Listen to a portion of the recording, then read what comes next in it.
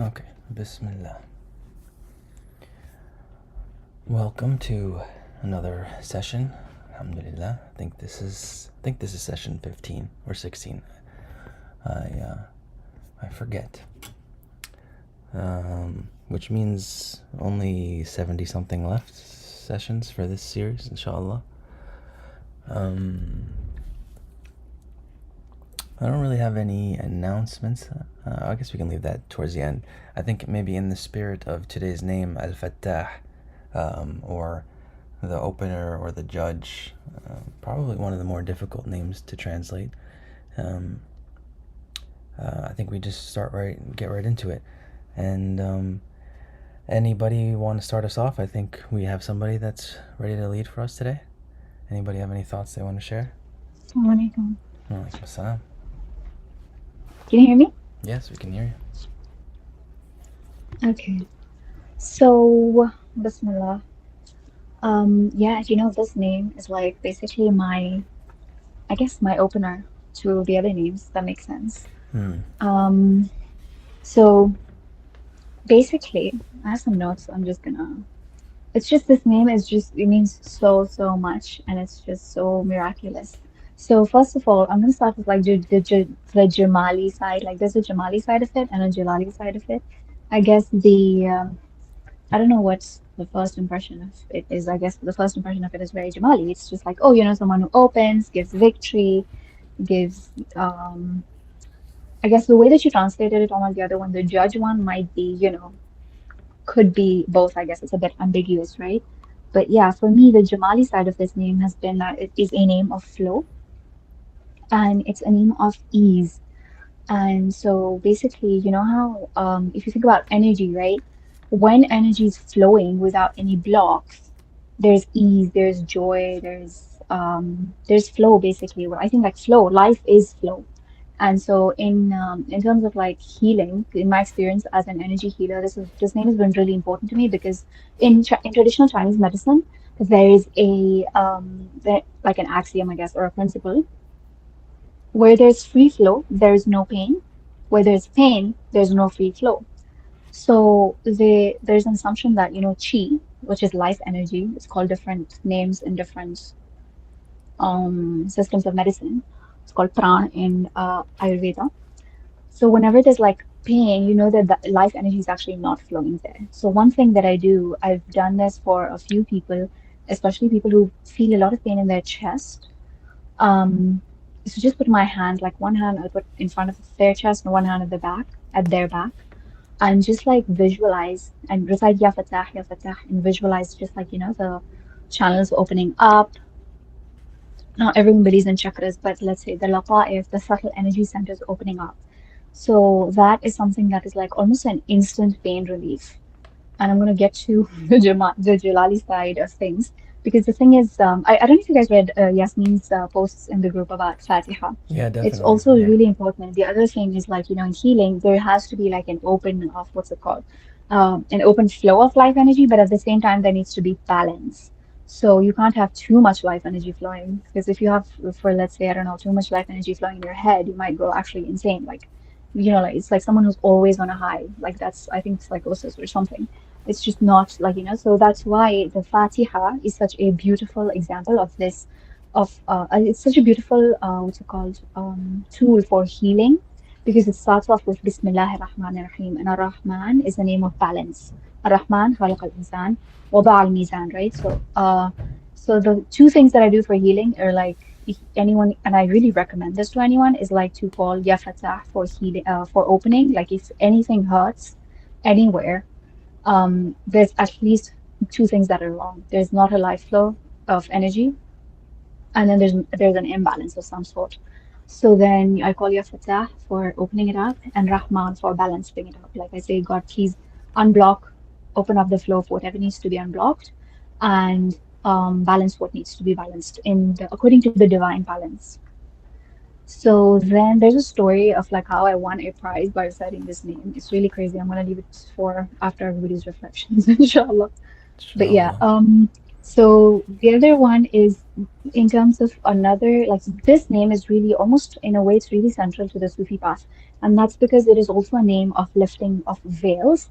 So this is also one of the, I mean, in one way, it's really Jamali, right? So, for example, whenever we're talking about in a lot of Sufi traditions, they're like, do this dhikr and then do this or do this, and then almost like the crux of the story or like the point of, even when we speak about the what's it called, the shuyukh, the awliya, is that oh, and then he had a fath, and then he had a fath that led him to this.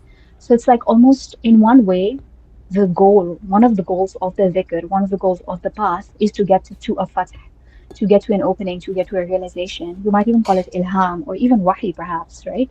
To become open to receiving spiritual inspiration. So this is the name that does that as well. Like this is the doer of giving opening to what's it called? Um, the spiritual insights that you might need, realizations, epiphanies, that kind of thing. Um, but at the same time, there is a really Jalali side of this, and the reason for that is because, and that's why I recommend not. This is one of the names that I recommend people not to like just sit and recite like a million times. There are some names like Ya Ghaffar, you could recite it infinity times. It's not going to hurt you. It's not going to be too Jalali because you always need um, forgiveness and ghufar and clearing. But because of Fath, right, it's almost, there's another name. It's not a name like in the 99, but I saw it like in a masjid here. We have like this huge, huge calligraphy. It says Allah Mufatih al Abwab. And so that's the causal form of Fatah. So Fatah is the opener, the one that actually opens. Mufattih is the one who causes something to open. Um, so it means Allah is the one who causes doors to open. And now, if you think of doors, right, which is it can be great because um, we there are doors that we want to open, and I guess in general, like the connotation of doors opening is really good for some reason. I feel like, right? It's like when one door closes, another opens. But if you think about it, there are doors that are closed for our own protection. And I don't even mean that in like some subtle form of like, Allah's hikmah behind. There is that as well. But what I mean is like actually like doors to the unseen world of like scary things, doors to scary things. I think in the more appropriate word to use for that would be portal, because Fatah is also like an opener of portals. And I guess port and porte is the French word for door. So it's like portal actually just means door in a way. But yeah, so you need to think about like what door is opening because a lot of times, I remember the first time I recited this name at night a lot, and I could not sleep at night because I just like memories of my entire existence that I even forgotten about kept coming to me. And I was like, oh my God, like I literally could not sleep because like there was just like, flooding in. So like I feel like we have to be, this is a name you want to be really intentional with, like, yeah, Fatah, open this up for me, for instance, in the highest and best way. Because things open up sometimes that we're not ready for. And especially if it is like, seeing things, especially if it is like opening up the imagination beyond a certain thing, then that can be like really scary, especially if you don't have a sheikh and you're like seeing things and all of that. So there are certain things that are like recommended not to do. And I mean, I'm not a sheikh or anything, but I'm just sharing my own personal experience with this name. It can be really Jamali. Omar, you know how you talk about how names can be like, what's the thing? You have like one of the three things about like whether they are names of separation or Uh, joining. I think what's yeah, union and separation is a common theme. And then right. also just like distance, so closeness and being like close or far.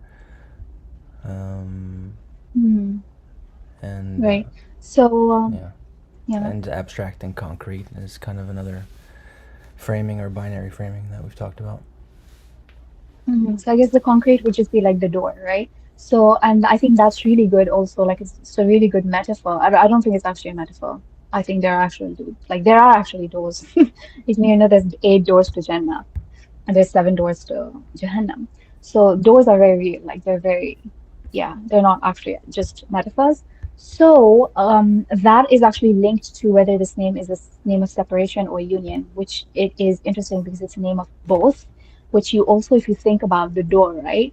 The door kind of separates one space from another space, but it is also linked to those spaces, right? Like, so it's linked to both, for example, the outside and the inside, but at the same time, it separates them. And it's almost like, it's a wall, but it's not a wall.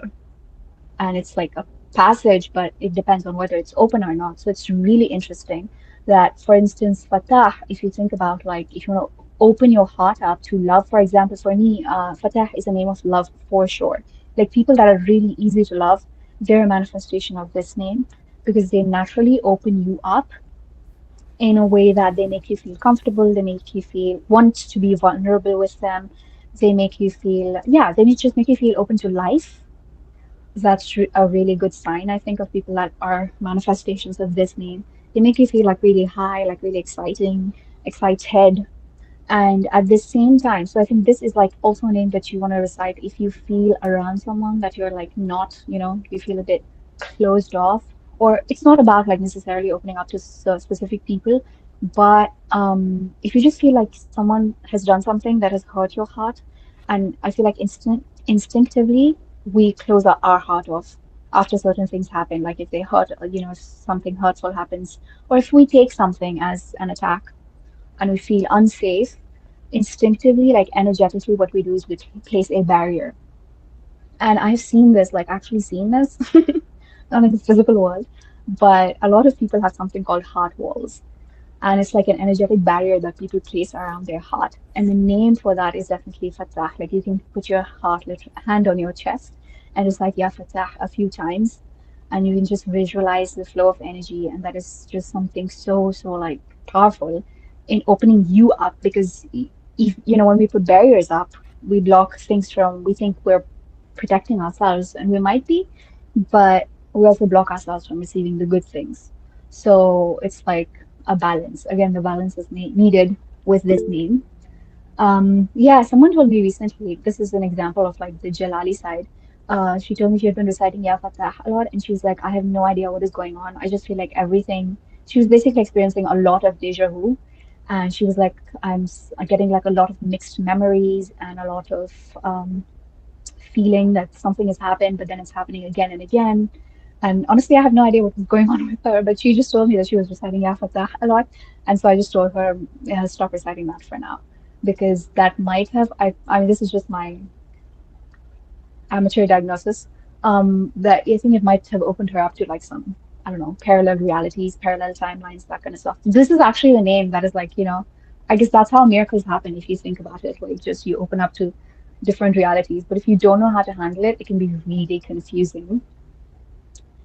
So yeah, oh, this one's really exciting for me because I heard about this from what his first sheikh that I've ever learned Sufism from. His name is Sheikh Fadlallah Al-Ha'iri.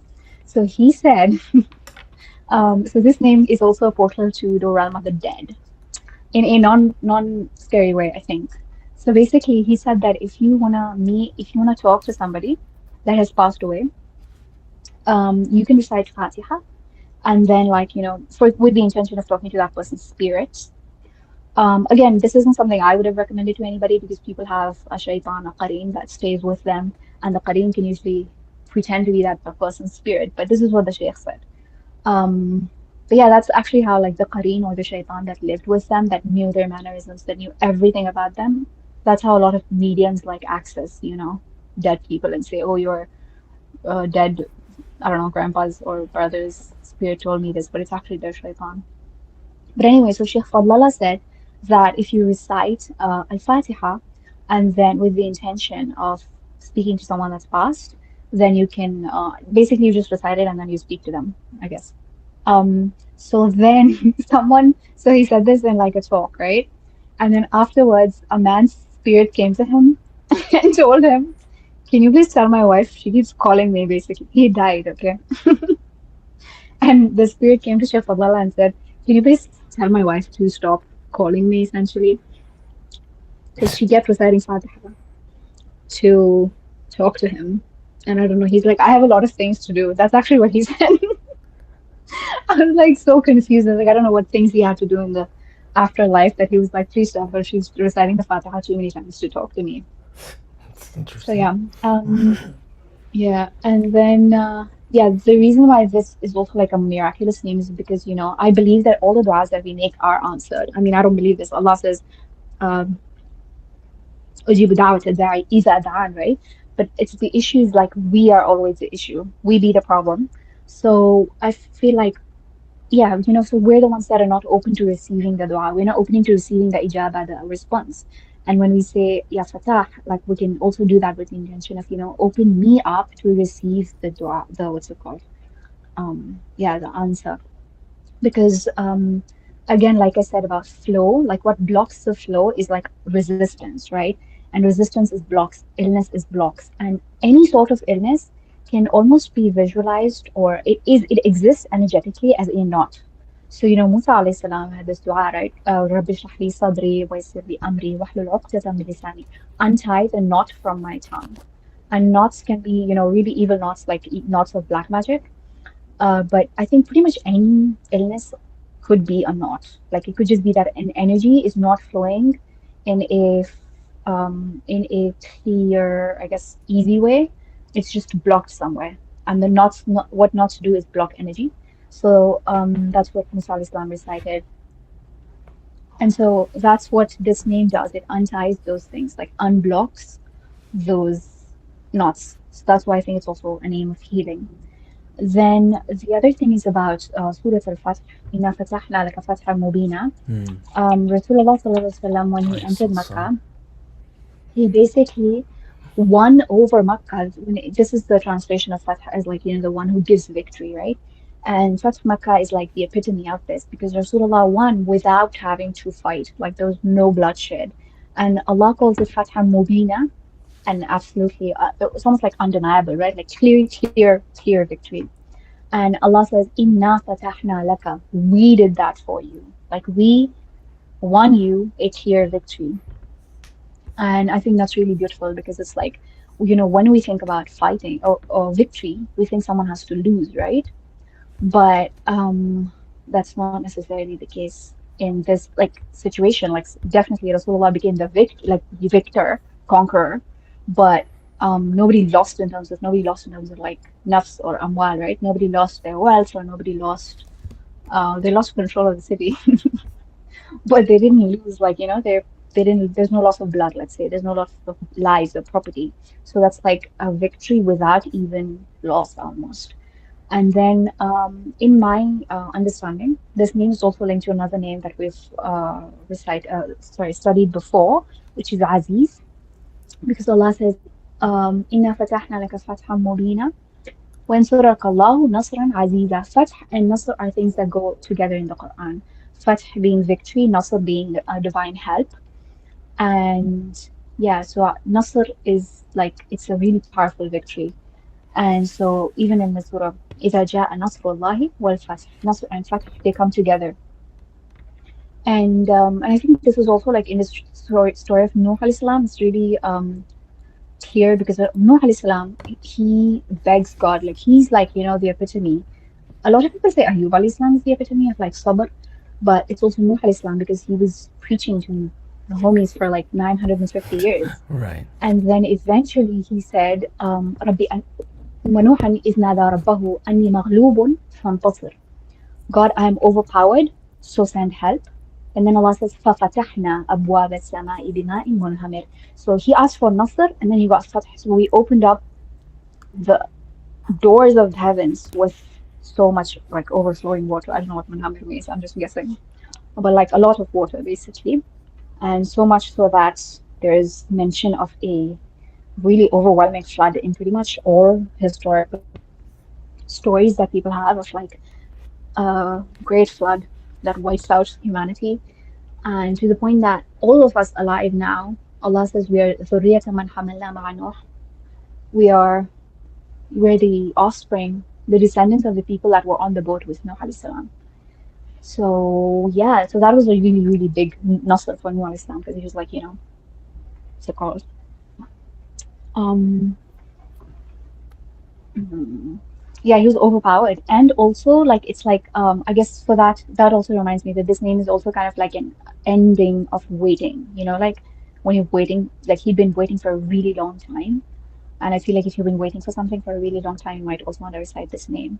And another story that comes to me, because I think this is another form of this name, is Khair al-Fatihin. Fatih is also like, Fatih is like the basic dual file verb form, and Fatah is of course the intensive. But I think I forgot the surah, but basically, Shuaib alayhi salam, right? His people are really disrespectful, like a lot of them are actually. But anyway, so they say, no, Allah describes something really beautiful in that surah, really Jamali towards Shuaib alayhi salam, while being really Jalali towards his people. And he says that we gave him fath because his people were trying to overpower him. Again, they said something using the name Aziz. They said, Wama anta ali, like you're not Aziz to us, you're not dear to us, like we don't care about you. Or it could have also meant that you're not powerful amongst us. And then Allah said that, Allah is the Fatih, right? Khairul Fatihin. So He is actually the one that He said, we gave Shu'aib victory. وَالَّذِينَ كَفَرُوا شُعَيْبَ كَانُوا هُمُ الْخَاسِرِينَ. I think this is the wording. Astaghfirullah, I'm saying it wrong. But basically, Allah says, and those who how do you say denied, basically denied tribes, like basically those who called tribe a liar, they ended up being the losers. And I thought that was a really Jamali thing about like Shu'aib al-Islam, that the way that that story is presented in the Quran is so beautiful, because he was like this old prophet, and he was really basically like they were saying, you can't do anything. And Allah said, Allah almost like says it really like I took it really, like Allah takes it really personally. He didn't say those who denied me. He says those who denied tribe, I made them the losers, and I made him win. And I thought that was really beautiful. I I didn't finish a previous thought that I had, which was that the reason why this is also a name of separation is because it's a name of union because it can open people's hearts up. It can open you up to others. Open your If you embody, in as much as you can embody it, you can basically go around being this like kind of breath of fresh air, right? Or like called sunshine. People who are always like they just light up a room. I think they're a manifestation of Fatah because people naturally feel open to them. For me, it's really important to have that as a healer, like actually open up in terms of like emotionally open up, because otherwise, like I'm not gonna know anything about people. But yeah, there's some people that like you just feel, like you can trust them and you can talk to them, and those people are a manifestation of Fatah. They like open your, I guess they almost like dissolve your blocks to, because we have inhibitions, right? And so they kind of like dissolve your inhibitions towards others. At the same time, the reason why it's a name of separation is it's mentioned in the Quran. Allah says, الفاتحين افتح بيننا وبينهم بالحق. Allah open us, or I don't know how to translate that, to be honest. Omar, please Say it help. again. But basically, open between us and them with haq, with like the piercing Judge. judge. It Yeah, could be judge. judge. Yeah, judge is really. Yeah, but yeah, so it could be judge as well. So then in that case, it becomes between us and them. So it's like someone coming in between you and someone. So that's in that sense, it's the name of separation. Okay, that's all ish, except for the story. Great. Jazakallah khair. Yeah, I have a question. Please.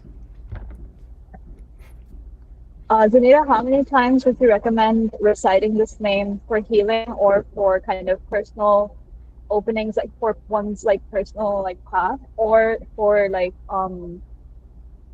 difficulties and things like that? I've been doing it like 66 to 70 times almost every day recently. But do you have another number? Yeah, so the one that I read was just like 70 times after Fajr with your hand on your heart. But honestly, I would say the less the better. And like more, if you, it's, I feel like it's more something that you want to say, yeah, Fatah, can you please open up this and this instead of like, repeating it. That's just my opinion because it's actually really powerful and a lot of us cannot handle it. Maybe you can, but I don't know. I couldn't, that's all. It's just, some names it's actually easy, better to err on the side of caution. This is one of them. Right. And by the way, actually, I've noticed something. This is the other thing. So I've noticed, I've noticed that when I sometimes recite this name a lot, I get texts sometimes from people that I haven't talked to in ages, and which is a good thing, right? And I get more scam calls. So I think that really summarizes like what this name has been like. It opens you up to receive also, but it could be like both ways. Hmm. That's interesting. Yeah. What, Mohammed? Was the question all you had, or did you want to add something else? Yeah, for now that's all. Oh, okay. Cool. Jazakallah khair. Yeah. Okay. Homa, did you want to say something?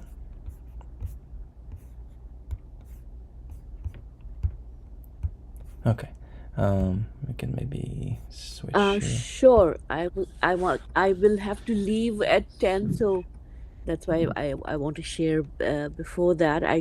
If you guys are still here, I will be able to join at 11, but that 10 to 11 is I have to leave. But in any case, thank you so much, Zanira. That was absolutely beautiful and Yeah. very mind opening and heart opening. Attachment and emotional response comes from actually Surah Fatiha as the opening of the Quran, and the opening of the Quran. And I've conducted a nikah of a niece at one point, and I had the bride and the groom recite Surah Fatiha, and then I explained the meaning of the, a little bit in summary of the surah, and also kind of talked about how it's an opening, but the word, because it also means victory. You cannot be victorious until you are open, and so from between a couple, if you're open to each other, only then can you be victorious in the relationship, in having a successful relationship. And but the one of the earlier ones was actually the passing away of my dad. And he passed away in the boondocks in Illinois, and we had to go to the morgue, and the land had to be warmed up to dig a grave because it was too cold. And in the morgue, when I really adored my dad, and I wasn't there when he had actually passed away. I was in flight going from Berkeley or San Francisco to Chicago, and but when I saw him, it just gave me a lot of peace. And I had another older sister with me as well, and I kept on reciting lots and lots of prayers that I knew, just like regular, like, all the kuls and the Root Sharif and Ayatul Kursi, and including Surah Fatiha. And I thought that I saw, whenever we would recite Surah Fatiha, I could see a tiny little smile on my dad's face. And of course, I noticed that, and I kept on, while I'm doing it, I made a mental note of it, thinking either it's a spasm in the body, because he's been kept in in the morgue and the cold, and so it's probably the body in a spasm. But whenever we would do Surah Fatiha, he would smile, and I would, and I also thought maybe it's because this is the surah that we recite so often in our namaz, in our salat. And towards the last 40 years of his life, he was a very devout man, especially doing the tahajjud every night, and with which I had a little bit of responsibility. Remember, I told you how my son had been kidnapped.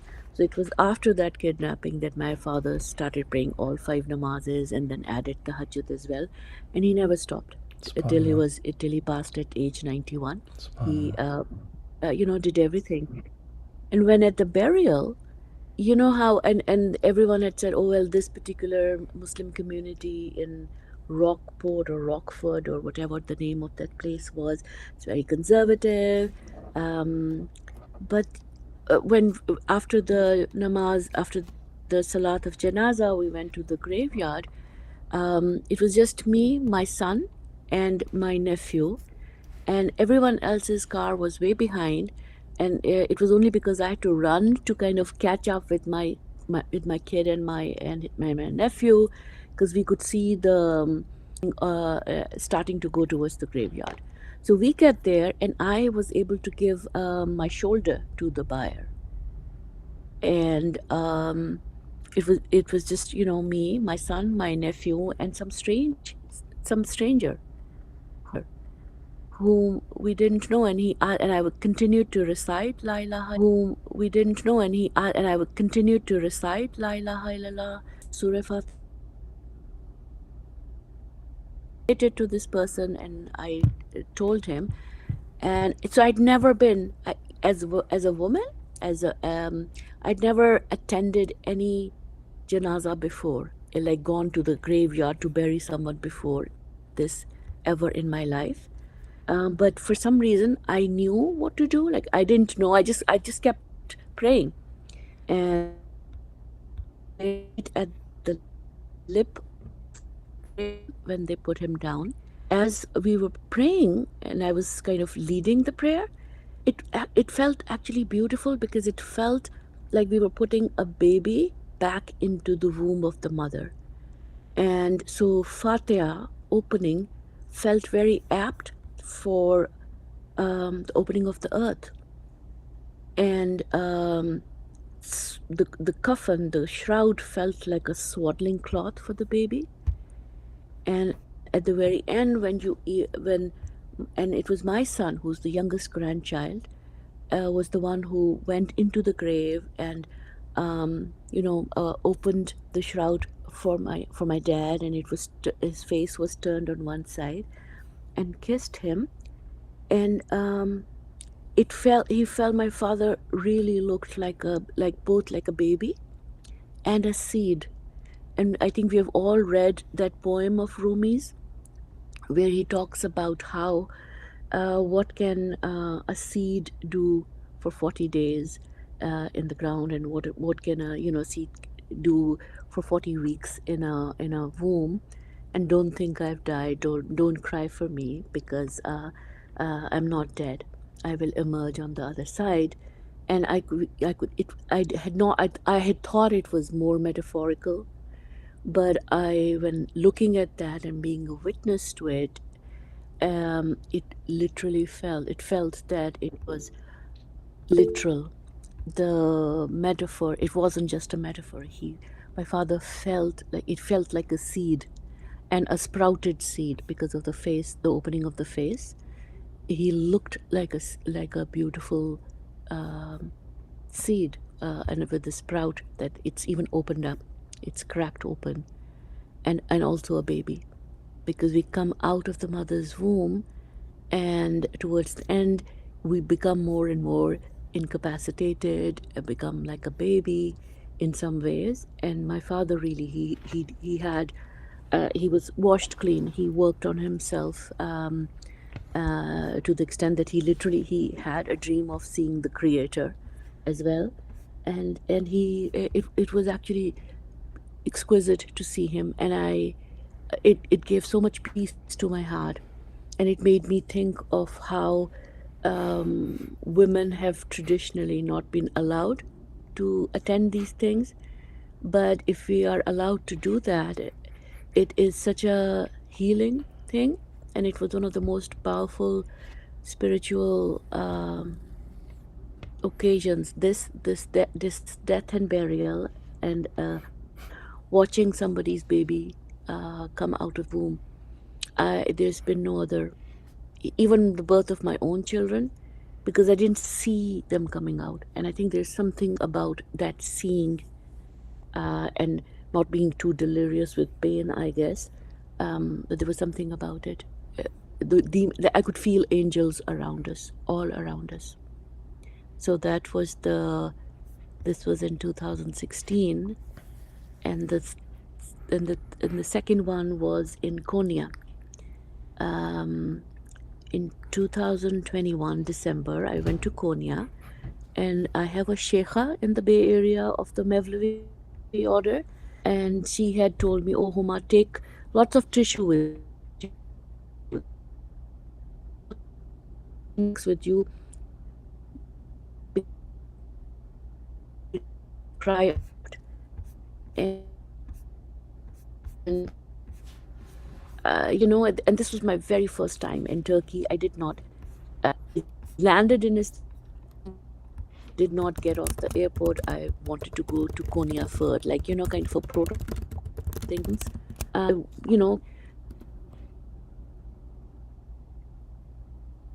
The which is now a museum, by the way. And in my mind, I am a little skeptical, because we have heard, I know how Ataturk had Latinized the language so the Turkish people can actually no longer read the script fluently. And I know that he had made even the azan in Arabic illegal for like 30 years at one point, and it took some struggle to get it back into Arabic and so on and so forth. So I was a little, and the fact that here's a mazar, here's a dargah made into a museum, so I'm like chafing and a little bit irritated, and it's my confession to you guys. So I thought, nah, I'm not gonna cry. I'm not gonna We're losing you a little bit, Homa. So I think I'm missing bits and pieces of. I thought it was my internet, but I think it's your internet, unfortunately. So you cut out. I don't know if we lost you now. I don't hear you at all. But Yeah, I don't hear her. khair, inshallah. We'll give her a second or two. Maybe it's a service issue or something.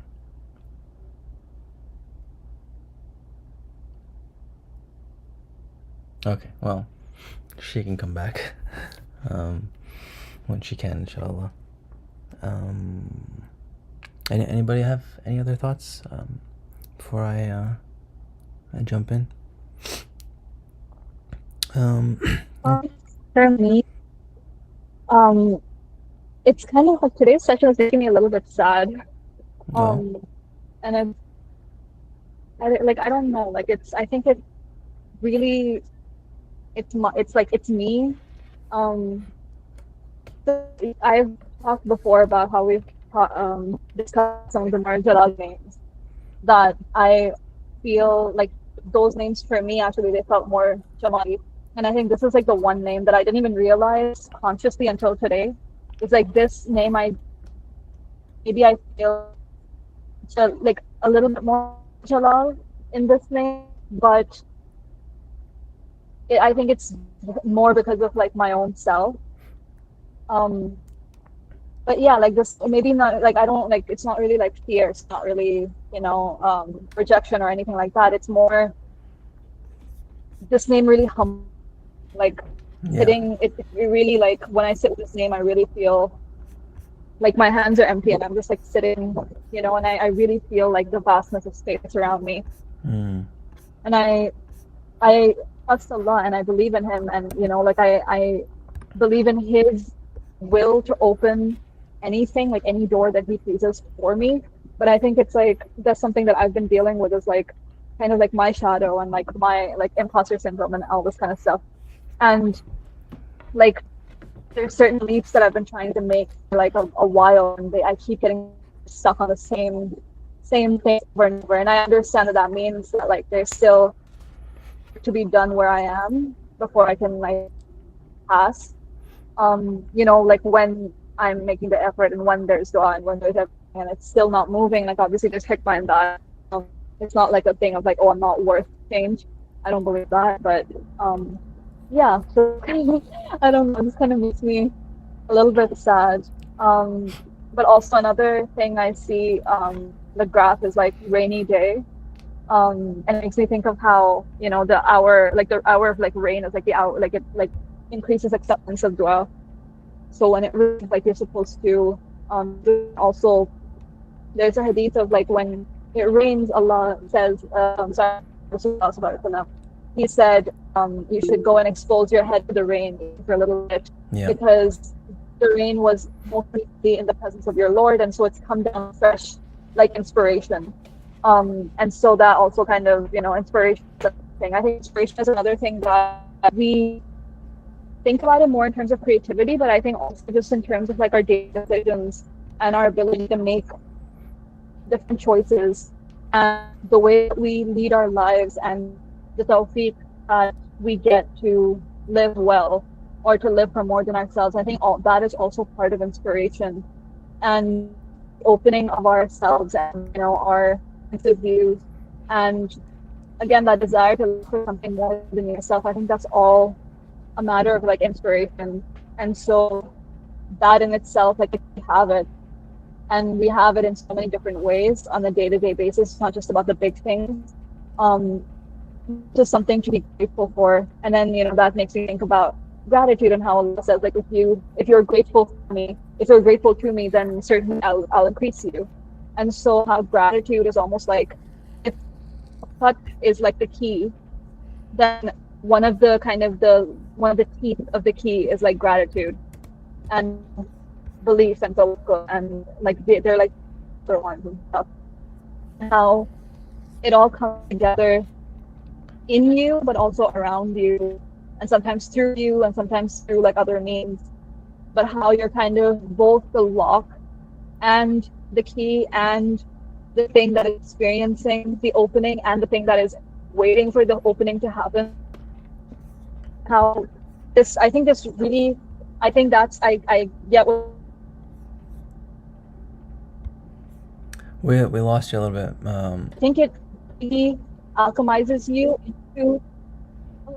We're Can you hear me now? We lost like the last 10-15 seconds maybe, or 10 seconds probably.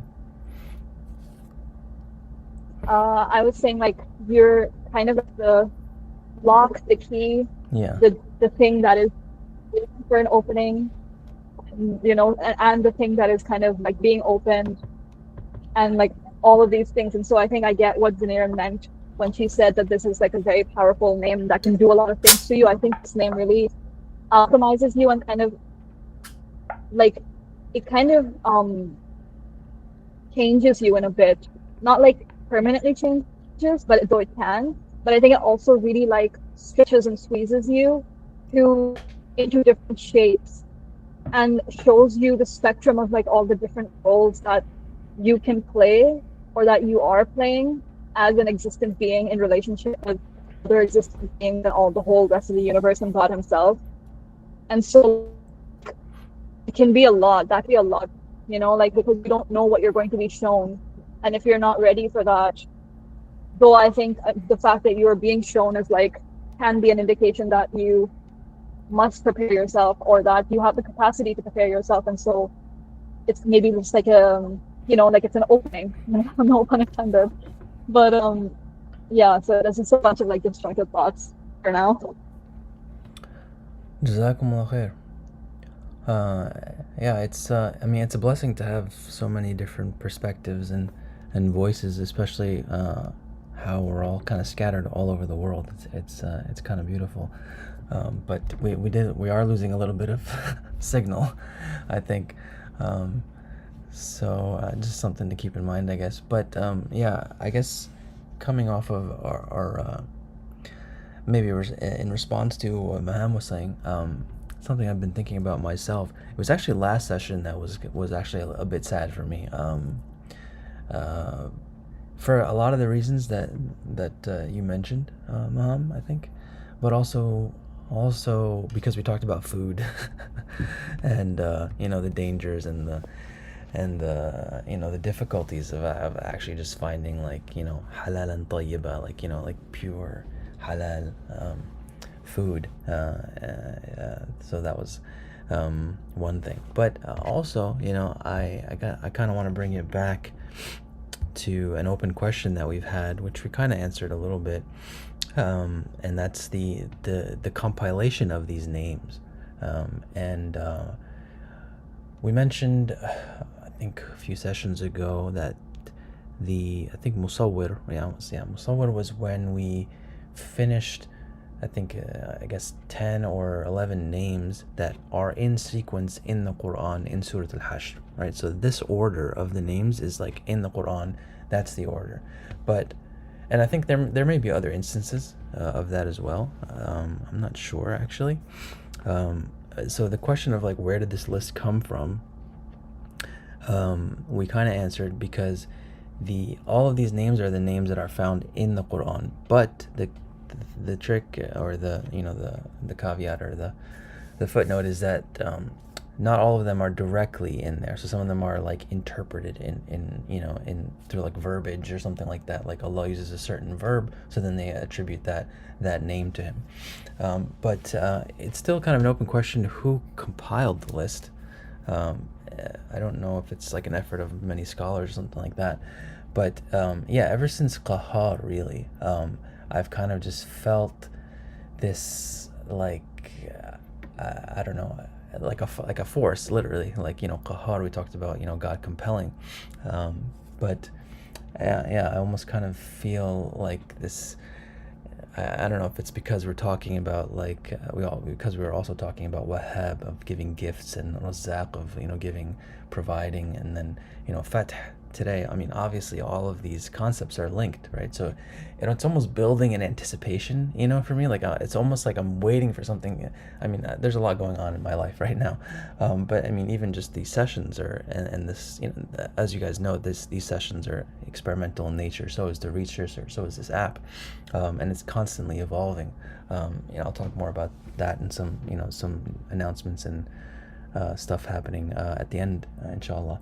But yeah, I mean, there's this sense that I'm getting, maybe just because we started this, very ambitious 99 names series, but also I'm sure we all have things going on in our lives as well. But yeah, just the sequence of the names, I think, is something that's really, really, really powerful, right?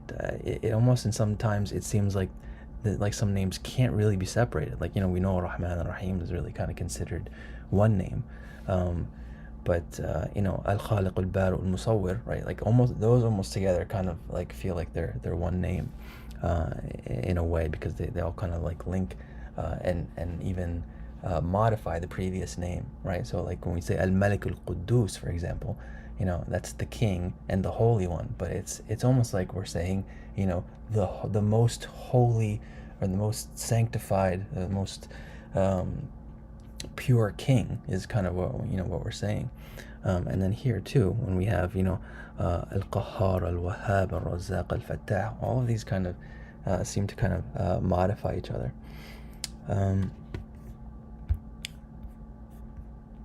To go back a bit, I don't think we have to talk about the morphology, because we've talked about that plenty of times. And as we can see, if we go back here, I guess again,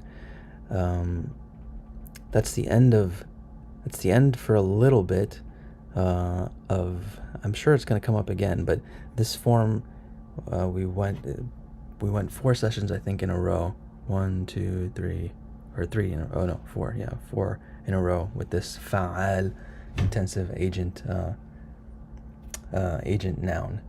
So this is the last one in this sequence of 4 that we'll see for a while. And just to kind of allude to the next session, we're talking about like, I mean, maybe at least me and Maham, we're talking about like, waiting for fatah, or waiting for a victory, or an opening, or a judgment, or some kind of decree. It kind of makes a lot of sense to me that the next name is Al-Alim, right? Because like, we don't know what Allah has in store for us. Only Allah knows. And all we can do is really be patient and steadfast, and do what we know we need to do. Yeah. So going back to the root a little bit, I think Zanira touched on most of this, but general idea of opening, right? And it's an interesting question about like the union versus separation, because I think it's a bit counterintuitive here, right? Because you think maybe like opening kind of sounds like separation, right? Like if you open something, it's like if a flower opens, I think that's one of the meanings here. I saw somewhere, blossomed, yeah, right here. Like for a flower to blossom, tafattaha. So you think of it as kind of a separation, but I think you can also kind of think of it as union, because when you open that door, when you open that portal, you're connecting to two ends, right? 2 different worlds, or 2 different domains. So that's one way to look at it. But I think it also does have, maybe union and separation is kind of parallel to jalal and jamal, right? The beauty and power and majesty of Allah. I think Zunira mentioned the ayah in Surah Qamar, I think it is, where Allah says, وَفَتَحْنَا أَبْوَابَ السَّمَاءِ بِمَاءٍ مُنْهَمِرٍ, right? So, and we opened the skies with pouring rain. So in that, and that's in the context of Nuh Noah and the flood and all that. So in that context, I think that's a good example of both, right? Because you see the beauty, right, of Allah. Um, what's the word I'm looking for? Selecting Nuh, right, or saving Nuh and his family, and esteeming him and giving him his status as a prophet. But there's also severe punishment, right? Like it was catastrophic event in human history, and obviously people died. So yeah, I don't know much about reciting names and the effects and stuff like that, but definitely Fath can have the meaning of victory, but it can also have the meaning of judgment. And that's another idea that it was actually Yasmin that brought it up in the chat with, or she mentioned, or she shared a book that mentioned it. And that's that in some dialects, the word fattah is used as an epithet or a title for a judge. So literally like one who opens up the case, and makes a judgment of some sort. But there's also in cases in the Quran, maybe we can find it real quick, that talk about fath as being judgment, as being like basically synonymous with hukm, right? Or hukm is another word for judgment. Hakim is another word for judge. So there are instances in the Quran where that verbiage is used, where Allah says He will find an opening between two people who are disputing. I think the surah. The other thing that we should mention is Fattah is only like last week, like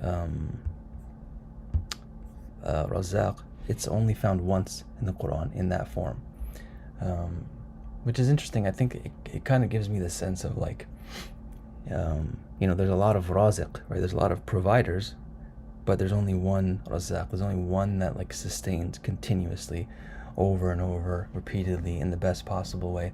That's only Allah. Same thing with Fath, right? Like anybody can kind of give you victory. Anyone can be Fatih in a way. But Allah is the only one that is like, He's really the underlying, opener of all openings, right? That's kind of the implication of the morphology too here as well, right? Like Fattah as being the intensive opener, is the implication that it's really underlying everything. Same thing with Razaq too as well, because anybody can be a provider, but anybody that provides can't provide, unless it's, unless Allah provides first. Fatih also, if you go back to... I have a note on anagrams. Oh, I didn't even think about the anagrams yet. Fataha is opening, but if you go tahasa, that's like it means to like present someone with something or give them a gift, which tuhfa is also how we say it present in Urdu, and I think also in Arabic tuhfa is like a word, maybe, or maybe no, I don't know. Yeah, I mean, I don't know in other dialects, but in Egyptian, tuhfa is like, we use it for like trinkets and stuff like that. So we would also say it to somebody who's like being cute, or someone that's being like silly. You would say like, oh, tuhfa, like, oh, you're so cute, kind of thing. Yeah, that's I didn't think about the anagrams. Let's see here real quick. There's 4 of them. Yeah, so taf, I don't know what taf means. Hatf is interesting, because hatf is the word that we use for speaking. It's a synonym for speaking.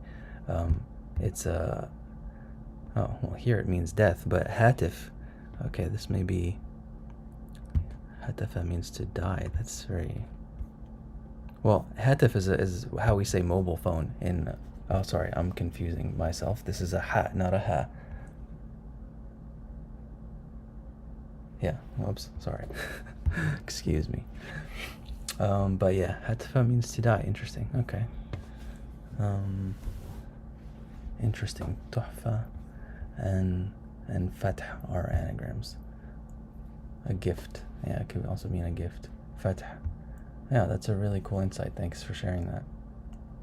I totally forgot about the anagrams. What I was gonna say was fatih, that would be the agent noun. So fatih, and then fattah is the intensive. But fatih we also just use as a passive participle, even though it has the active form. So like if you see a door that's open in Arabic, you could say it's fatih. We'd also say maftuh is another way of saying it. That's the maf'ul form, or the standard passive participle form. And then of course the other word that we get from from this root is key. So if you say miftah or miftah, that's miftah without the alif is apparently something else, a conduit of water. Interesting. But mafatih, or key, right here, miftah with the long vowel in the third position there, is a key. So again, this is a root that's very intuitive, I think. So but I think it also shows the uniqueness of Arabic, right? Because the idea of judgment and victory. Zanira mentioned that ayah in Surah Al-Fath, which we should also mention, right? That there's Surah Al-Fatiha, and there's actually a surah called Fath. And if you read that surah, I was reading it this morning. I haven't read it in a while, I guess, or haven't thought about it in a while. But a lot of the idea there is that God is, obviously, as Zanira said, right, it begins with inna fatahna laka fathan mubina, right? So that Allah is addressing the Prophet, and he says, indeed we've opened for you a clear opening. And Allah goes on further to say that this is to forgive you of all your sins, and all the sins in the past and all the sins in the future, right? So what greater victory could you have than being forgiven of all your sins? But Fath also appears in the Quran many times to just mean victory, as we see here.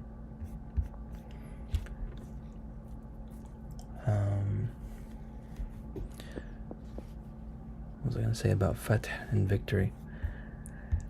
Yeah, I think it's really kind of a unique idea that that's one thing I wanted to check that I didn't or I forgot about, is the etymology of victory, or how we say winning in English, where that idea comes from, because I think it's just a very unique aspect of Arabic that the idea of victory or judgment comes from the idea of opening. I have some more notes here, but I want to talk about Fatiha. So just really quickly, this is something that kind of came to me during this last Ramadan, and I feel like I kind of found a key to Surah Al-Fatiha, to understanding Surah Al-Fatiha. And this is actually something that Yasmin mentioned in the chat as well. And that's the fact that it is a dua, right? It is a supplication, right? It is one ayah specifically, right? And I think the reason why I say it's the key to the surah, right? It's the key to maybe khushu', or having that state of flow and meditation in your prayer. And it's to be mindful of that, that one verse when it comes up, because everything leads up to it, and then it ends in a kind of Surah Al-Fatiha ends in a way that's it ends with the dua in a way, but the dua begins right in the middle, right? So ihdina as-sirat al-mustaqim. So once you get to the ayah, I think, and for me personally, whenever I'm in jama'ah, or whenever I'm in congregation, or praying by myself, even when I get to that ayah in Surah Al-Fatiha, I find that if I'm present and focused at least on that one ayah, right? Because we say Alhamdulillahi Rabbil Alamin Ar-Rahman Ar-Rahim Maliki Yawmiddin Iyyaka na'budu wa iyyaka nasta'in, right? The most merciful, the king of the day of judgment. Only you do we worship, and only you do we seek help from. We start off that way, and then we say, guide us, ihdina, or gift us with guidance, right? If we talk about the idea of huda, or hidayah, as we did last week. So I think like once you get to that ayah, if you really focus on it, if you really listen to it, if you really pay attention to it, and if you really pour yourself into saying it or receiving it, I think that really for me like it sets up the whole session, right? The whole prayer, right? And each unit in it, right? Each rak'ah or each of the units in the prayer. I feel like that's like the key to kind of like finding focus and clarity in your prayer instead of getting stuck in like what we're all I'm sure familiar with, like just kind of being on autopilot and just kind of saying it because it's routine, and not feeling that much connection because we're doing it out of obligation and duty. So that's just one thought I had about Surah Al-Fatiha. Any thoughts there? Sorry, which ayah do you mean? I'm so confused. In Surah Al-Fatiha? The whole, like, but which ayah did you mean, like, that we focus on? Oh, Ihdina Sirat al-Mustaqim. The Oh, ayah okay, okay. that So for begins me, I think it's also, the dua. Yeah. right, but it's also like إياك نعبد وإياك نستعين is really important for me personally, because that's like where we are kind of like asking, because it's like nasta'in, like, oh, I'm actually asking.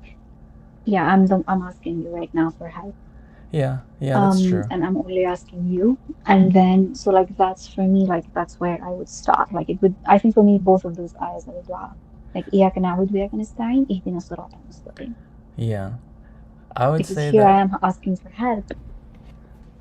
Yeah. Hmm. Well, what I would say is that's absolutely true, but it's that ayah that begins with like a request. Like the verbiage is literally a request. Ihdina is the command form, right? You're actually commanding God. You're using the imperative form, saying guide us, right?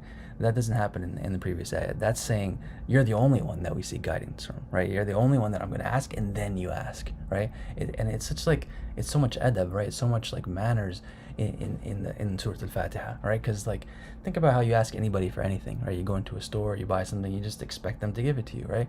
But like when we ask Allah, we say only you do we ask. First we praise Him, right? You are the most merciful. You are the King of the Day of Judgment. Only you do we seek from, and only you do we seek help from.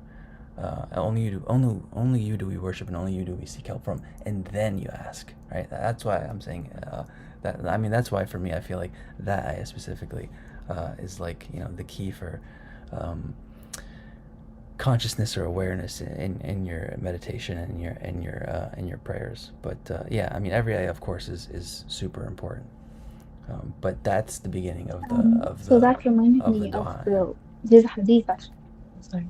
There's a hadith about this, right? That about the Fatiha is between Allah and the servant. Yeah. Um, so Rasulullah sallallahu alaihi wasallam said, قسمت الصلاة بيني وبين عبدي نصفين بيني وبين عبدي نصفين ولعبدي ما سأل. Okay, I think I'm just going to read the translation. Allah said, I divided the prayer between myself and my servant into two halves, and my servant shall have what he has asked for. So this is actually how like I used to like visualize, or like not visualize, but imagine while speaking, because it's a conversation with Allah. So Allah says, when the servant says, Alhamdulillah Rabbil Alameen, all praises due to Allah, the Lord of the worlds, Allah says, my servant has praised me. When he says, Ar-Rahman Ar-Rahim, Allah says, my servant has exalted me. When he says, Malik Yawmiddin, the master of the day of judgment, Allah says, my servant has glorified me and my servant has submitted to me. When he says, إِيَّاكَ نَعْبُدُ وَإِيَّاكَ نَسْتَعِينُ, you alone we worship and you alone we ask for help, Allah says, this is between me and my servant will have what he has asked for. Right. When he says, اهدنا الصراط المستقيم, guide us to the straight path, اهدنا الصراط المستقيم صراط الذين أنعمت عليهم غير المغضوب عليهم ولا الضالين. Allah says, this is for my servant, and my servant will have what he asked for. I don't like that will have, because it actually says, قال هذا لعبدي ولعبدي ما سأل. I mean, my servant has what he asked for. Right. Exactly. That means Allah gives it. So yeah, and it's so beautiful because a lot of it it's a two-way conversation. It's not, because the rest of, yeah, I feel like that's like the most, I guess, interactive part of the salah. Yeah, for sure. Yeah, and that's exactly how I visualize the Fatiha as well as I recite it. I actually, for me, it helps the most with khushu to go slowly with the Fatiha and to give those pauses. So like when I'll say, Alhamdulillahi Rabbil Alameen, and then I'll pause for like 2 seconds, 3 seconds, then I'll say the next ayah, then the next, like so, like that. Like it's like I kind of visualize that conversation, and I kind of like that. I think to me is also adab is like when you know that Allah has said that it's a conversation between Him and us in a very direct way to the point where it's like call and response. So then, even though like I'm sure it's not needed or like it's not something that, but I think it is something that I've from what I've read of the way that Rasulullah Sallallahu Alaihi Wasallam used to pray. I think I have read that he would. Awesome. I think he somewhere I read that he encouraged pausing like that. Um, I'm not entirely sure of the source. It was either in Sahih Bukhari or it was in another source that I was using before, so I'll have to look into that. Um, but but that's just kind of how I take it, and it's kind of like it helps to visualize that conversation. It helps to kind of then go more intentionally into the next thing that you're reciting if you're in the first two units of the prayer. And then from there on, like, it's into your ruku, into your sujood, like, and everything. Like, you're kind of, and again, like, when you go Sami Allahu liman hamida, Rabbana wa lakal hamd, like, it's the same thing. Like, Allah, when you say that Allah hears those who praise Him, and then you praise Him, like, that, like, you're proclaiming that He's hearing you. It's like again, like these again and again these moments of like recall that are making you kind of become cognizant of the fact that you are like the whole salah is like that conversation between you and your Rabb, and then the Fatiha I think is the pinnacle of that. So I think if you take your Fatiha like well enough, then it really sets you up for the rest of your salah. Yeah, yeah, absolutely. That's I think what I found as well recently. I Can also I add something? yeah. Yes, so first of all, if you go to any Sufi gathering, any dhikr that we do, right, like whatever we do, like if we're reciting a name, if we're reciting a dua, if we're reciting salawat, at the beginning and at the end, it's just the person whoever is leading it does it. Al-Fatiha. So like there's always Fatiha. Like you always doing Fatiha. You start with the Fatiha, you end with the Fatiha, and then you do a Fatiha for literally every single reason. You're just always doing Fatihas. And then you do Fatihas for specific reasons as well. So for instance, there's especially it's really interesting what Huma said about her. I don't know, she probably can't. Actually, I'm sure she can't hear. Maybe I'll just say it later. Um, so yeah, I mean, it's just what I was saying about your Fadlallah saying that it's kind of like a portal to speaking with the dead as well. Um, yeah, so it's one of the things they do is like do a Fatiha for people that have passed on, and some people say that is it khulas khulas is khulasa summary Omar? Or Yeah. like I mean, khulas. okay yeah I think the root has that meaning. I don't know if that's the actual word for. form yeah I guess we say it in Urdu. I don't know if it's said in Urdu as well in Arabic, but yeah, so basically they say that they I don't want to say summary, but it's kind of like the summary. The summary of the Quran is Al-Fatiha, and the summary of or the yeah, basically like the essence of it as well. The Fatiha is Bismillah ar-Rahman ar-Rahim. Yeah. That's what I've heard. I want to talk about the abu- the doors, the portals, Mm. and like how they're very ambiguous and how Fatiha is really ambiguous. So basically, just like I'm just looking at the same screen that you're on.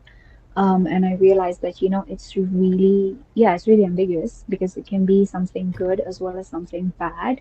So, for example, one, two, three, four. Okay, fourth line from the top, it says the fourth instance on Fath. ولو أن أهل القرى آمنوا واتقوا لفتحنا عليهم بركات من السماء والأرض. So that is a good opening, right? If the people of the village had believed and had consciousness of Allah, we would have opened upon them barakat, blessings, good things from the sky and from the earth. And then there is after a few lines حتى إذا فتحنا عليهم بابا ذا عذاب شديد إذا هم فيه مبلسون, until it opened upon them a door, portal, of a very intense punishment. So that's also the opening of a door.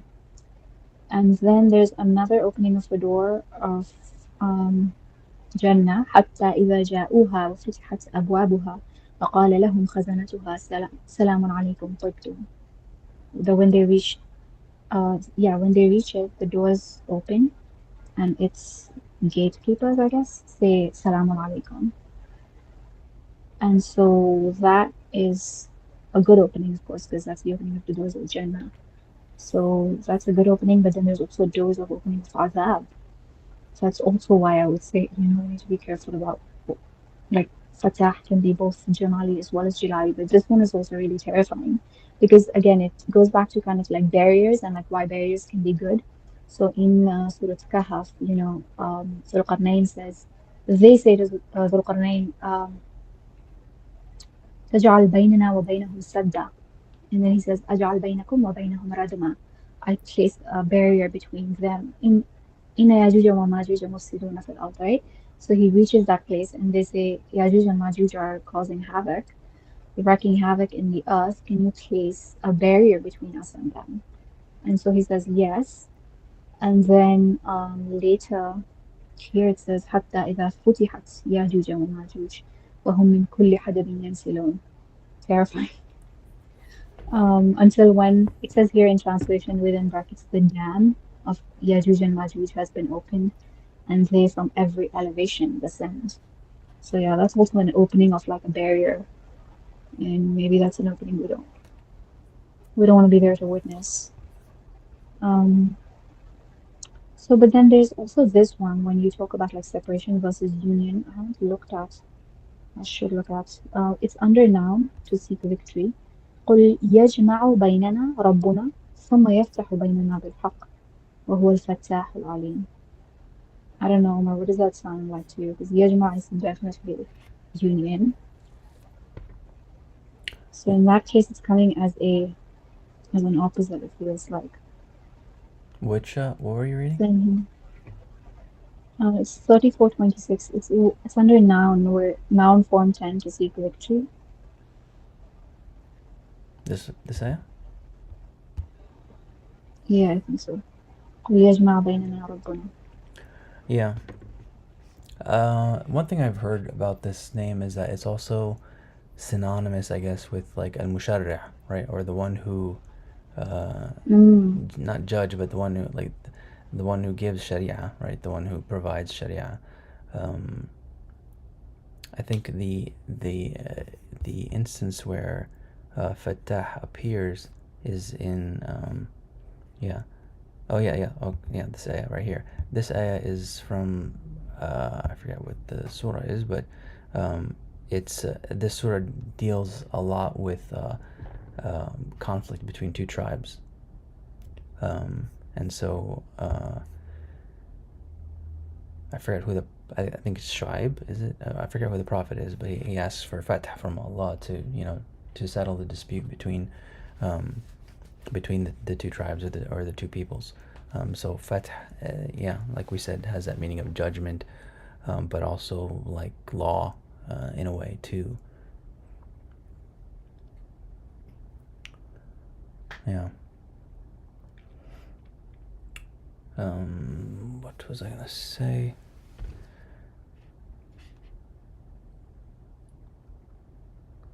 I think the only notes I have left are just on kind of again going back to these sessions, and I realized, sorry, I wasn't sharing this tab when I was talking about keys. That's the other thing I guess I'll mention real quick. This is in Lane here. I never heard this hadith before, but I'm not sure if it's authentic or not, but sometimes Lane does not check. So مفتاحها الطهور. So this hadith apparently is in reference to prayer or salah, right? So in this hadith, if it's authentic or not, the idea is that purity, or like making ablution and wudu, that's the key to prayer. There's another hadith here which I also don't know is true or not, but it says utitu mafatihul kalam, right? So that the Prophet ﷺ was given the keys of words or speech. So I thought that was worthy of mentioning. I thought I had something else to say about keys, but I think it slipped my mind. Oh, yeah. So yeah, I think key is an important concept to kind of think about for a bit, because it's kind of at the heart of the research in this that I've been doing, this app and these sessions, right? Because the goal of these sessions, the goal of Mind Roots, the app and the research, is to get to the heart of meaning, get to the key of meaning, or technically what I call in the research the etymon, and the etymon is the root word of the word etymology. It's also worth noting that etymology doesn't necessarily mean, a lot of people take it as studying the origins of words from other languages, but that's not necessarily how. That's a very strict definition. I don't think that definition is, necessary. Etymology can just mean looking at the origins of words within one language, and you can kind of think of it as like, an ancient language, or like, Arabic, classical Arabic is in a way a different language than, modern Arabic or the language that we speak. Yeah, so in Arabic we call it the masdar, right?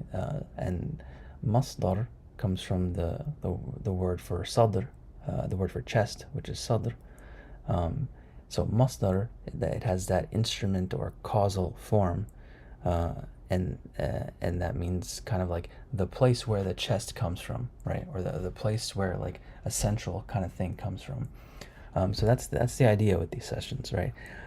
Is to find the key to the meaning, find, within like this, this seed and blossoming or blooming, one of these nodes, or one of these points here, or one of these words, one of these ideas, it really is like the key that opens up the whole field, the whole semantic field, and the whole idea. Yeah, and that's the I think the key also to tadabbur, right? To tadabbur Quran, and that's like, deep deliberation and pondering of the meanings of of God's words, and I think the key. I keep saying key, but the key or the trick is like always look for that like central point, that central access point, that portal, if you want, right? That kind of opens everything up, whatever it is that you're looking at. You can access the Quran here, but like, for example, when you're reading the Quran, like, I think 6 right here, ayah 6 here, like that's really like the key. But you can take any one ayah, like if you just look at this one ayah, it might depend on context, it might depend on how you feel, but maybe there's a central idea, in these 3 words that really ties everything together. And in any surah, right? Take any surah, right? And that's the goal when you're looking at it. Try to find something in there, some central idea, that brings everything together. For example, we say that surah, or the Prophet ﷺ says, not we, that Surah Yasin is the heart of the Quran, for example. So I think that sort of approach to knowledge and learning and reflection is something that comes from, I think that's embodied in the Quran, but I think it's also very different from like, what we might call concatenative or like linear thinking, right? So I always want to kind of share that perspective and that idea, because I think it's something that's intuitive, but it's also not something that's like encouraged or widely practiced. We just kind of easily fall into routines and easily just kind of follow the trodden paths, and we don't look for openings. We don't look for new openings a lot of times, right? We don't look for keys and central points. We kind of just, it's easy to kind of just get stuck in a rhythm that isn't benefiting us. So I think thinking about fath, thinking about keys, is a really, really important way to think about knowledge, and growth. I think that's all I really have. If you One could go thing. back, could you go back to the Fatiha page? Okay, I just want to look. I just want to take a look at what is the opener here. Fatiha. Oh, by the way, I don't know if I ever showed this before, but you can. I use this sometimes because it's just useful for me when I'm reading. But you can highlight parts of speech in the Quran, and you can also use like a free form mode. So I use this sometimes when I'm giving like a talk or something like that, and I want to separate concepts. So still beta, obviously. But what were you saying, Zena? Did you want to look at something here specifically?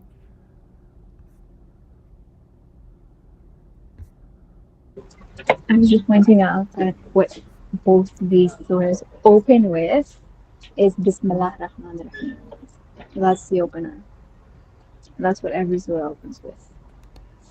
Almost every surah. That's what the Quran opens with. Yeah, pretty much. Sorry, except for one. But yeah, that's the opener, and that's also considered a bad in a lot of in certain Sufi zikr as well. It's considered. So that's really interesting, right? Because it's what's it called? Because if you think about it, what's the difference between the first ayah and the second ayah and the third ayah?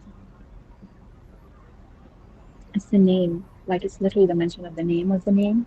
Bismi, saying. So like the name is the opener. Like we don't realize this, but Ar-Rahman Ar-Rahim is in the first ayah and it is in the third ayah. It's the entirety of the third ayah. But Bismillah, saying that I'm starting with the name, that's actually how we're recommended to start anything or to open any action, to take the name, but also to take the name of the name, to say Bismi, So like that's a key. Yeah. Yeah, I mean, that's maybe a little bit different than what I'm saying. It's a different maybe sense of the word key. I'm using key to kind of mean more like central, right, or a heart, or like the Prophet ﷺ says that Surah Yasin is the heart of the Quran. I don't think that means key. Maybe. I mean, heart is what do we mean by the heart? What do we mean by etamin? Yeah, maybe that is a little bit different than key. But Rocks. crux. Is that what someone said? Someone said crux? Basement. Yeah. Basement?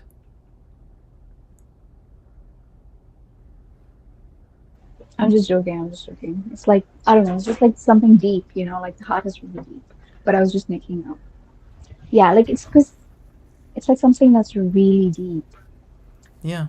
Yeah, I mean, I think that's that's what the heart is, right? It's the most central aspect, yeah. The deepest part of us. I wanted to add something about like Jalal versus Jamal, but not really. So I was thinking about like this name in terms of like masculine and feminine. And so I think for me, like this name is in terms of how I mentioned about like, being like how this name opens us up to receive God's response to our du'as, right? And I think in that sense, it's a really feminine name. Or embodying it can be really feminine. Like being on the receptive end of it can be really feminine. If you remember, Omar, the poem that we read from Ibn Arabi about like Inath and Rijal. Yeah. It's like it's like the receptivity is like what we're here for, because you can only be receptive towards God. And then the other one, in the sense of Fatahna, Not just that, but like in the sense of victory and conquest, that would be like the masculine, like active aspect of it. Yeah, that's an interesting I idea. think that brings up like an interesting idea because, um, like the way you think about it, like the one who is opening, the one who's kind of like, the active doer, like we're kind of asking Allah to open something, in that we're making him the doer, and he is always the only doer, but we're kind of giving something to him, and kind of, like when you knock upon a door and you're waiting for it to open. I think the act of opening, like with it being like an active thing, is like more masculine, but then it's like Zanira said, like you can't, like you become more feminine, like it kind of, I think, in order to really be receptive to the name, you have to be in a state of surrender, and you have to kind of be open to the opening. So that's like more feminine energy of like being in the energy of like receiving and becoming more receptacle and being humble. And so maybe like Omar, like with us, like you and me, what we're talking about, like, maybe that is like one thing, and that's something I keep catching myself on as well, as like, okay, like there's a part where I'm trying to surrender, but then I keep like tripping into male energy, which is like I'm like, but maybe like if I do more, if I do this or if I do that, but it's also like I'm getting more and more keenly aware of the fact that like I also have to surrender entirely. And so I can't be an imbalanced masculine energy or kind of be in a more active state, despite that being like my instinctive reaction, thinking that it's just I have to do more. But it's like instead of taking it on myself, and I have to go into the energy of abundance, which is feminine energy, and so I have to be more on that. And so I keep catching myself and I keep correcting myself over and over. But I think that's really interesting of a point to raise, um, the energy that you have to be in, and not just the energy of the name, but also kind of like again, it's just that same adab. Like when you interact with Allah, there's always like an adab that you have to embody, and you can't parallel him because that's not proper adab. So you kind of like, if you're experiencing something of Jalal, then you become more Jamal, and you become, you become more humbled and more in awe, and softer. You don't become harder. You don't become like, if you're in a hardship, you don't harden and say like, why is this happening to me? What is, like, and you lose faith, but you actually like increase your faith. And then when you're like when you're experiencing something Jamali, like you don't become arrogant, and you don't become overjoyed and stuff like that. You kind of temper that with gratitude, and also with, again, like awe and humility and love.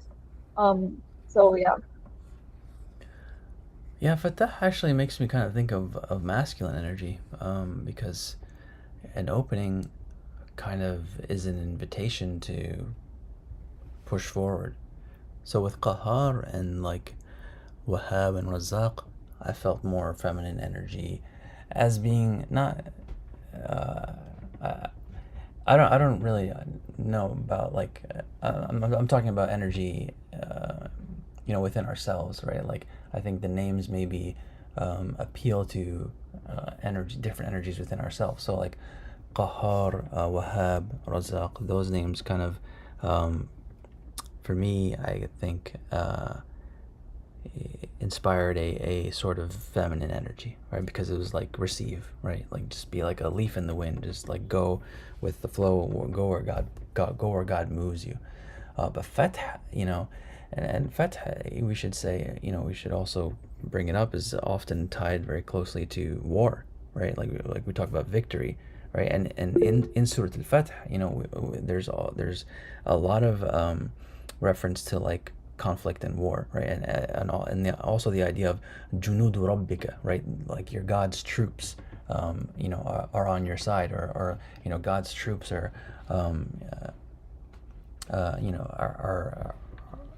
are a support that are never going to fail anybody.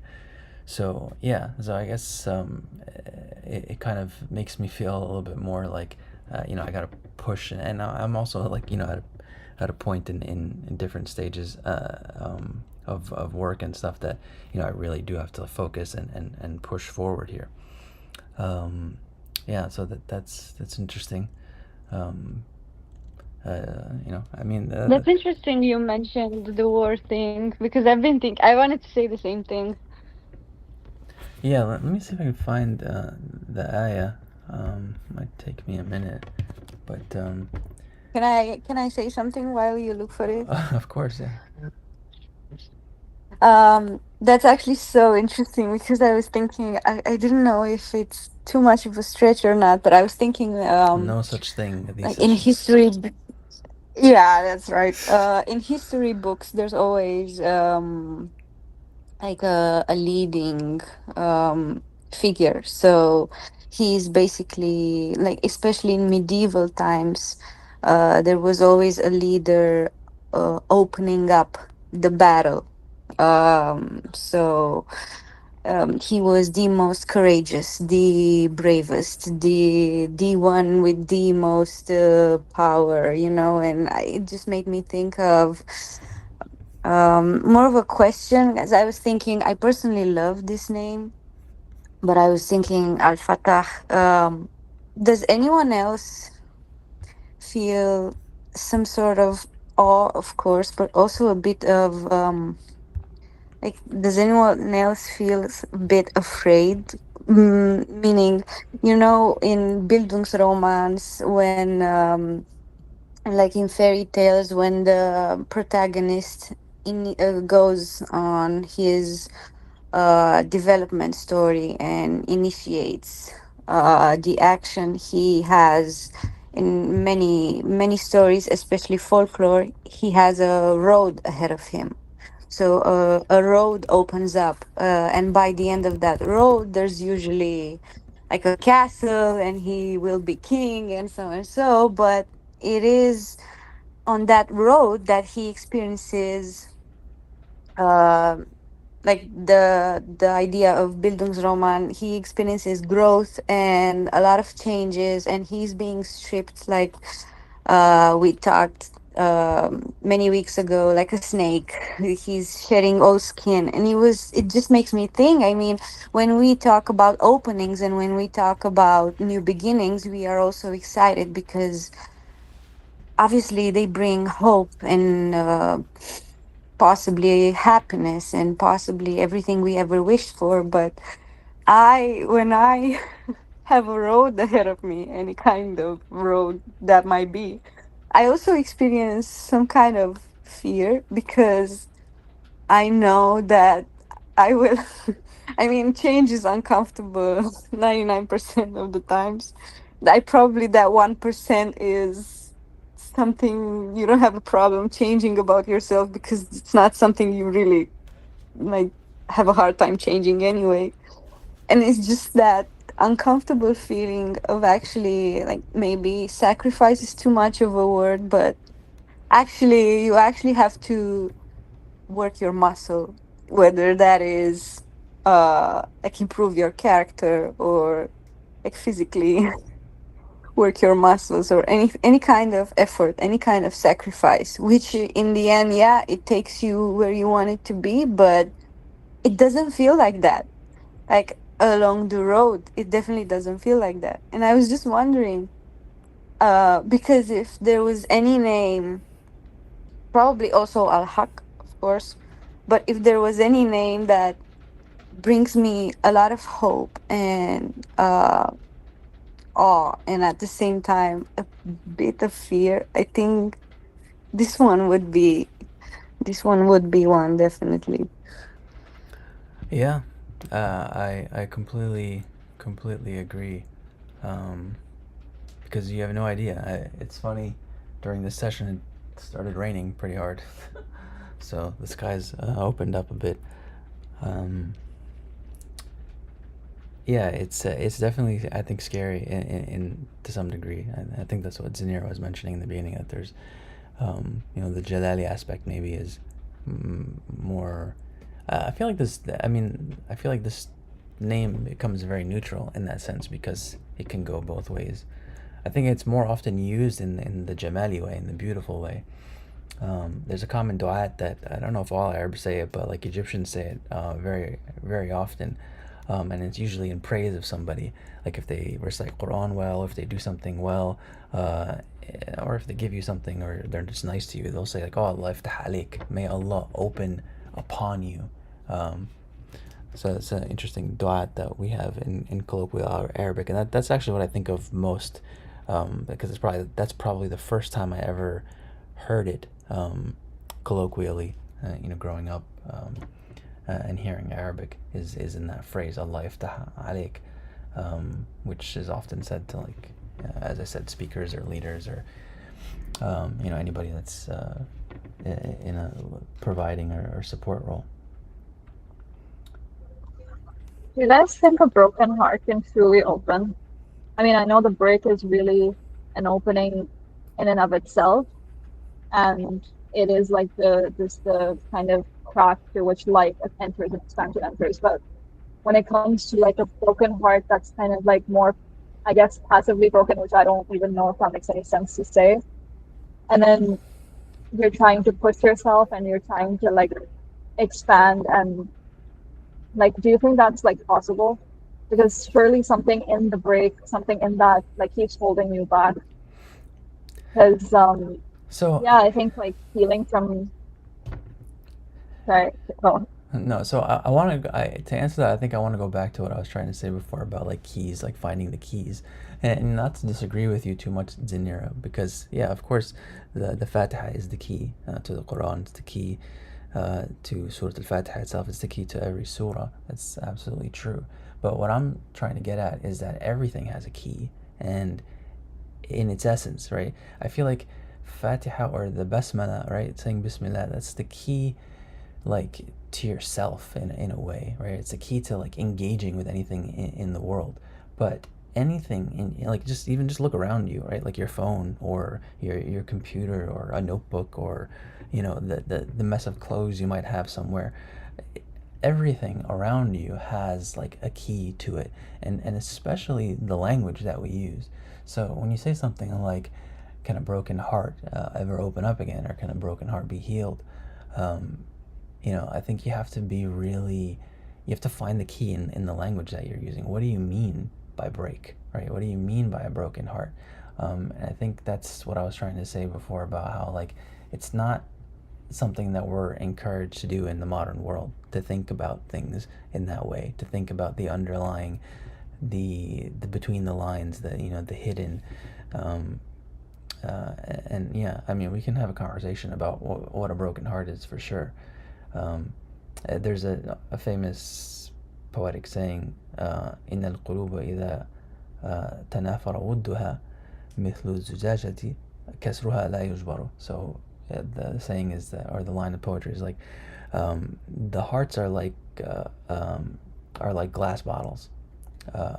When love leaves them, إذا تنافر ودها, when like the intense passion of it, when it's the intense love leaves, its breaking is like the glass. You can't put it back together. But not to be depressing or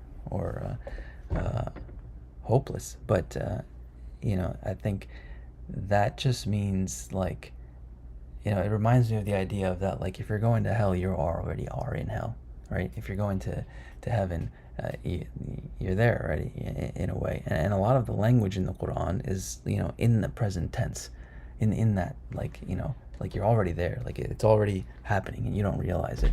Yeah, actually this Friday, the Khatib, the Jummah khutbah, he mentioned the ayah, كل نفس ذائقة الموت, which is often translated as every soul will taste of death. But morphologically, if you look at the word for taste, it's not in the future tense, it's in the present tense, right? So like everyone is tasting death, like you're already there, right? In a way.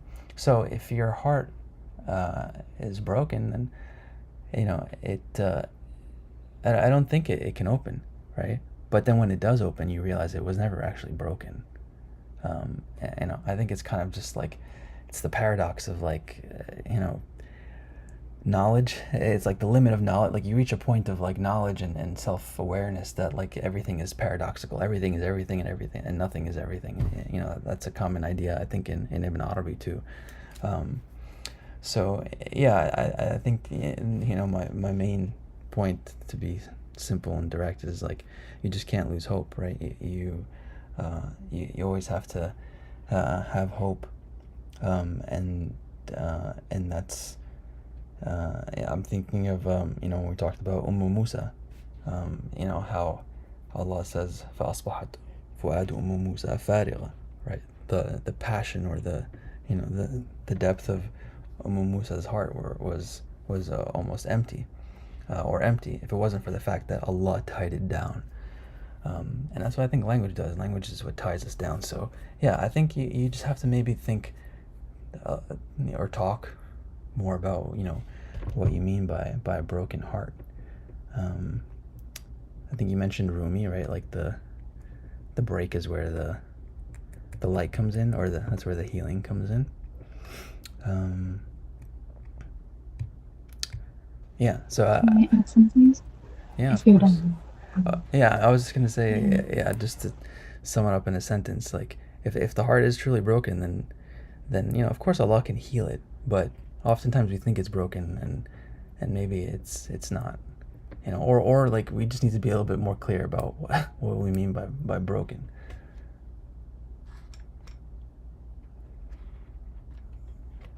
So for me, like as someone who does energy work, a broken heart would look like.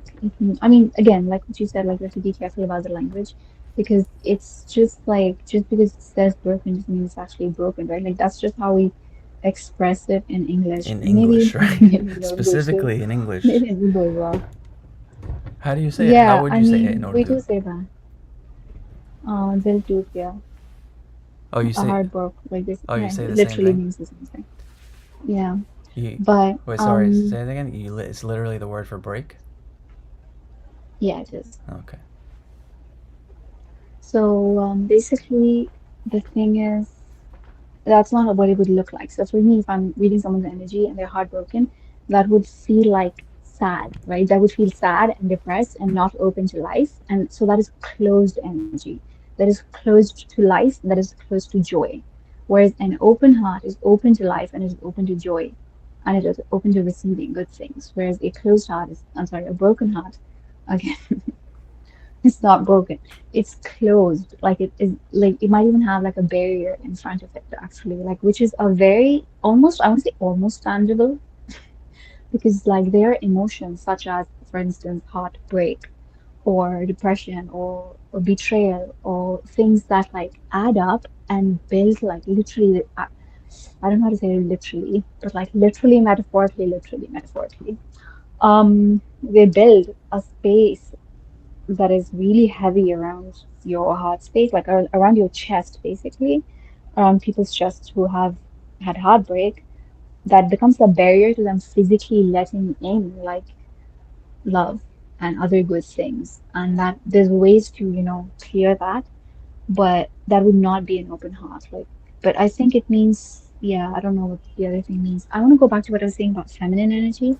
And I think it's so, so important because the main relationship between oh my gosh, I feel like I want to share this with you guys even though it's a little bit irrelevant, but basically I heard this Sheikh Nuh was speaking last week about a man. He was praying to Allah, a wali, and he was praying to Allah and he said, Allah, can you please show me who's going to be my rafiq in Jannah, who's going to be my companions in Jannah? And he was shown a person, Maimunat as-Sawda. And Sheikh Nur said that that means like, I mean, literally it means black or dark. But he said, it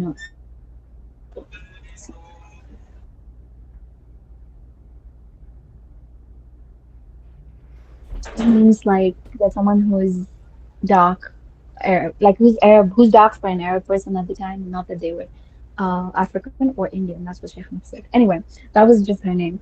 So then he said, where does she live? Because he wanted to go see her. Then he goes there and then he asks around like where does Maimunat as-Sauda live? And then they say, oh, she's a mad woman and she just lives by herself with like her animals. So he goes like, okay. So he goes there and he sees this woman and she's praying. And in her like backyard, basically, there's um,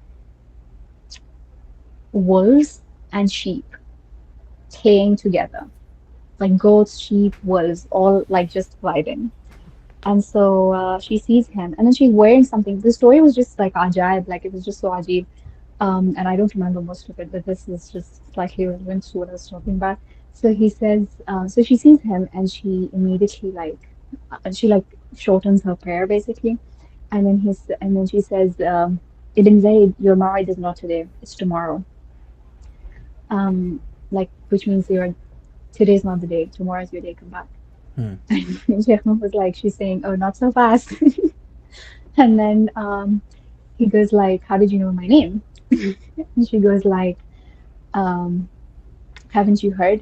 Al-arwahu junudun mujannada, and the souls are like conscripted soldiers or troops, and those who know each other and those who like each other in the past or in that realm will like each other now.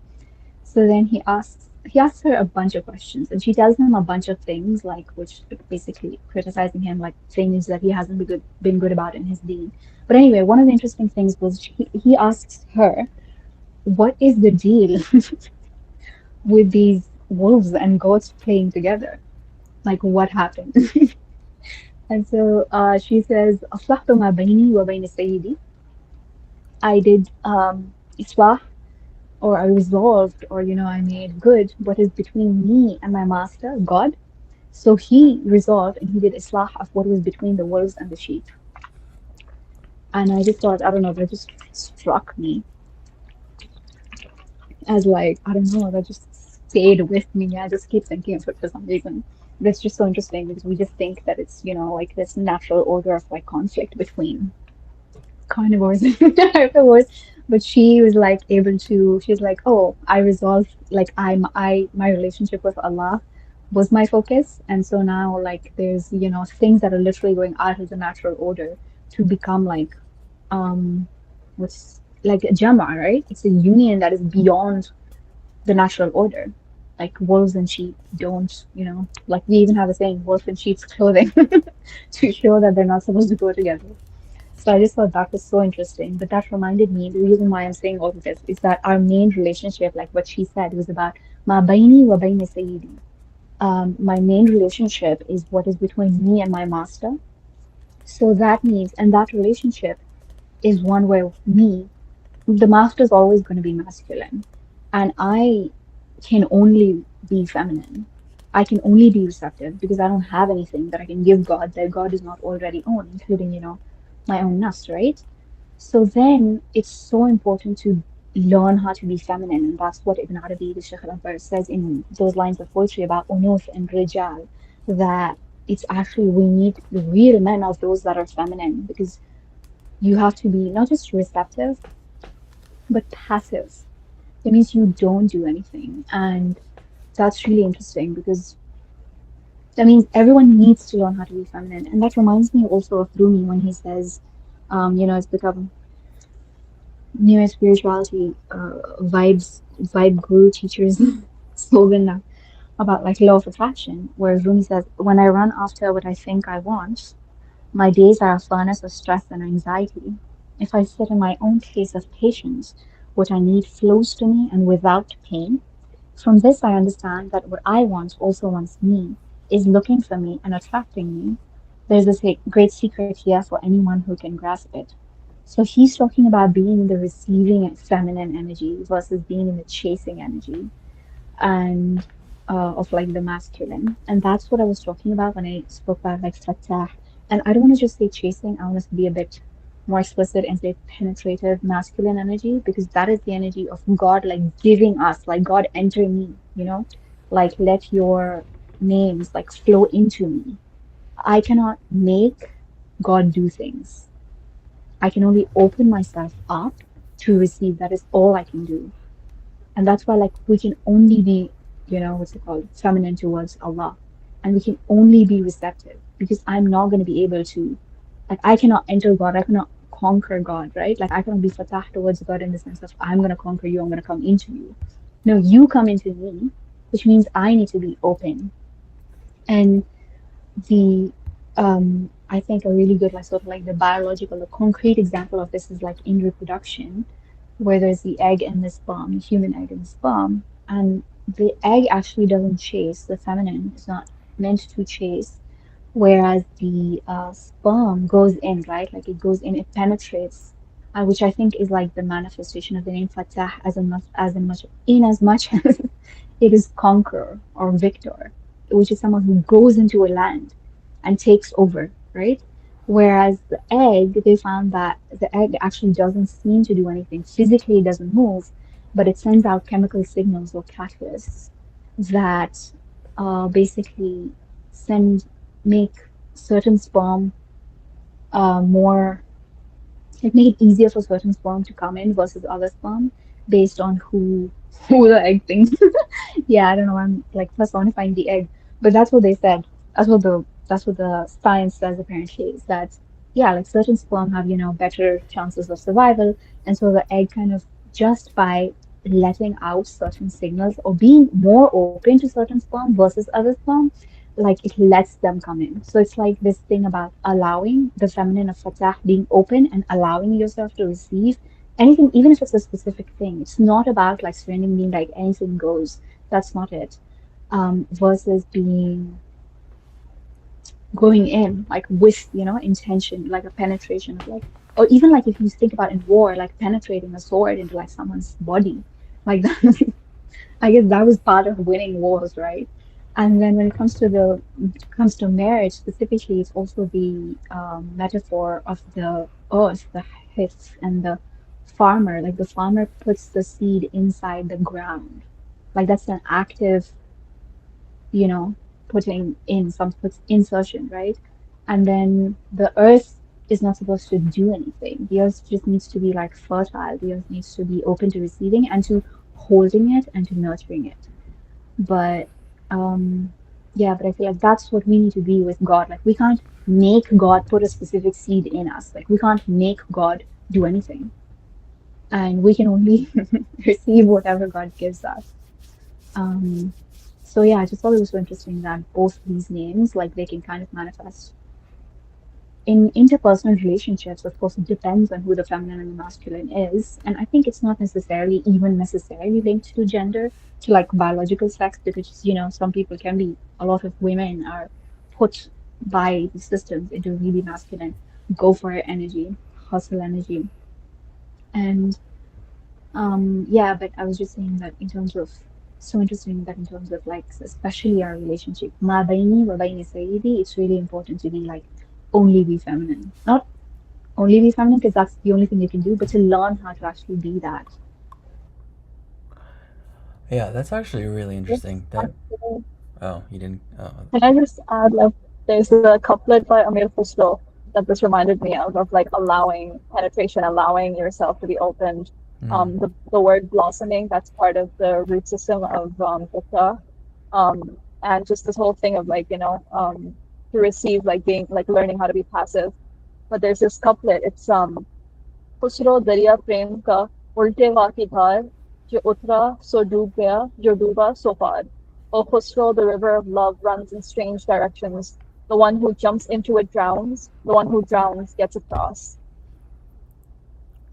you'll have to share that in the group. It's hard to catch poetry, like especially classical poetry. It's hard to really.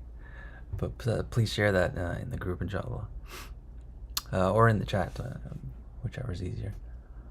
Um, yeah, what I was gonna say was like I think this name is usually most commonly associated with external openings, right? Like, especially in context of war or difficult situations. But what Zinir was saying, about being opening yourself up, right, or allowing God to open you up, I guess. What that made me think of really is like the same thing in the sense of like jihad and nafs, right? So like the internal jihad that you have with yourself, right? The internal struggle that we have with ourselves. I think that to me that kind of sounds like what you're saying, Zinira, is that like fatah, you can use it in that sense of like give me victory over myself, right? Help me, um, you know, settle the dispute within myself, the conflict within myself, the my desire versus my what I know I have to do, or my whatever it might be. It might just be like how difficult it is to get up for Fajr in the morning, right? Like sleep versus worship, or whatever it might be. Yeah, that's what that made me think of. It can also be That's like such opening up a to like not be resistant towards what you want. Like to not, because like that's also fatha is like flow. It's the opposite of resistance. Like I don't want to get up. Yeah. But like, clear the I don't want to.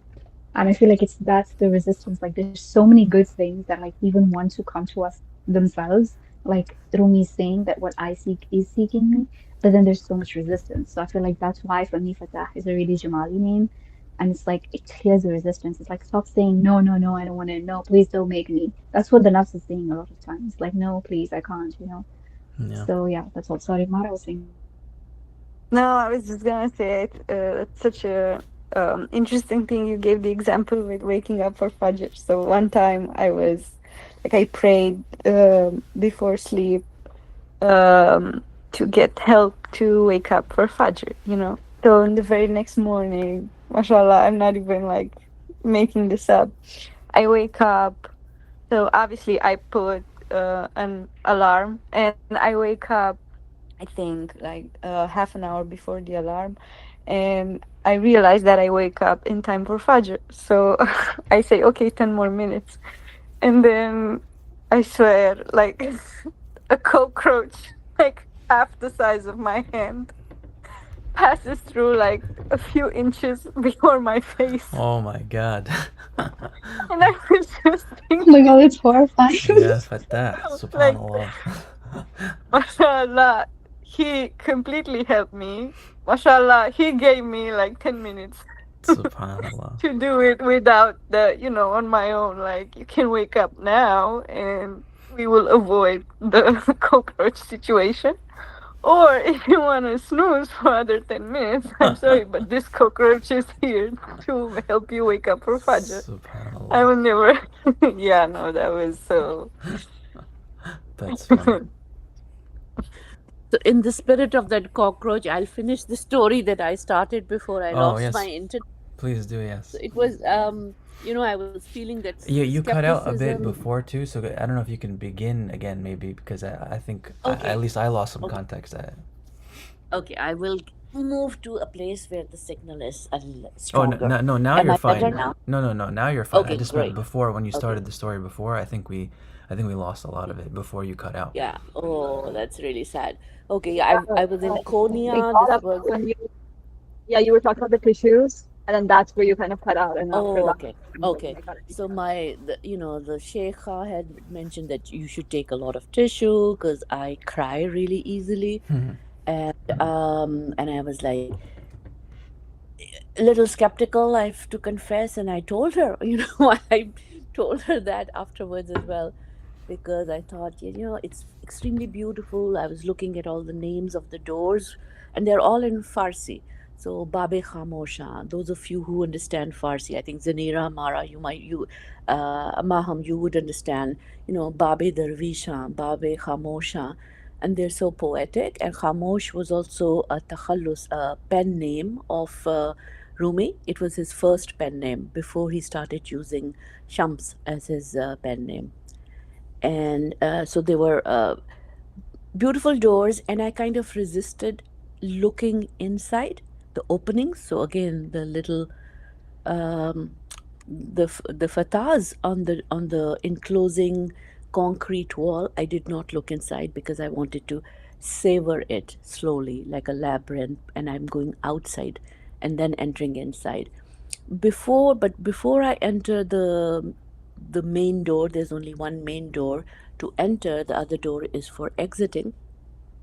I see three people, young people, standing at one of those slits in this concrete wall, and they had their hands raised up in a dua, and I felt like they were doing a fatiha. So I don't know, but it just, that's how we do fatiha, standing up. So it just felt like they were doing fatiha.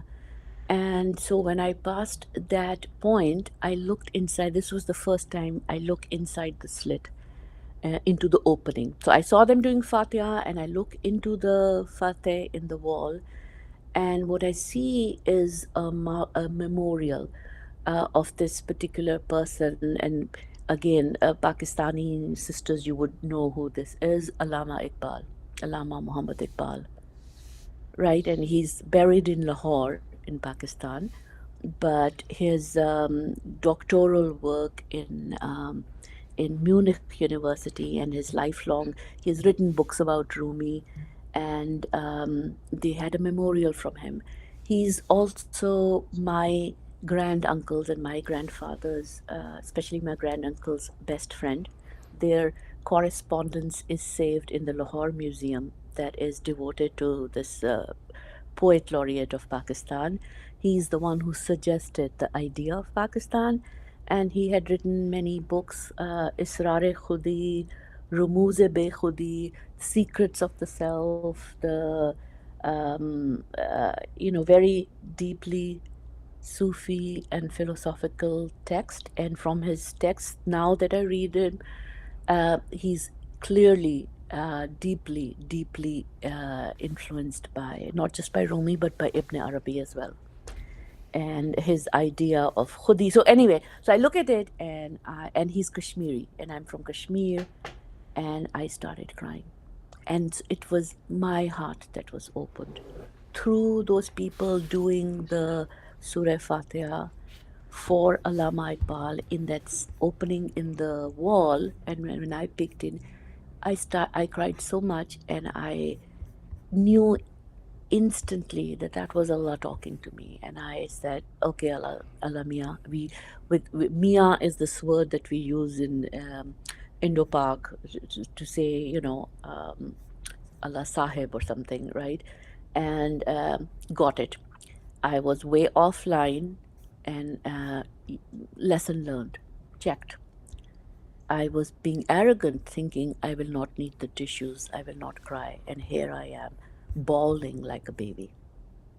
And from that point onwards, I think there was barely 20 minutes that I wouldn't cry. And it was, it wasn't like sadness, the crying from sadness, but just deeply moved. And the lesson a larger lesson that I realized was that these the spiritual energies of people, or what Allah wants us to know, no secular, no human power really can ever quench it, staunch it, legislate it out of its spiritual power. Similar to going to Hajj in these days, or for Umrah in Saudi Arabia, knowing the terrible, horrible policies of the Saudi regime. Yet, they can do nothing. It should not affect our drive, our yearning to be in the Haram, or to be in the Rosa of the Prophet. But so that was my opening, and even this last bit, that it was there reciting the Surah Fatiha and looking at the opening, the Fatah in the wall was what opened my heart, is something that I've realized while recounting this incident to close friends of mine. But again, the role of the Fatah is deep and big, and for me, it's been super benevolent and potent. And thank you for hearing me out. MashaAllah, Jazakallah khair. You remind me of this ayah here. أَفَلَا يَتَدَبَّرُونَ الْقُرْآنَ أَمْ عَلَى قُلُوبٍ أَقْفَالُهَا. Do they not reflect upon the Wow. Quran, or are there locks upon their heart? So may Allah open Yeah. up our hearts and remove any locks. All Inshallah. locks. Yeah. Even the locks we didn't know were there, right? Yeah. I did not know that lock was there. I can go to my zaviyas. I had not realized that there was this skeptical. And it's, being in academia as a scholar, critical thinking and all, we have to juggle with that all the time. It's something we do as a career, as work. Yeah, mashallah. Sorry, I don't understand. Hamajan, could you clarify? What did you mean by that? What do you mean? You have to juggle Critical with thinking, what and well, everything, yeah?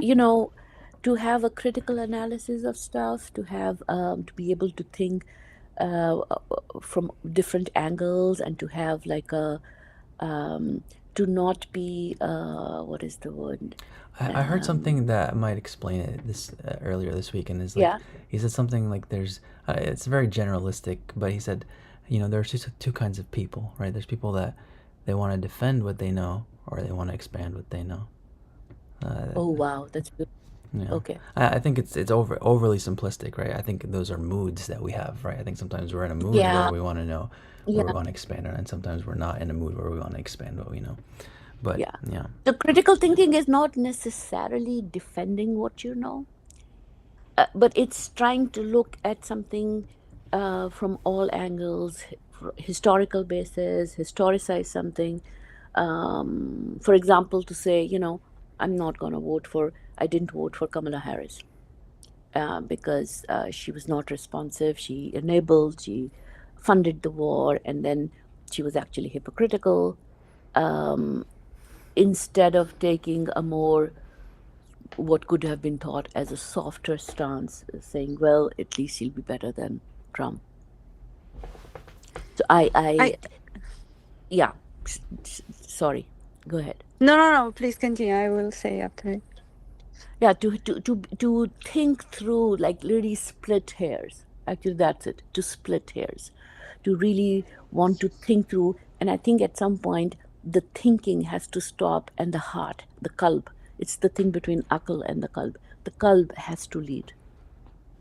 Right. So that's what I was just wanting to clarify. Do you feel like in academia there isn't? Because I was also Oh I was yeah. gonna do a PhD, Oh yeah, and yeah, I yeah. felt like I would have been too, yeah, I feel like it's not enough heart focused and too much like, 100%. um, When I yeah, bring my that's the heart point you were making, into right?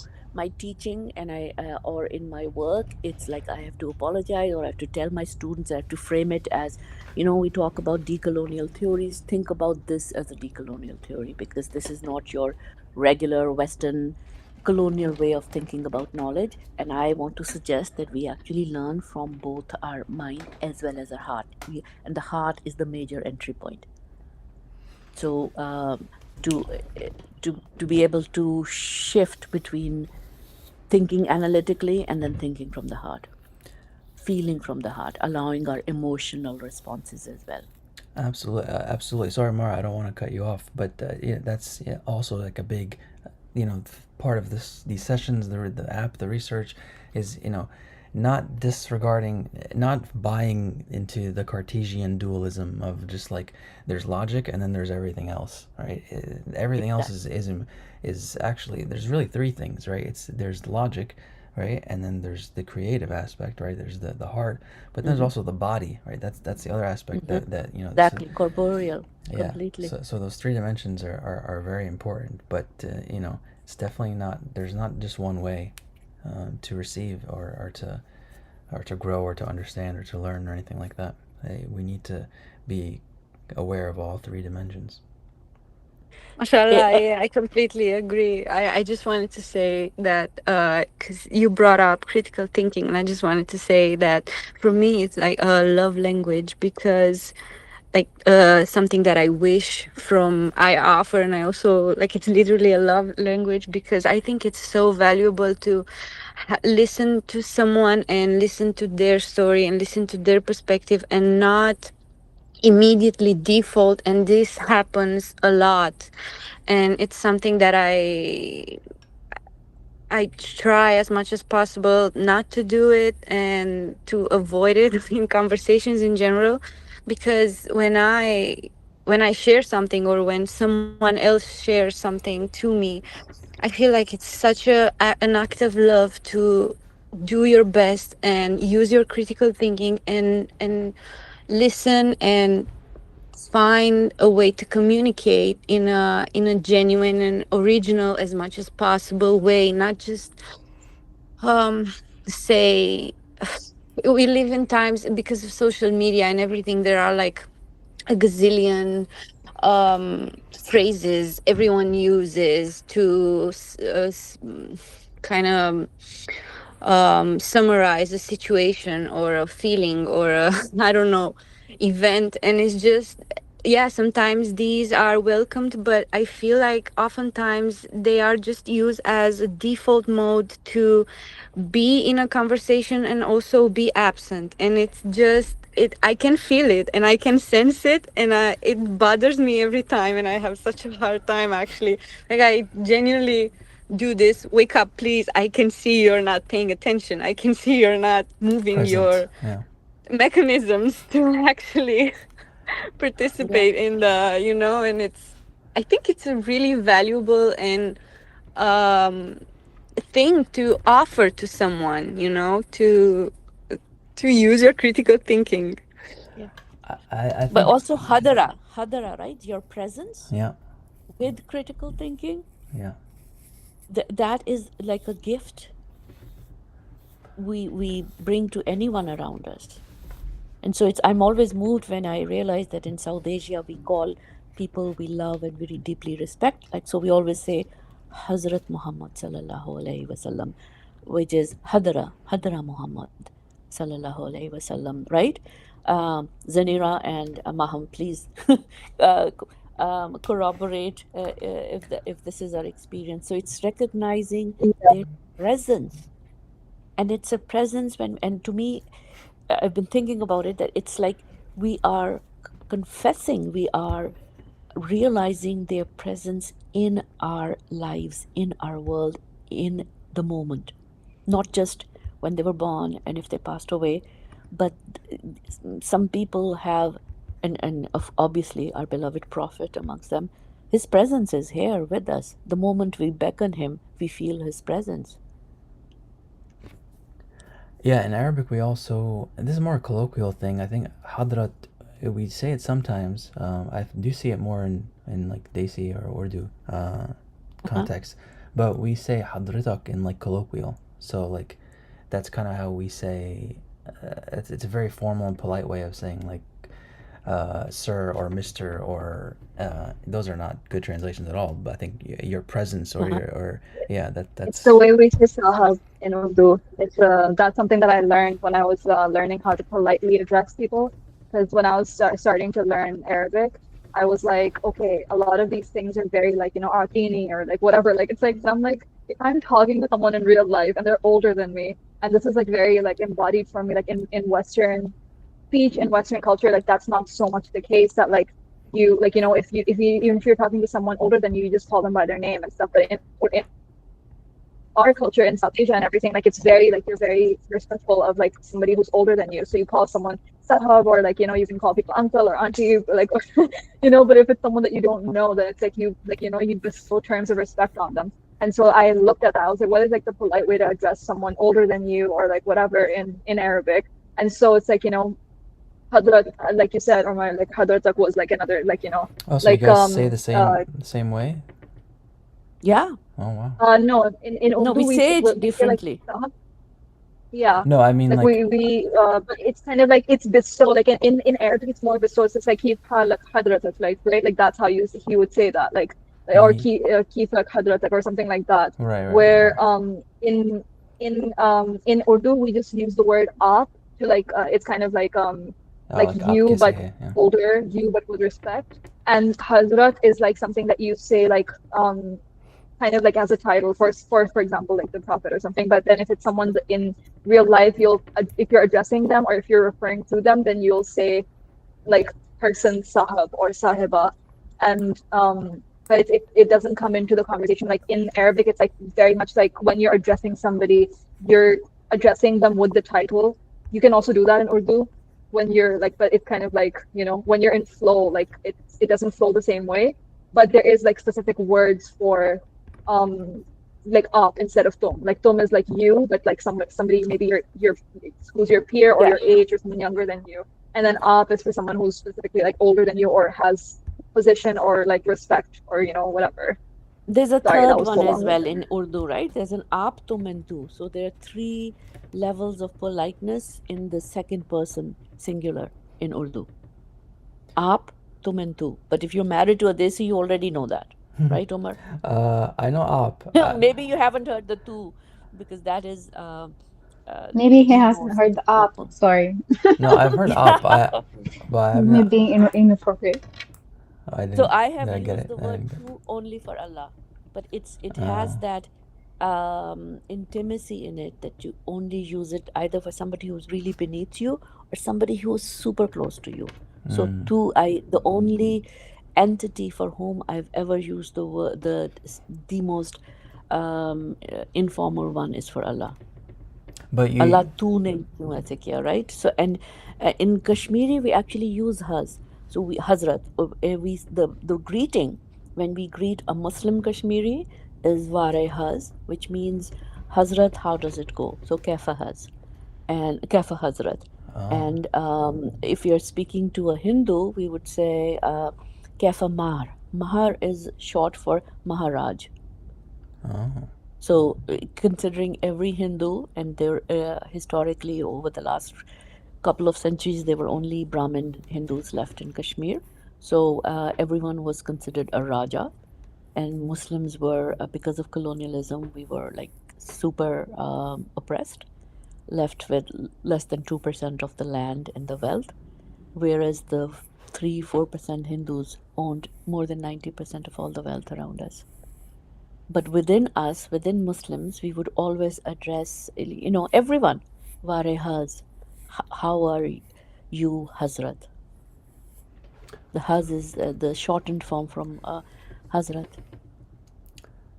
And most Kashmiris don't realize that, because they just speak it, like people speak and they don't look into etymologies. And when you, I've been like stupid curious, have this thing about etymologies all my life, and Mm. it's for me, it's like, it's mind expanding, I, heart I expanding. I Me honestly too. I honestly never realized that the way we use it. I never made the association between presence and Yeah, when we say hadratak, in yeah. colloquial Arabic. I never made that connection until today. So uh, Oh, really? yeah, I never thought Wow. about it like that. Yeah. Well, when we are present, or like in a class, and if it's an Urdu class, we would say, Hadr. Yeah. such and such hazir hai, is that person hazir? Yeah. Are Yeah. they present in Yeah. class? Yeah, same, yeah, yeah. But I just, yeah, Yeah. sometimes you just don't make the connection at all. Yeah. It's I don't know, a product of growing Yeah. up speaking colloquial, but it's also, yeah, I don't know. I think it's just the tendency of the human mind sometimes to just like Yeah. take things for Take granted. things for granted. Yeah, yeah, Yeah. and But then it's nice because then it's one gift at a time that you open up, right? right, right, yeah, Because attending these classes, these webinars is like I'm opening multiple gifts in each session, yeah, for sure. and have Oh, those aha moments. Yeah, and can I open something up from French too? oh yeah, of course.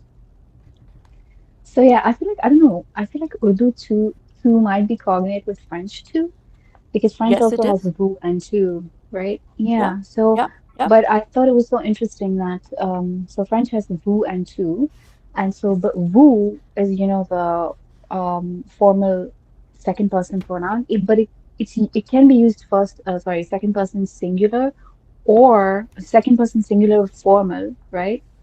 yeah. So I would call my mom vous, but I Mm-hmm. would also call a lot of younger people than me vous, because it could just be Yeah, the plural pronoun with informality. And I think in Arabic also it has come to be used like that. So if you're speaking to a sheikh, you would say Jazakumullahu khairan, even though he's one mm, person. And you'd okay. say كيف حالكم يا sheikh. And for And Allah as well. so Arabic. For Allah as well. There are plurals No, used for no, Allah. I don't think the plural is used for Allah in the second person. Allah uses it in the first person for nahnu, as we use Yeah, it in Urdu as well for we.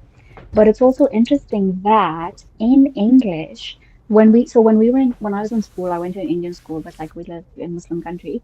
So we would start off every school assembly with the Fatiha, and we start off with the Fatiha and then its translation.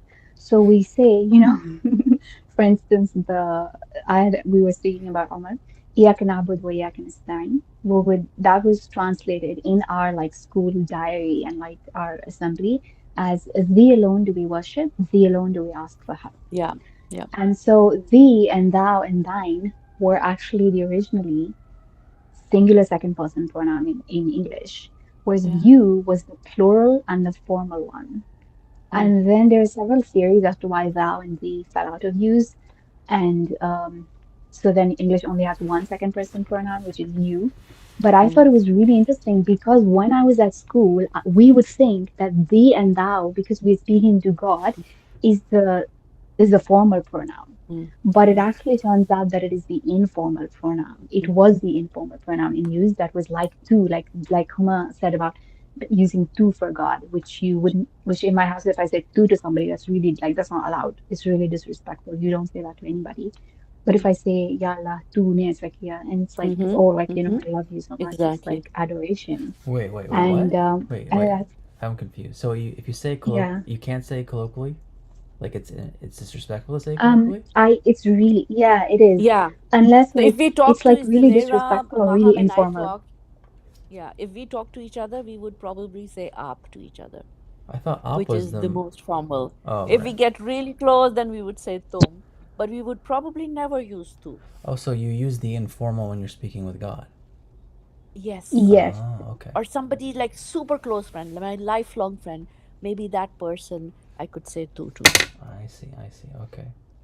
And there's also, but that's what I was thinking about, like, because a lot of like, I don't say it's not old English because I don't think I can understand. I want to say like maybe early modern English, translations of the text. I'm sure even the corpus has like Pickthall and like, Arbery. Sometimes when they don't use you for God, they Mm-hmm. use thee or thou, right? Yeah. Yeah. And so that's what I'm saying, Omar. That actually, I thought that would mean like you as in formal you, like vous, but it actually Mm-hmm. doesn't. You is the formal you. So they purposefully didn't deliberately use the informal version of you for God. And then eventually there's like a few theories that as to why the and thou fell out of use. One of them is that it was not, some really unfashionable people started using it. And so people started using you exclusively for the second person pronoun. But what this conversation is reminding me of a share that my professor taught us. I forgot the first line. I think. Um, One second. I should probably just look it up. Hold on.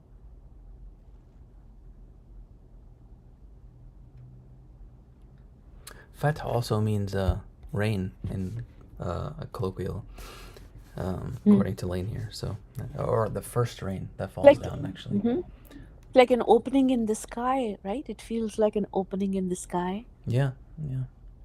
I mean that verbiage is used in the Quran as well as Yeah.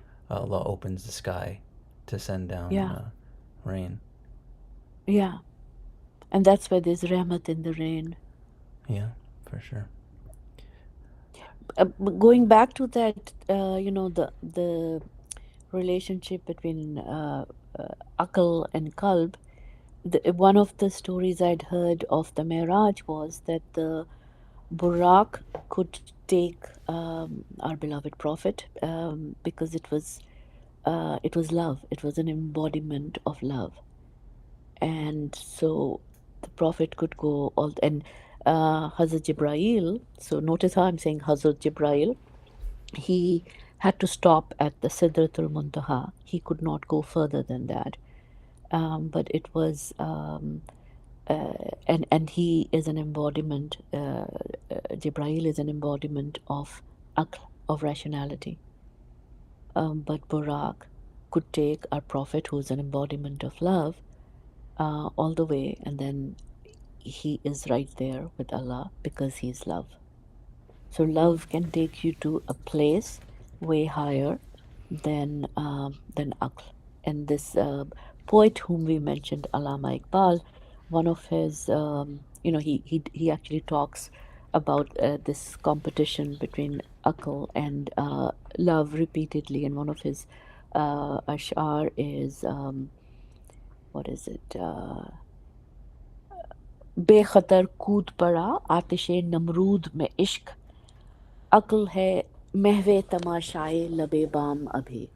So, ishq or passionate love is the one that, without fear, without intimidation, just jumps into the fire, as in what the Prophet Ibrahim alayhi salam did. whereas akal, rationality, is still at the lip of the fire, and it's just observing. It's just observing coldly, whereas it's akal, the passion, that jumps into the fire. I want to get I back wanted to say to the. because, Oh, go sorry. ahead. You know, go ahead. I just wanted to say is before we were talking about heartbreak, and I think someone said that the closing of the heart, something about that heartbreak is actually the closing of the heart, or that it doesn't close at all. Mm-hmm. Um, and I was thinking that the way I think heartbreak is actually it's the closing of the heart. Like this expression relates more to how the heart is filled with fear when heartbreak takes place, like a second degree or a third degree burn. The kind of fear that comes in, like, stays like a tattoo or something, or the kind of, yeah, fire burn that somehow leaves a mark, and in one way or another the skin, especially in super bad cases, never looks the same. And I think that's what happens basically in heartbreak, that the heart is filled with fear, because it at first, and as children, we are so we're so genuine, and we're so open, and we're all born with this natural instinct of being in love and showing love. And um yeah, I think over time, as we age and as we experience or not heartbreak in any shape or form, it's it's like we constantly get tattoos over our hearts with fear. And so it's not so much of a closing, but something that poisons it, and that you have a really really hard time to somehow not eliminate is like the worst word I could ever find, um to erase after it has set in. So, and this becomes like a challenge throughout life to go back to that inner like the first state of being genuine and being childlike, and being when it comes to love. That's how I see it. So yeah, lots of thoughts I have. Let me try and go start from the heartbreaking stuff. So I just did like just a little bit of quick research on the heartbreaking thing, and like how that metaphor appears universally in different languages, and it's not really universal. Some languages do have the idea, like English, Arabic, French. It looks like Latin-based languages. In more Asian languages, it looks like Persian, Korean, even Urdu. It says here the idea of burning is found. Even further east, you have the idea of ripping or tearing, heaviness also, or weight, and then of course like pain, and then absence. Right. So I think sometimes language is more powerful than we realize. Right. And the idea of a broken heart, or being broken, and like especially in modern times, broken has this implication of like not functional, right? Like you're an object or a tool that isn't serving its purpose, and I think that's very very wrong, right? I don't think that's right at all. I think in some ways you want your heart to be broken, right? Like, especially sometimes when we find ourselves being stubborn with ourselves, or stubborn with what we know, what we need to do, or we kind of, you want to break your ego, right? You want to break your heart in a sense. And I think that's even in the line of poetry that I said, which sounds a little bleak at first, but I think if you read into it, it actually isn't that bleak, because he says, "Inna al-quluba idha tanafara wudduha," right? So the hearts, when love leaves it, when deep love leaves it, then it's like a glass that breaks, and can't come back together. But if the love is still there, right? If the love is still in the heart, then when it breaks, then it can come back together. And that break is kind of like an opening, right, where something comes in. So I think that's kind of another way we can reframe the idea of like a broken heart, or I mean, I think Rumi says it in the most simple and beautiful way, right? The Yeah. wound is where the light comes in, right? Um, but I think, oh, go ahead. I was gonna jump to yeah, something else. So I think topographically, like the study in maths, which studies shapes of objects, a vase or any vessel can contain whatever the limit of that vessel is, right? You can have a vessel for 2 gallons or 1 gallon or half a liter, whatever. There's a particular limit. But when something is broken, it actually does contain the universe. I'll send you a poem of mine since we were exchanging poems the last week. And it's obviously based on Rumi as a metaphor, that it's not holding up, so all of its surfaces are in touch with the universe. So in some ways it's actually containing, you have to think about it differently, that it's actually containing everything. It's containing the whole universe, because that closeness which made the vessel contain something is now broken open. It's opened up, which was what I felt with my heart like a at seed, Konya. Pardon? like a seed, right? Like Like a seed. For me it was like more like a vessel, like it's been broken, and I suddenly I'm way more capacious. I can take in so much more, and I really did. I could see things and understand things which there was no real reason for me to know those things and understand those things. yeah, no, And sharing immediately with I wanted, at that point I wanted no other work in my life than to be a dervish who just stands there, sits there, roams around inside the compound, and shares my excitement about every little thing there with little children. There was a group of actually Nigerian children with their parents, and the parents were away, and the children were left to their own means. And I got the biggest kick of my life reading the calligraphy with them, which was beautiful because it's written left to right to left, and then also left to right, exactly symmetrically. So it looks like a symmetrical pattern, and the kids hadn't realized that. Or I found a hair of the Prophet, peace be upon him, in the other room, and there was no caption on it, but I knew it was the hair, and I'd never seen it before. But so, and to be able to share it with those little kids, and I would, to this date, I think I would love to do that, for free, and just do that. That would be my work every single day, yeah, to just go there. Mhm.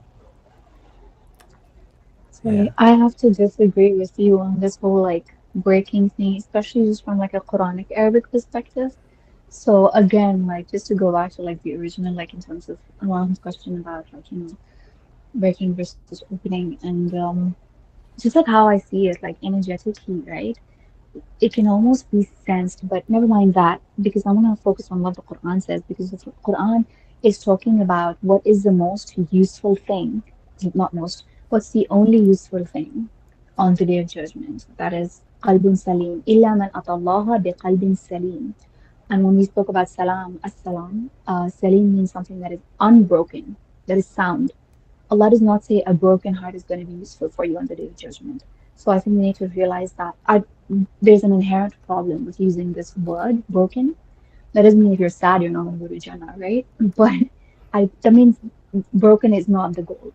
And broken is not like I wholeness think is the we're goal. saying the same thing. And I think the point but is that language but the is point is that flexible in that way, But the so point that is that Salim is opposite. Don't you think Salim is the opposite of broken? And even in a the literal jihad that you sense, said, but not in the metaphorical sense. In the metaphorical sense, what we mean by but your heart, like you want your heart to be broken, what we mean by that is you want your heart to be open up. You want the locks to be removed. That's what we're saying is like we're trying to reframe the idea of breaking. I agree with you that breaking isn't what we want. We want our hearts to be, I mean, salim, pure, sound, right?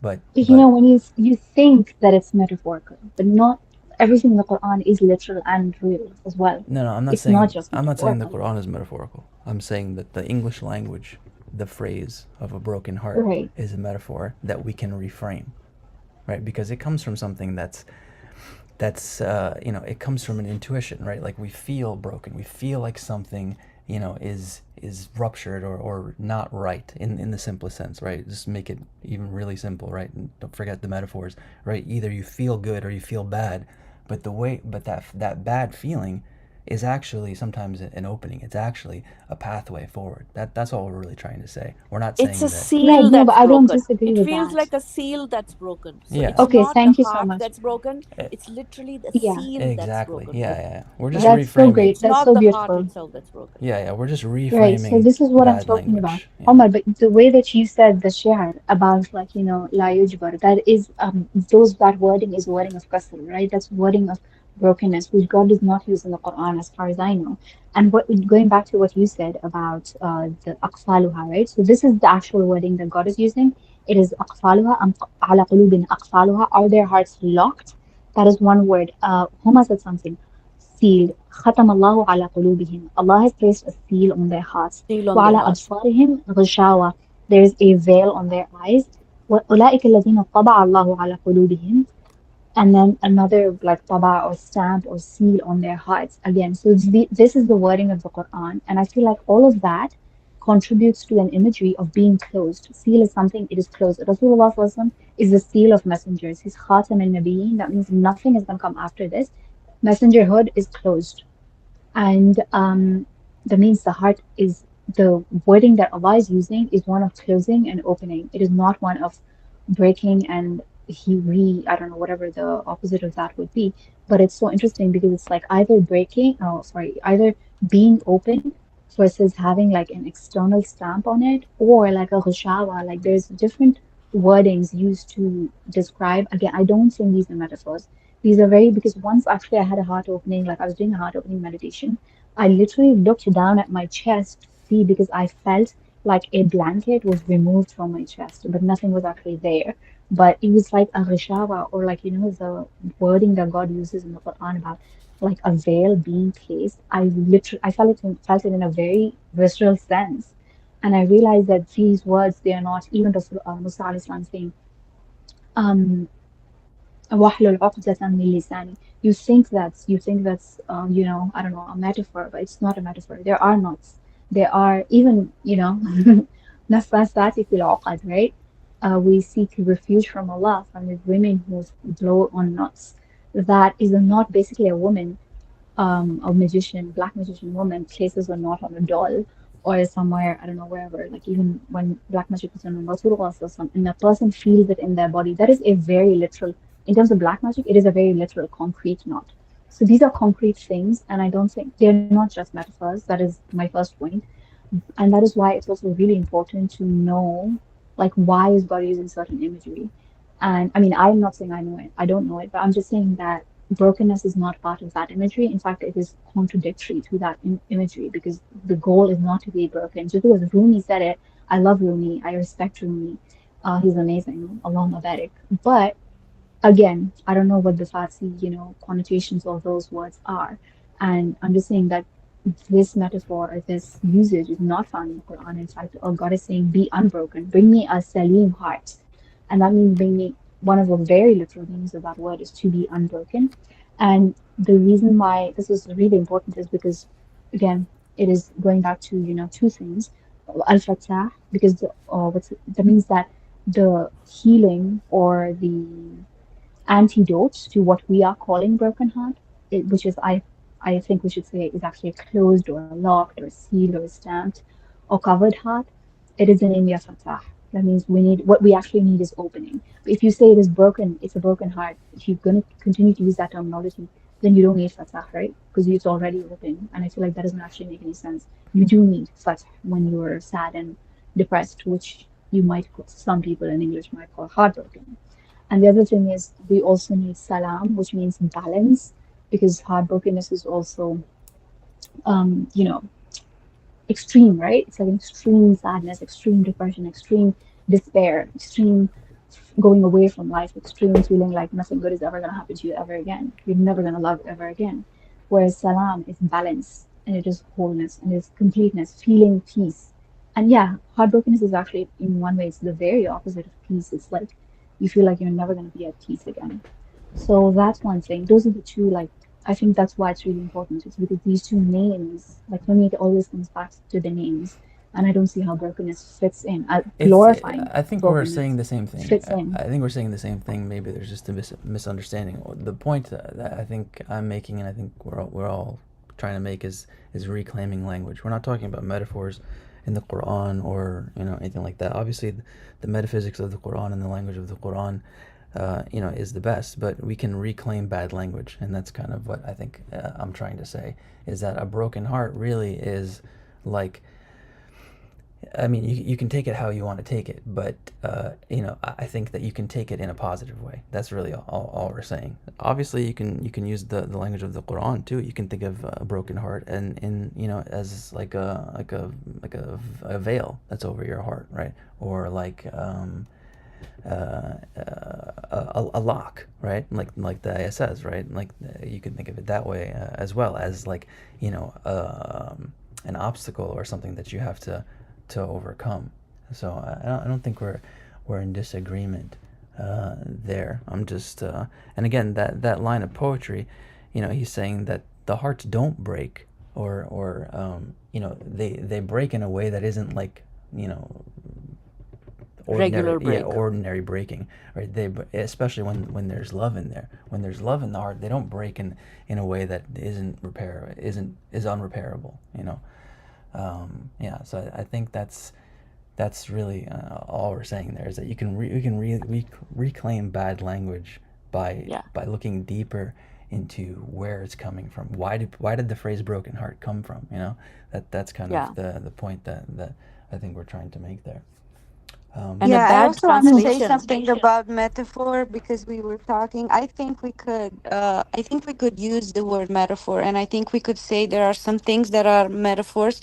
But I think it's really important at first to define how do we use the word metaphor here, because I think the general understanding of the word metaphor is something that, something that is supposed to represent something like an association of words used in a poetical way that has no literal um outcome, or representation, literal representation. But I actually think that we can use the word metaphors here and talk about something literal at the same time, because before, Zinira, you said that you felt at one point that your heart was opening.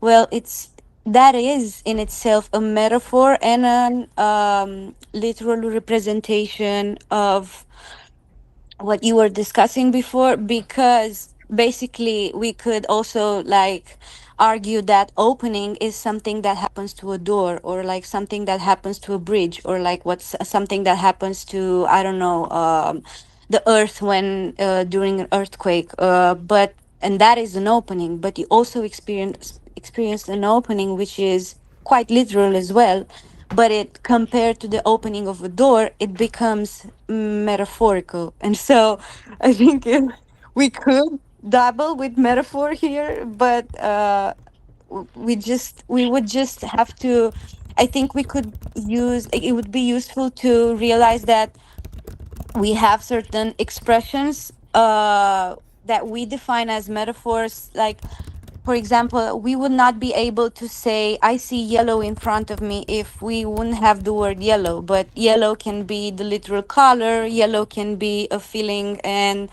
um, there are actually people who feel yellow, so, and feel colors. And it's just like, I don't know if. I really think there's a middle ground to it. And I really think that the whole like key that would open the perspective is just to redefine how we used metaphor in this conversation. I mean, in the Quran, with the word that's So used I just is. looked up the etymology of the word shikast, which is the Farsi Indo-European word that Rumi probably used in his poetry, and it means, along with broken, it means defeat, which we also use in Urdu, means a failure, a fracture, setback, and a break, losing, deflection, refraction, breakage, washout, fizzle, reverse, flunk or fail, unsuccess, plumper. I have no idea what plumper. So in the Quran, the word that's used most often is mathal, right? And that's usually translated not as metaphor, but as similitude. And I think the only reason really is that like metaphor is associated with literature and human writing. So that's why we use a different word. But I mean, the idea is still like, you know, in its most simple concept, it's just using one thing to explain another, right? You know, a lot of cognitive scientists think that, embodied cognitive scientists specifically think that metaphor is the underlying, the fundamental operation of the mind. But I also think it's like stories, right? And in a way, a story is a metaphor, right? Like we look at the life of the Prophet ﷺ and his story, right? What he went through, you know, being an orphan and you know all the struggle that he went to. That is, you know, like a metaphor, right? In the loosest sense of the word, or a similitude, or an example, or it's just something that we can use as a model, right, to compare to, you know, our own lives, and that's what we find in everything, right? Like the womb isn't a metaphor for the mercy of Allah, right? Like that's a very poor word, you know, because it's so deep into the language, right? It's you know, it's much more than a metaphor. Method maybe is a better word, or similitude is a better word, but I don't think we need to get caught up on the semantics. I think the basic idea is using one idea to explain another, right? That's kind of Yeah, But that's what I I'm think saying, Omar. metaphor. There is an actual womb that Allah says is connected to the throne. So it's not Yeah, a yeah, metaphor. it's It not a says it's metaphor. not a like it's metaphor. connected. No. Yeah, no, So, but it is but one there's a thing explaining similitude. another thing. It is Yeah, one thing explaining I another. I think they're two different things. So, darbul misal or zarbul misal, the way we say it in South Asia, Oh, you which say is the the same word in Urdu. similitude. You say the We same. use the exact same word, Oh zarbul wow, misal. subhanallah. We pronounce the dua, the za Yeah, differently. yeah. So it's we That I'm pronounce used it to. Yeah. darbul misal. Yeah, that's a similitude, or what is it called? Simile in English. And metaphor is ista'ara, which I think is an Arabic word for loaning, or ista'ara. Like I don't even know the root of word of that. The root word for Ara, it would ista'ara. probably be ayn, waw, ra, ara, So an opening, I guess, then. which is interesting. Aura, Yeah, if it's which yeah, I mean, what I'm thinking of is aura, which is aura, which is open. yeah. I'm not sure if it's the same root. We can check real quick. Yeah. So the ista'ara is a subset of simile, because simile is like Yep. that outer womb that encloses the entire cosmos, and the womb that women have, and they are in their functionality, they're like each other. Obviously, in their physical, corporeal, whatever form, we have no idea. We have no clue. But in the fact that they enclose life, that they germinate life, they're similar. And metaphor could be like, to say, we and I think we talked about it in one of the earlier sessions, to say somebody is lion heart. This doesn't really mean that you have the lion's heart. It means you have that quality that we associate with a lion, which is courage, which is bravery, and then associate it back to the person for whom you were loaning that word. So that's why istara, loaning. Yeah, that's really interesting. I never came across this before. So, metaphor, I mean, you can see some of the words here.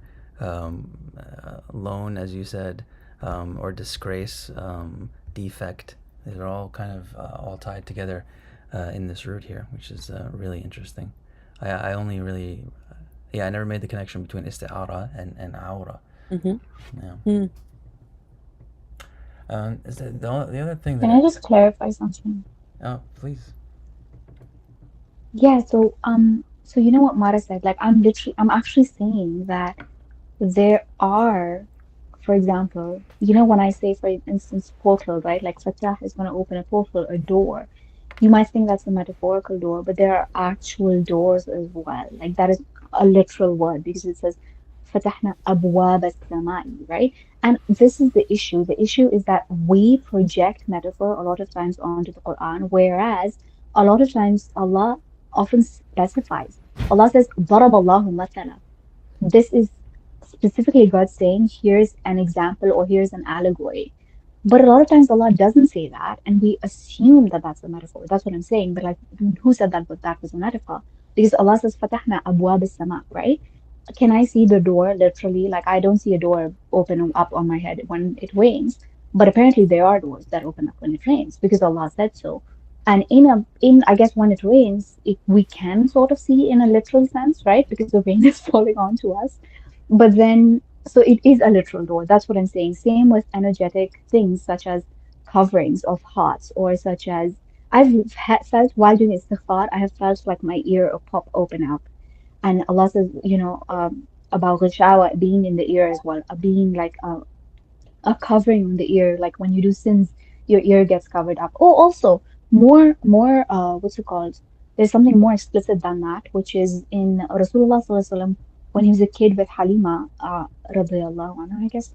Jibril came and washed his heart, his literal heart. And so there is this like, that's very literal. That's not a metaphor. That's what I'm saying. And like, oh, there's, if you sin, there's going to be a black dot on your heart. That is a literal dot. That is what I'm saying. Just because someone cannot see it and we cannot perceive it, most human beings cannot perceive it, does not mean it's a metaphor. It is real. And so that's what I'm saying about knots as well. In terms of black magic, it's a very literal knot that a woman, I mean, I guess at the time it was mostly women. Anyone could do it really.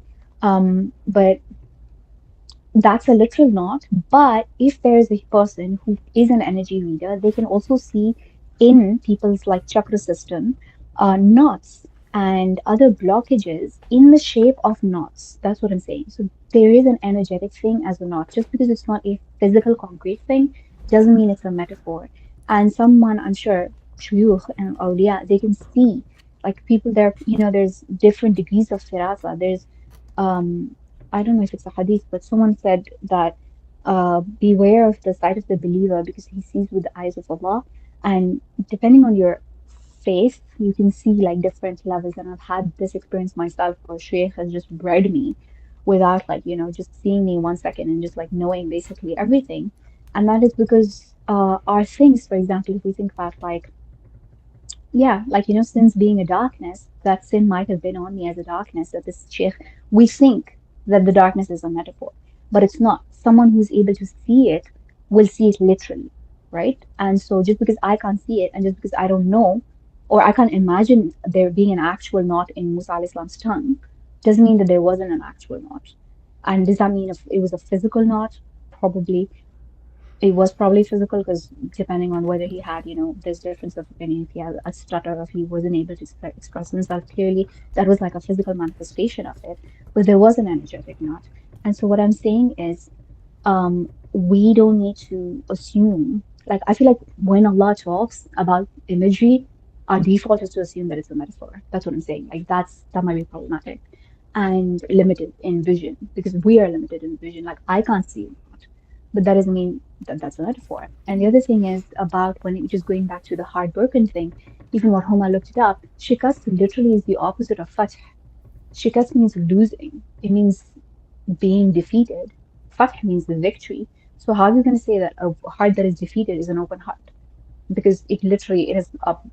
It's an oxymoron. And so that's what I'm saying. That then it becomes like this, like we don't understand the way that God is working. So for example, Musa alayhi salam's dua and also Surah Inshirah, Allah is saying, Alam nashrah laka sadrak? Did we not expand for you your chest? So there the metaphor is of, again, it's not a metaphor. The imagery is of opening up, right? The imagery is of opening up versus, and I feel the opposite of that would be qab, or like just feeling constricted. So this is the imagery, not the metaphor that God is using.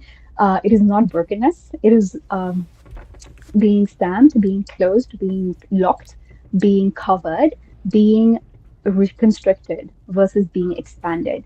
So these are the imageries, and none of them has to do with brokenness, where the brokenness is a positive brokenness. So that's what I'm saying, that we shouldn't glorify the brokenness because again, heartbreak when it comes, I feel like one of the main basic emotions associated with it is sadness, right? Or depression.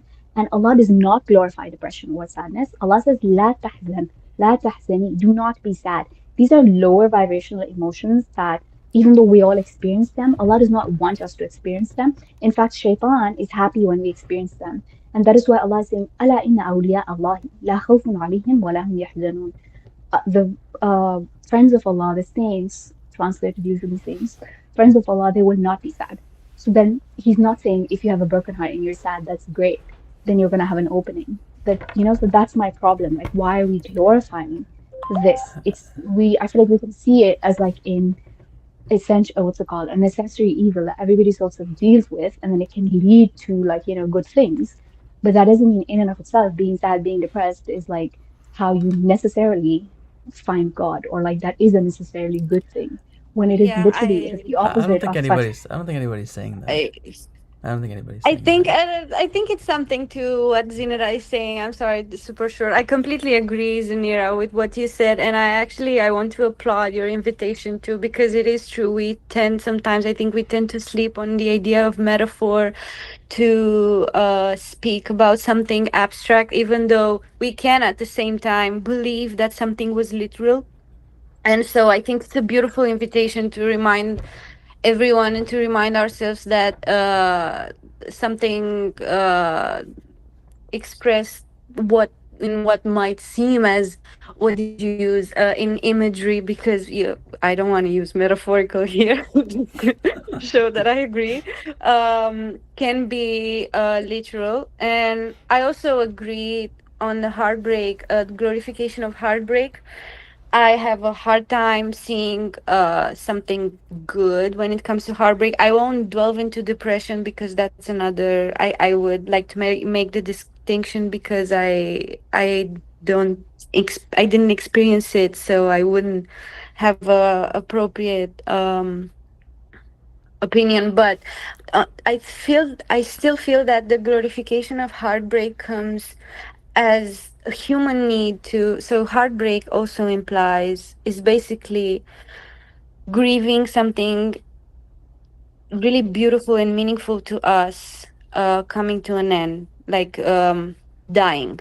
Like, that's heartbreak, is grief. So I think that it's really beautiful how humans need to see something beautiful in heartbreak, and like to glorify it, and to find something nice in this experience, in the experience of living and going through a heartbreak. Because when the heartbreak is over, when the process is complete, you do feel the need to go back to have a piece of that meaningful thing that you experienced, it, which caused you heartbreak in the first place.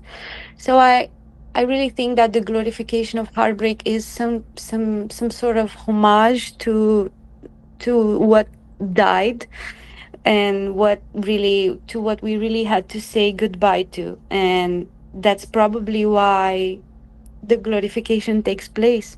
And even though I would also rather be bitter until the end of times and just say that heartbreak is bad and I don't see the meaning of it, I also think that it is in our human nature to want to praise and put a beautiful, loving, heartwarming image to what was really difficult and what was really hard to go through. And I think it comes to duality, even though I know Omar said that we should set aside the duality. I don't know. That's just what I think. Yeah, I mean, I don't. I'm sorry if I misspoke or if it wasn't clear, but I don't think anybody's glorifying heartbreak or loss or sadness or anything like that. I don't take Rumi's quote as meaning that either. I think the goal or the point of Rumi and the point of what I'm trying to say is reframing bad language. A broken heart is a metaphor, right? It comes from something that's real, that isn't a metaphor. That's the point, right? Is that like whatever language that we're stuck in, right? We can reframe it in a way that's true to the actual metaphysics of our reality, of our heart and our mind and our body. Yeah, the whole point about like whether something is a metaphor or not, I think that's a bit like it's kind of a semantic argument that isn't really that useful. We use things to explain other things. That's the simplest way that we can put it. God does that. What is the thing and what isn't the thing? That's that's beyond that. That's what I think. I think the real issue that we're facing here is the limit of language. I think the premise that we have to begin with is that language will never become will never be a completely sufficient and complete way of explaining anything fully, right? Even the Quran is the exception. Obviously, the words of Allah are the exception, but that's only in the in this life, right? The Quran is the best explanation and description of reality for the human mind, right? But I think this also ties to what we were talking about in the earlier session we had this week about the names of the names, right? Which I think is an unfortunate phrasing that Chitik uses, right? Because like he's saying the names of the things that are unnamed or the things that can't be named, right? And I don't know which is which, the named or the named exactly, but the point is that like we use the names to point to something that cannot be explained otherwise, right? It's just the limit of language, right? Then when we say Ar-Rahman Ar-Rahim, right? That's a word that describes God, but it doesn't completely describe God. It doesn't contain God, right? Language cannot fully contain anything, right? It cannot completely account for anything, right? It's just a tool that we use to coordinate with each other, to point to things.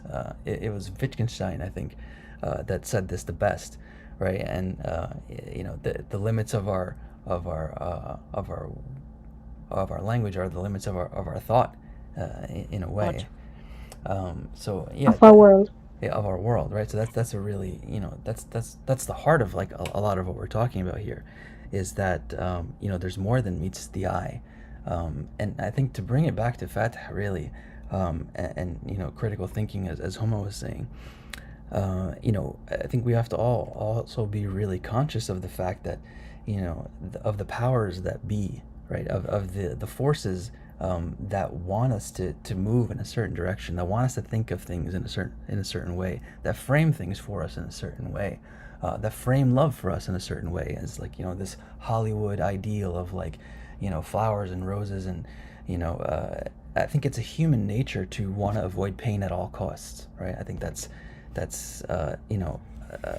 human nature, but I think there's also Animal society. nature.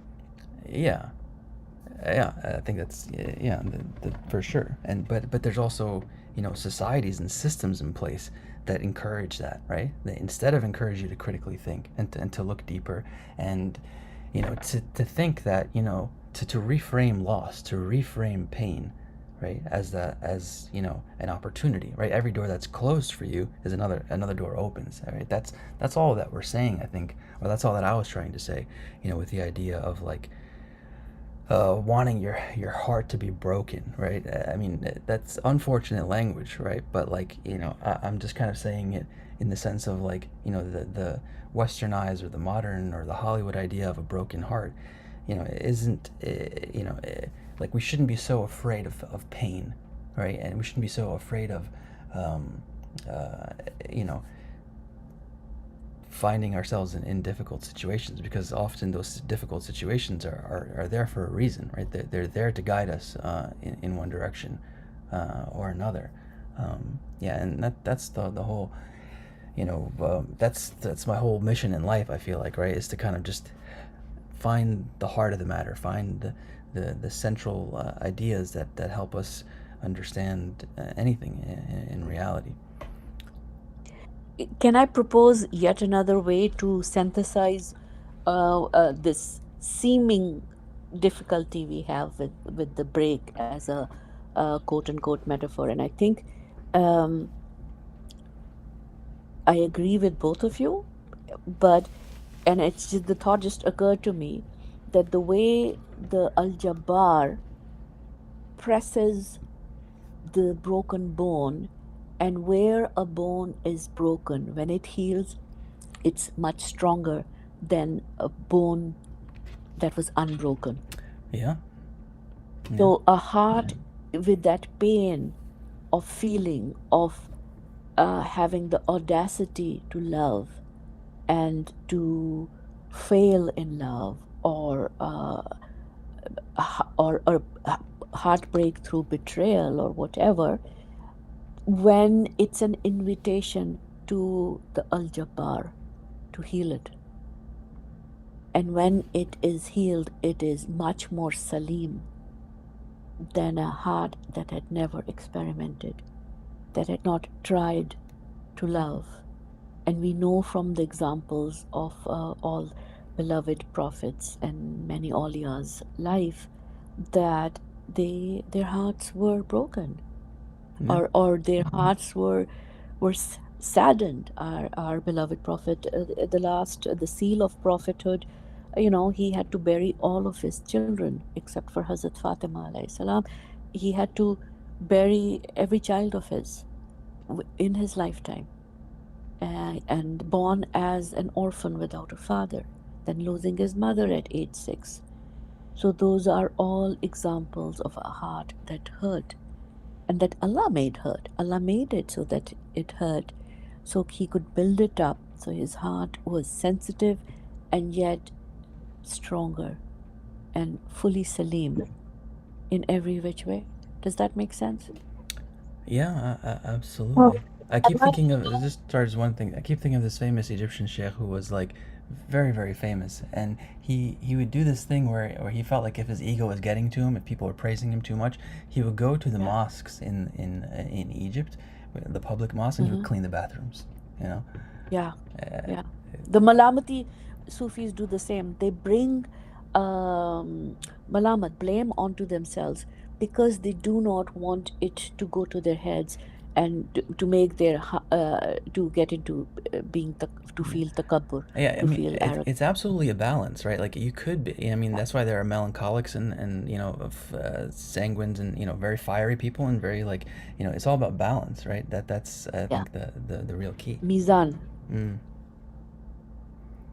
There's an ayah in Surah I mean, I keep thinking of Falikul Habbu and Nawa, right? Because I keep thinking of like hub or and love as like a seed, right? And it gets split open. I keep thinking of that. But there's also an Yeah. ayah in Surah Al-Kahf, where Allah describes um, uh, um, I mean, Allah usually describes this cycle of like death and rebirth in the Quran, right? As like um, Allah sends down, Allah revives the dead earth by bringing life down from the sky.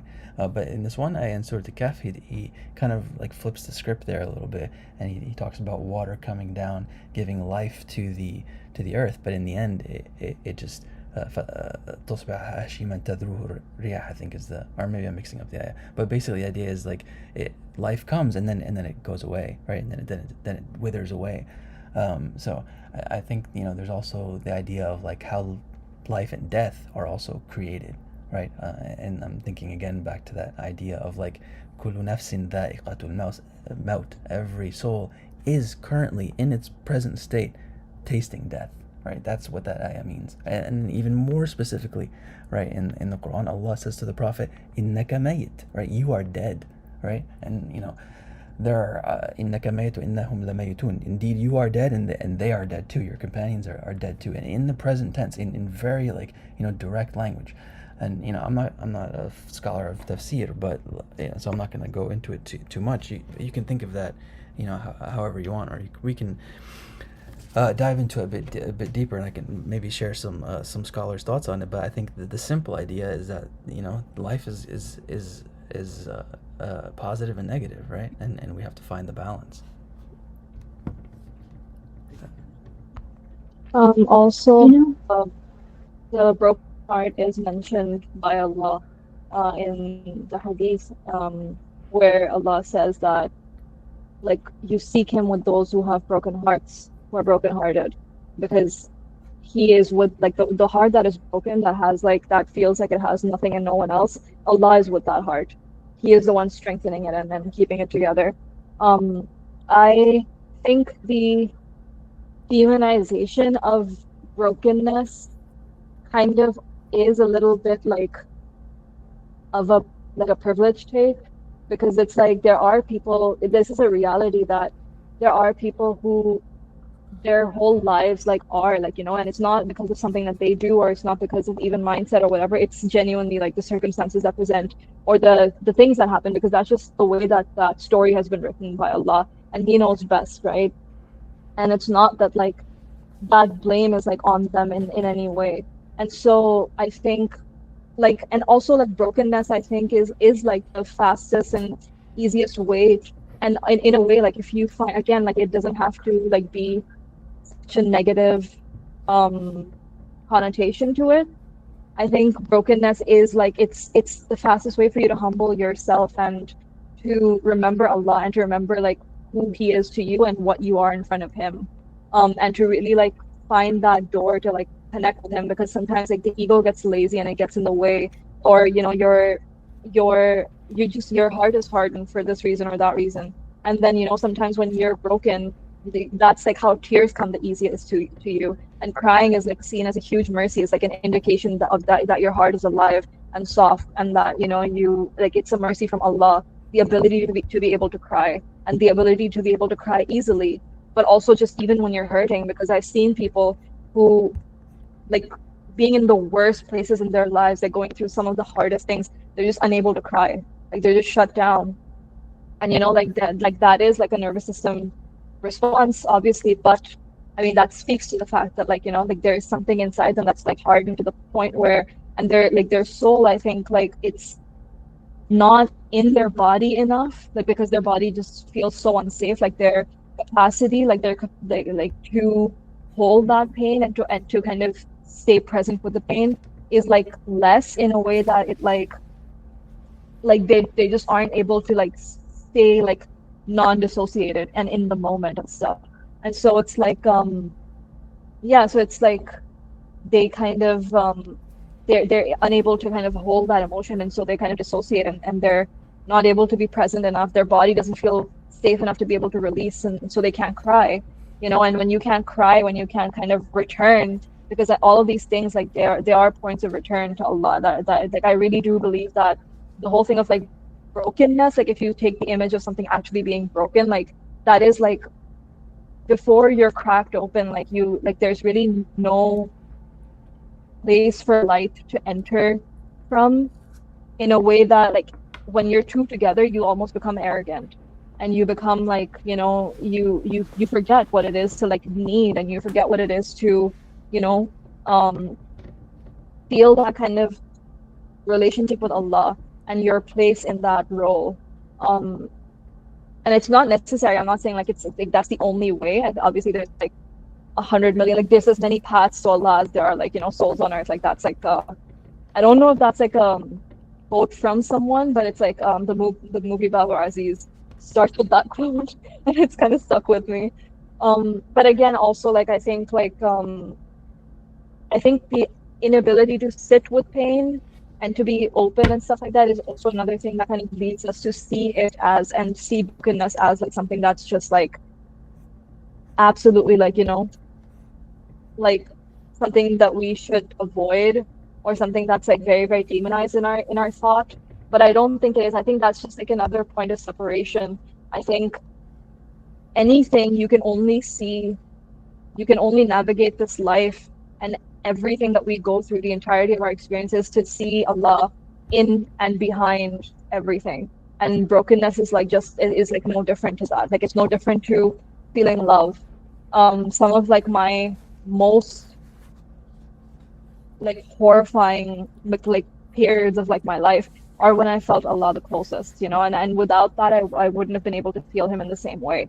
And so I don't like the discourse that brokenness is not useful, or that a broken heart is not a heart that is accepted, or um that's not like, again, like the whole thing of usefulness, like I don't like agree with that. I don't really like that. And I don't know, like I kind of zoned out a couple times. I think that like like I wasn't being able to handle the conversation. Yeah. So I don't know if like this was spoken about in the middle, but I'm just like I'm not gonna say anything, but I don't know, like something's compelled me right now to like speak up. But yeah, anyway. Sorry, No, can I clarify something, Maham? of course. No, Yeah, of no need course. to ask. Yeah, no, absolutely not. So, I wrote down what you said. You said points of return. And I love that word, because that's not what I'm saying. I'm not saying it's not useful. That's exactly what I'm saying is that brokenness or sadness. And I even wrote down something else. And you said brokenness is the fastest way. And that's exactly what I'm saying. It is not to be glorified in and of itself. It is a path and a means. And there's another means that a lot of Sufis use to get close to God, and that is poverty. And that is Yeah, yeah. And so that is a means. But what I'm saying is brokenness, like poverty, it can take you to God. These are means, but they are not inherently desirable things because they are not attributes of God that God is happy for you to have, for instance, in Jannah. Even you yourself, you're not happy to be broken, to feel broken all the time. That is because it does not have an inherent, I think it does not have an inherent existence that it derives from one of God's names. So, for example, poverty, God is not poor. So, by nature, we don't want to be poor. Rasulullah SAW chose to be a poor person, be a poor prophet, and so, does that mean that poor people are evil? Obviously not, right? And does that mean that sad people are evil? No, obviously not. But what I'm saying is, you shouldn't glorify it in and of itself. In and of itself, it is not a thing that is so good that we want to be. Oh, I want to be poor forever. I want to be sad forever. Or why is God not selling Jannah, for example? Like one of the things in Jannah is that you're always happy, you're never sad, you never that's what we desire inherently. Our soul, that is like the soul aligned version of us. The brokenness, again, I don't like it. I don't like the word. Sadness can take us there. Being closed can take us there. And I just want to stress that these are means that when people there's so much like depressive stuff where it's like, oh yeah, it's no, it's just this like metaphor, because I have an issue with, again, Omar, you said it's just semantics, saying that this is a metaphor or a literal, but it's not semantics. It's not just semantics. It's metaphysics. It is an ontology. Because the Quran, Allah is speaking. He's not just speaking in meaning, it's not just like, oh, just words. It's actually explaining the ontology of the reality of the universe that we live in. And there's no other way for us to find it except through God's words, in a way that is, like qat'i, right? That is absolutely definitive. There are Sufis, there are people that have spiritual experiences. They tell us this happened, that happened. Okay, cool. But then what is the definitive thing? And that is only through God's words. So if God is saying, so my question is, it is not what I'm stressing is that it's not a metaphor. It is, if you use words that God is not using, then you're projecting a reality that does not exist, right? So if I'm saying a heart can be broken, and on top of that, I'm saying that's a good thing. Where did God, I have two things that I need to like clarify. Did God say a heart can be broken? No, I don't find it anywhere. So this is an ontological reality that you're projecting. When God did not say a heart can be broken, so then by saying a heart can be broken, am having a faulty understanding of the metaphysical reality. That's the first problem. The second problem is, did God say that when you're sad, that's actually amazing? You should always be sad. Like, does God want you to be sad in and of itself? No. Were prophets sad? Yeah. But God says repeatedly to people that are sad, He's encouraging them by taking them out of that situation, not by saying, oh, this is actually great, right? So He's saying, La tahzan is like said a lot to people. Don't be sad, don't fear. And these are things that are not good for you inherently. Some people, again, you have to stress this, we all have to recognize inherently, does everybody that is poor find God? No. Does everybody that is sad find a joy or like find God even? No, right? Like, okay, that's great that can be a path for some. It is an instrument for some, but then often is also not. And often joy is also like, a path. And like inherently, when we come into this world as pure souls, children, we're open without being broken. Like Mara was saying, like, when children, like you're just high all the time, that kind of stuff, you're open to life, you're open to joy, your that is your real soul status, like state. That's your real hal. That's the hal you want to be in. You don't want to think that I can only go through it through sorrow or through being, you know yeah, like deprived in some way or being um sad. So that was my two things, that if we say that there is a brokenness, I'm going to need like proof from God, to because we are talking about language here, just in this specific case, right? And then on top of that, saying that when God is specifically saying, I don't want you to be sad, then we're saying that, oh, sadness is great. Whereas a lot of people kill themselves in depression. A lot of people, and what is depression? I think it's a closing of the heart, because I don't want to use the word brokenness, but it is a closing of the heart and a closing of life. So a lot of people kill themselves, which is a huge sin according to many Muslim scholars. So did that lead them somewhere? A lot of poor people are probably going to go to hell. We don't know for sure, right? And a lot of Muslims, non-Muslims are poor. So again, these can be like means. Does that mean poverty is evil? No. Does that mean God is not with the poor? No. A lot of Mazlumin, God is with that people that are wronged. But again, like that is not what God is. Like God is not dhulm. God is not darkness. God is not sadness. God is not poverty. These can be means to God, and they can never be demonized. But at the same time, saying we shouldn't glorify them in and of themselves. Yeah, That's all. again, I don't think we're in as much disagreement as you're framing it to be. I think where we disagree maybe is like the nature or the, how language is, right? Because language can't, I feel like I just have to emphasize this: language can't describe everything, right? Even our minds are not ever going to be able to fully comprehend, the names of God or the Quran. It's not possible, right? Like the language, like our minds are limited. That's the main point. And brokenness is an unfortunate metaphor, but I think we can recognize where it comes from, and that's sadness. That's the simple idea. Just negativity, right? Positive and negative. No one's saying you should be negative all the time. Nobody's saying that. Nobody's saying you should be sad all the time. But there is beauty in it as well. That's something that I think is very apparent in the Quran, right? Allah describes us as like reading the Quran and crying, right? Like it's a beautiful thing in a way. And maybe that's not sadness. Maybe that's like a tears of joy. You can reframe it that way.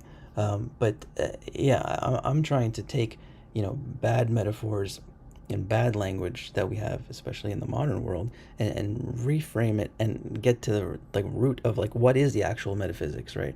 And I don't think we kind of touched on it a little bit, with like locks on the heart, or I mean, there's a lot of different things, right? There's like the heart, there's the mind, there's the body, there's lots of different, the soul. But when it comes to the heart, I think we only kind of even scratch the surface.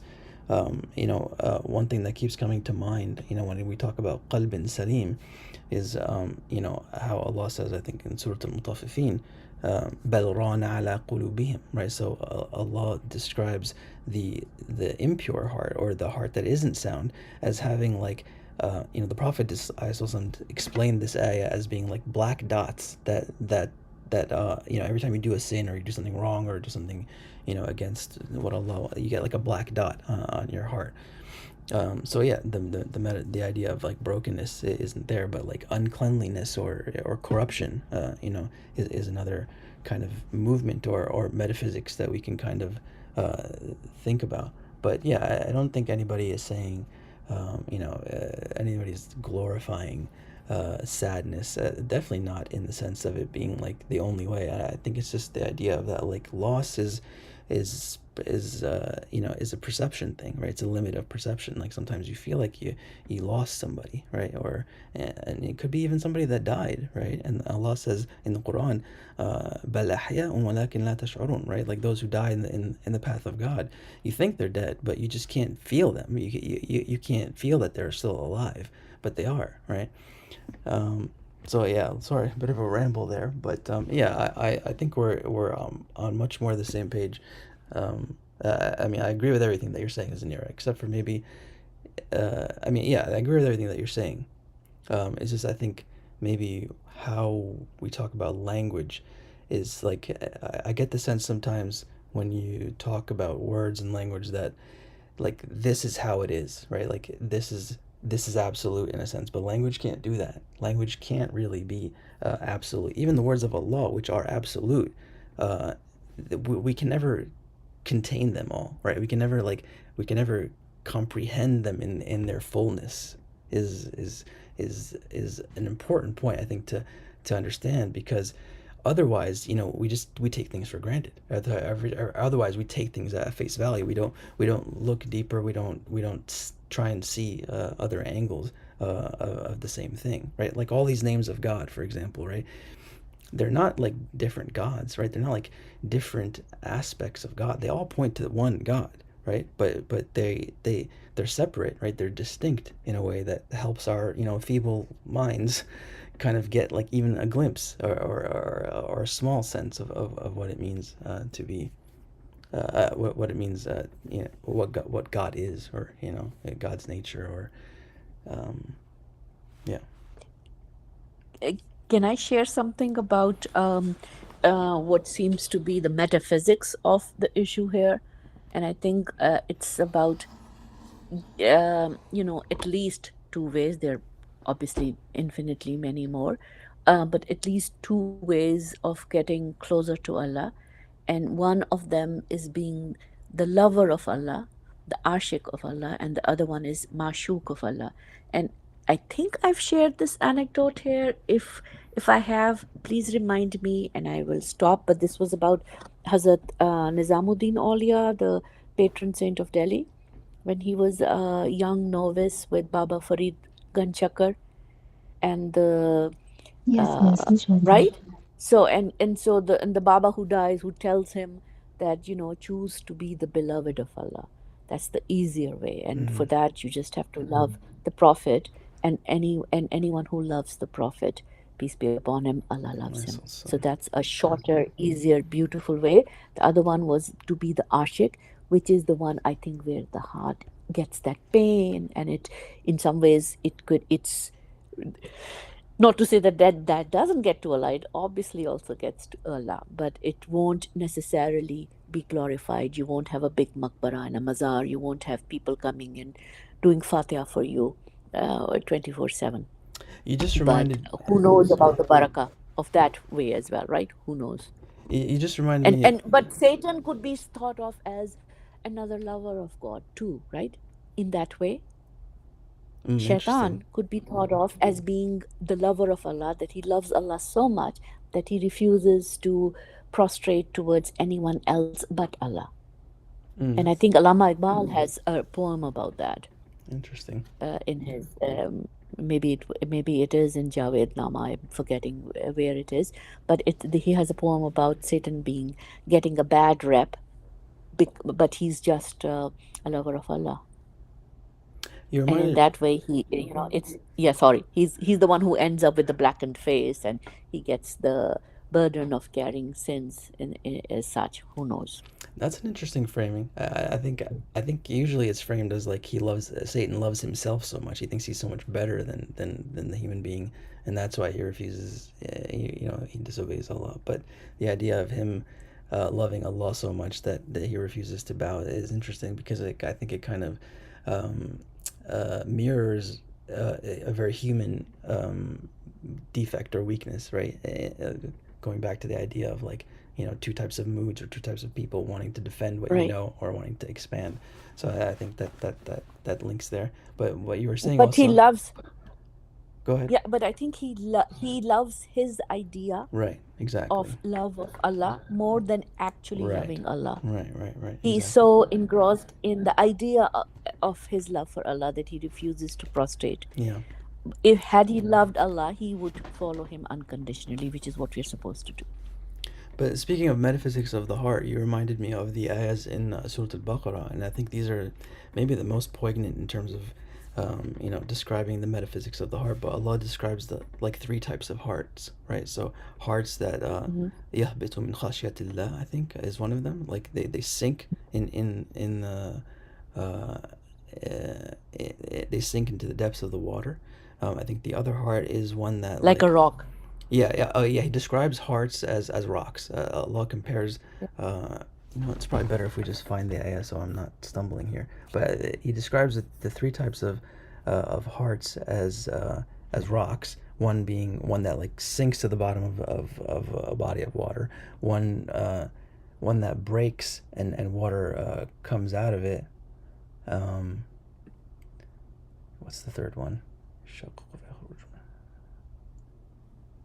Um, قسوة I think قسوة أو أشد قسوة. Yeah, it's that yeah. That's beautiful. I'll have to look it up. This is exquisite. Yeah, sorry, it's so hard to code switch from But don't you think English to classical Arabic.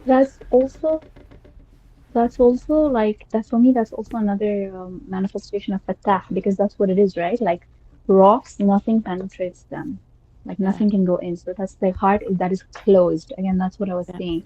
And Omar, I do And think that language, hard-hearted, right? yeah, exactly. So I've again, even seen heart is people. about, Yeah, I have some in my family where before, and I'm just learning from you all, that whenever I would pray for them, I would pray for Allah to soften their hearts, open their hearts, to soften their, because I could feel their coldness.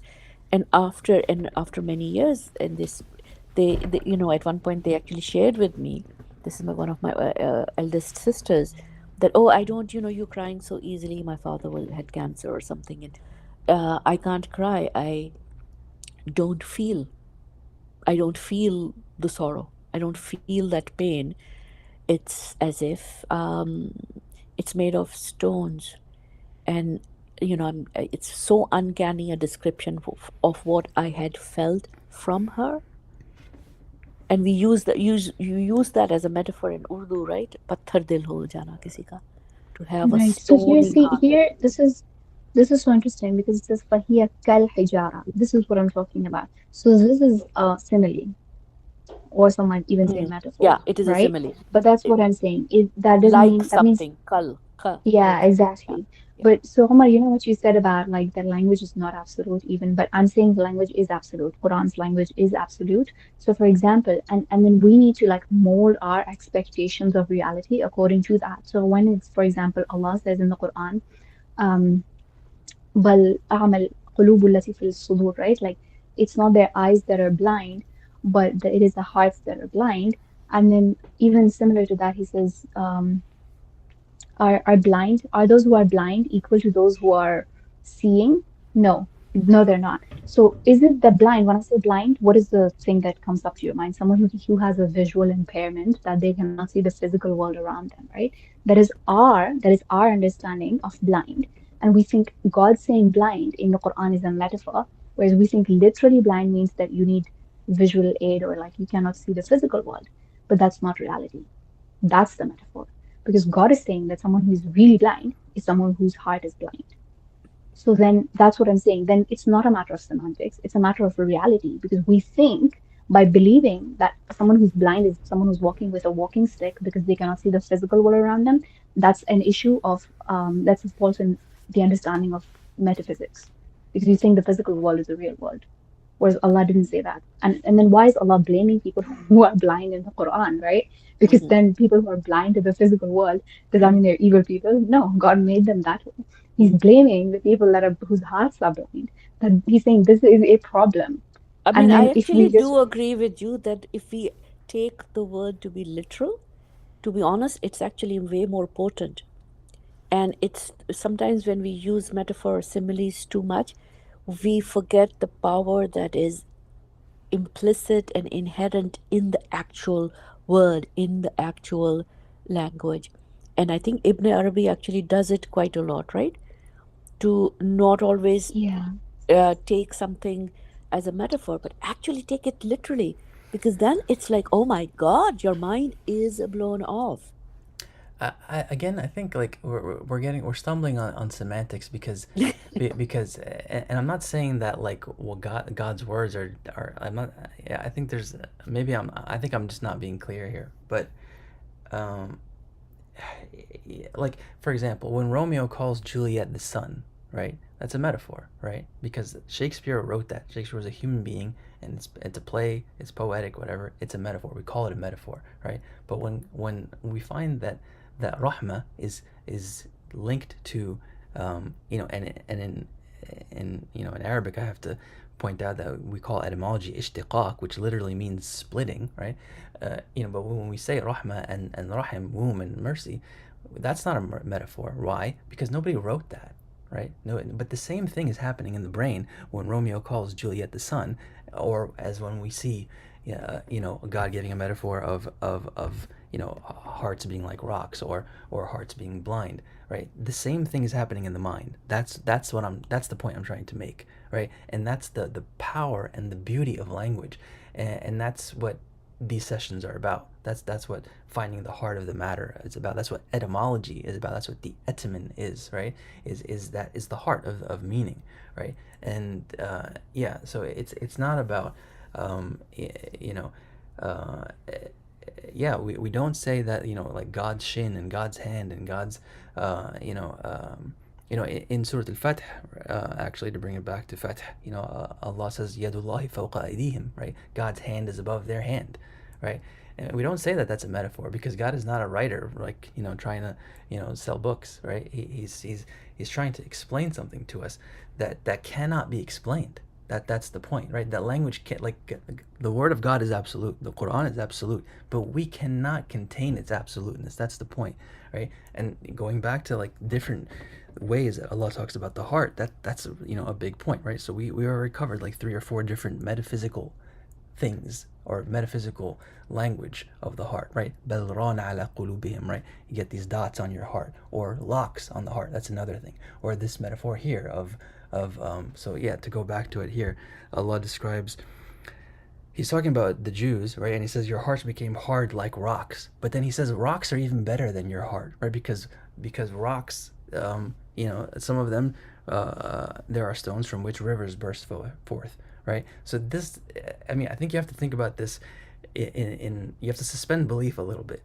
to kind of really, and maybe we can look at more tafsir to get a better understanding. But the way I read this is that there are 3 different kinds of hearts, right? And one of them is the one that has to be split, right? So the first one is وَإِنَّ مِنْهَا لَمَا يَتَفَجَّرُ مِنْهُ الْأَنْهَارُ, right? So there are some rocks, right, and also some hearts is the implication here, that like knowledge and water and everything just bursts forth from it, right? It doesn't need anything, any catalyst, and it just springs forth. But then there are other hearts that need to break, right? They need to be split. وَإِنَّ مِنْهَا لَمَا يَشَّقَّقُ, right?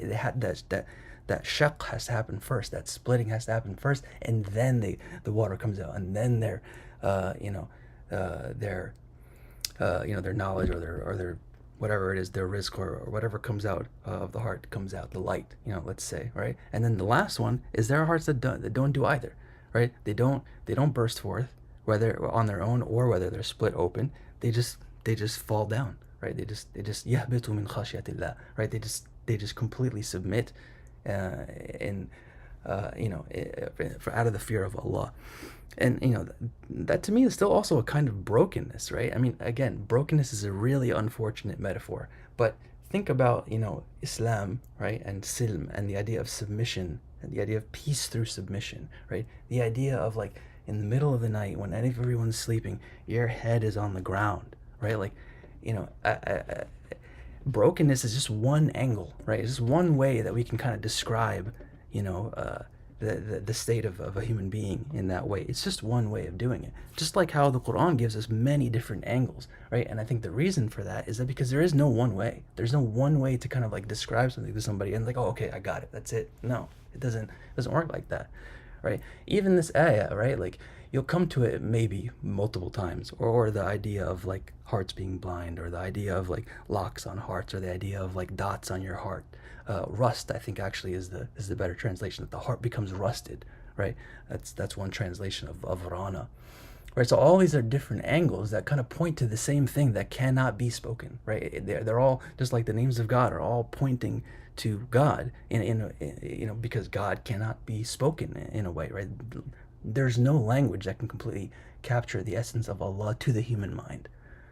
So, sorry, that's my passionate kind of. No, but I'm saying the language of the Quran does capture it, even if our mind doesn't understand it. No, but And I'm so not this is disagreeing my with issue. you. I'm not disagreeing with you, but what I'm Look, saying is that the because Quran is giving you made a you. parallel between. Sorry. Okay. No, I'm just saying that the Quran gives you multiple angles, right? Multiple ways to view the same thing, right? So that's why and all of those different things are not it. They're not the complete thing, right? That's not the complete way to describe the metaphysics of the heart, because the complete metaphysics of the heart is beyond language. It cannot be under comprehensive. Okay, let me not say beyond language, because the Quran is language, right? It's beyond the Right, mind. exactly. That's It's what I'm saying. beyond. It's not beyond It's language. beyond the Yeah, mind. it's not beyond God's But it's language. beyond the mind, And that's the key point. Okay, That's why I'm saying that, like, when Romeo calls Juliet the sun, the same thing is happening when God says, you know, are there locks on their heart? The same thing is happening in the brain. That's the key, right? Is that that's how we but understand here's the thing, right? reality.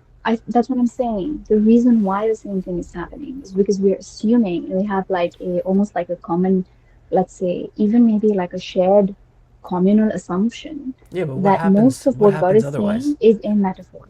I understand, Because but look, what okay, happens listen, otherwise? what happens? So how Okay, does what happens in I'm your gonna brain just change when you say it's not a metaphor? What? How does that change? it, Nothing it changes changes. the way that I viscerally feel the reality around me. No, Because but what's happening in the you gave brain? three examples. But how you It's understand the changing. reality doesn't I change. understand it. Because No, if it you does though, here because put then it, I'm let me assuming flip that it. it's a Let me literal flip it one more. Let reality. me flip it one more way. Right, when Romeo calls Juliet the sun, maybe that is actually real. Maybe she is the sun in a sense, right? Because we're all sons in a sense. We're all souls, right? So that's the point, that all language comes from Elif, right? All language comes from one central idea, right? So everything is one, and we're just looking at it from different angles. That's the bottom line, I think. So, you made a comparison between, you said when Romeo calls Jared the son versus when God says their hearts are like stones or harder than that, and when God says their hearts are blind. There's an issue that the same thing is happening in the brain. There's a couple of issues here, but one of them is that when God says the hearts are blind versus when God says this ayah, one of them is a metaphor because it says kal hijara, or it is a simile. Whereas when Allah says blind, He did not say it's a metaphor. We assume that. We projected that, right? And so we have an issue. It's the same thing with when God is saying summun bukmun umyun, right? Deaf, blind, and mute. Did He say that that was a metaphor? فهم لا يرجعون, and even like لا يبصرون بها لهم آذان لا يسمعون بها. They have ears with But which why they does do it not being a hear. metaphor take anything away from it? Like, what's the difference between there being Because you are locks on the assuming, hearts and there being dots on the hearts? What's the okay, difference because between that? the difference is this. I'll just explain with the ears and the eyes situation because we're thinking that the eyes are the ones that see, but Why are God you is saying saying that no, though? it's the heart. Because God said, because if I say When you someone can't say see or we someone's are thinking, blind, when you say we are thinking that, what do you mean? That's that very ambiguous kind of phrase, right? Because what I'm saying is that whether you call it a metaphor or whether you don't call it a metaphor doesn't change how you try and understand, how you learn, how you it absorb does it. though. Okay, listen, Omar. If I say someone is blind, what goes on in your brain? Is it the same as when says Juliet is the son? I mean, it depends on the No. context. Okay, then I'm saying that when Allah says someone is blind, it is not a metaphor. It is not that she's a son. But our issue is that we assume that it is a metaphor because we assume that the physical world is the real world. Whereas Allah is saying they have ears, but they don't hear. They have eyes, but they don't see. But I assumed that they don't see means they don't see the objects that are in front of them in the material world because I have a worldview that is a materialist worldview. That's the issue. Whereas God has a worldview that is not a materialist worldview because God is not material and the reality is not material. And the reality is spiritual. And God is telling me, listen, it's not the eyes that are seeing, it's the hearts. But what do I assume? I assume that what the heart seeing is the metaphor, but the eye seeing is not the metaphor. But according to God, eye seeing could be the metaphor, right? That's what I'm saying. But then your whole worldview is flipped because you're projecting metaphor onto the reality. I You're see. I don't projecting know what that means. blindness. I don't know what that means. See, you're using the word metaphor. Try and say what you're saying without using the word metaphor. Because God says right here in very Okay, clear language that hearts split open. Right? Hearts split open. Some of them don't. Some of them fall no, down. no, he didn't. He I, said this is a metaphor. He says but here, what kal is the hijara. He but says what stones but split what open. is the point of the metaphor? He says stones split But open. what's the point of the It is to metaphor? make a comparison. Between what? So, but the heart actually isn't splitting open, but the stones split open, and hearts are like that. But Right. something is like that doesn't So mean it something is that. happens to the heart that's similar Can to I splitting. intervene? Right? But Can that I intervene? Sure. I think the problem with the metaphor is that we are projecting onto God, Allah, our reality, whereas we are the istiara from Allah. We are the Lord. So Right, think when, exactly. like, if I say, um, the heart of my home is in the library, or the heart of my home is in the kitchen, I'm saying something about its functioning, right? The way I think my heart works, things circulate, it makes the things circulate, it's the warmth, it nourishes, it's something where I make something, cook something that nourishes the rest of the home, but it will not tell us anything about the heart. So if there's an alien and they are learning the language, but they first encounter the metaphor, they will not know anything about the actual muscle, heart, it's working, it's turning, leave alone its spiritual reality. But what we are, so this is what we are doing when we, so we have no idea about what the heart is when we are saying wajah Allah, face of Allah, hand of Allah. We actually have no understanding, but except that it's a spiritual reality that is kind of beyond our comprehension, and our hand is a metaphor of Allah's hand.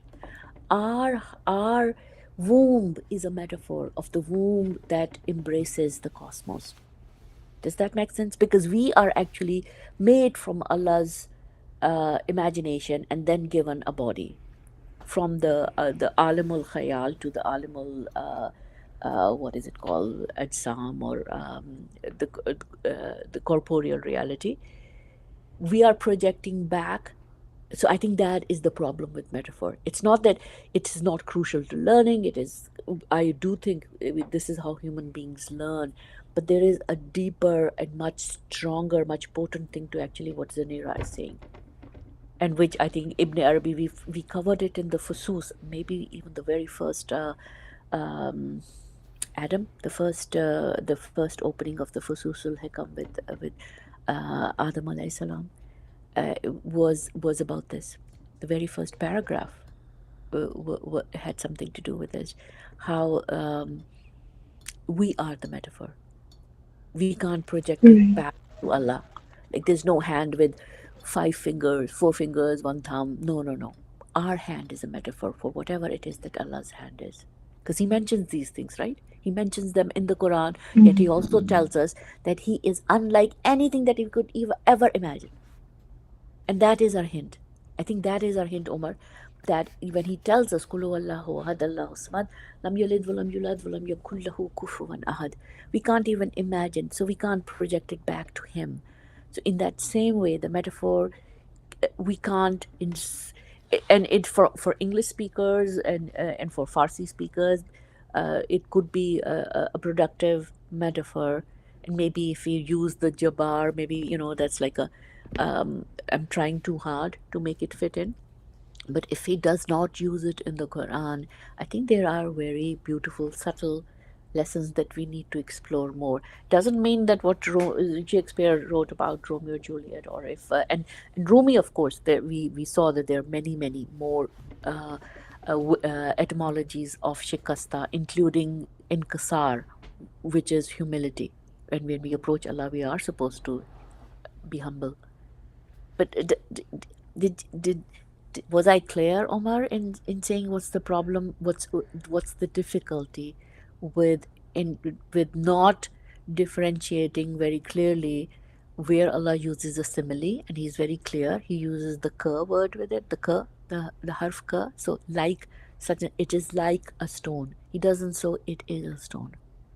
Yeah, I understand that distinction, but I don't think and I completely agree with everything that you're saying, but I think when we say something is metaphor or not metaphor, I think that's a bit of a semantic issue, because I don't see that I don't see that the human mind has access to any complete metaphysics, right? And I Yep, think that's the main point, that's right? the And that's the main point. I think that you cannot understand this ayah if you think that you have a complete metaphysics, or you think that there is a complete metaphysics. Yeah, sure. Sometimes, Allah uses method or ka, right? But I think that's when we're going even deeper into we're going even we're approaching the limit even more, right, of language. Like that's when God has to say, okay, this is a metaphor, right? But like, how else do you understand these three cases, right? Allah gives three clear cases which He's comparing to hearts, right? So yeah, it's a clear comparison for sure. right? Not like when God says hearts are blind, right? Or when hearts are, have dots on it. Yeah, there's a clear difference in language there. Mhm. But that doesn't mean I don't. I mean, I have never seen, at least. I mean, I would love to see a complete metaphysics of the heart, and I think we could come close, using the Quran and using etymology. But I'm still curious. Like, how do you understand this ayah, Zinir? Because there is something clearly here, right? That there's something equivalent to a rock splitting open that happens to a heart. That's what I think is whether you call it splitting or not splitting, whatever it is. The metaphor is there for a reason, right? The ka is there for a reason. Why is it there, right? So, and I think that Okay. that splitting open is like sadness, right? Is like heartbreak, is like loss, is like anything negative that comes to us. Some people don't need that. Some people just burst forth, and that's what I think that is saying. And then some people, they burst forth after something hits them, right? And then some people don't burst forth at all. They just, you know, and these are all like hearts that are salim, right? These are all these descriptions are descriptions of hearts that are salim, right? Because Allah is comparing. Right, but this is the issue is that okay, so the first thing is these are metaphors for sure. Like this is a simile, it's not even a metaphor because God said, ka. But the issue is that where does it say anything about sadness here? Like we projected that because again, Okay, so how do you when you understand read it it then? as yansha'u, How do you okay, it understand could it be then? Kashf. something good, What right? about It's kashf? it's It could something be good. that of a kashf, Exactly. It's something right? good. This It's could be a rivers futuhat bursting forth. itself. The splitting It could open be could actually be a opening up futu. to water.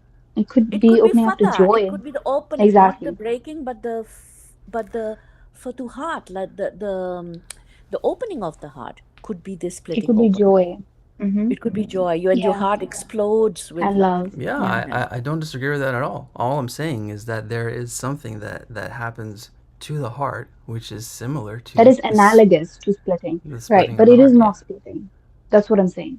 It is not Yeah. splitting. but God Because he uses that didn't language. say it But is God could have used splitting. any language, right? God could have said, But he said kal. yeah, but God could have used any word other than splitting. That's the point, right? God could have said, it's like a rock that falls down and then, whatever it is, right? Or a rock that, something about splitting is very, like, to ignore the idea of splitting, right, is, I think, a I'm not mistake. ignoring the idea. But the thing is, I feel like we, because of us being English speakers, are projecting this breaking onto the heartbreak that we know, which probably didn't even exist when this I was revealed. I'm But I don't almost see certain it what's didn't wrong with exist interpreting it that way. I don't see that there's anything wrong with that. because Because the heartbreak, it's our Omar, it worldview. entails pain. It's sad. It's And what's evil. wrong with that? Sadness And and and pain. what's wrong with that? Whereas a splitting open could be But happiness, what's I would wrong with argue. pain? What's Yeah, wrong with sadness? No, no, We we're we not saying all anything because is wrong with pain. exactly. So that's what I'm saying is that I have something to actually happens to the thank heart. Zinira because I hadn't thought like this. Zinira, I bless you. I had not thought of this thing before, and I think actually, Omar, I think you are a little. So when you say it's semantic is meaning. I think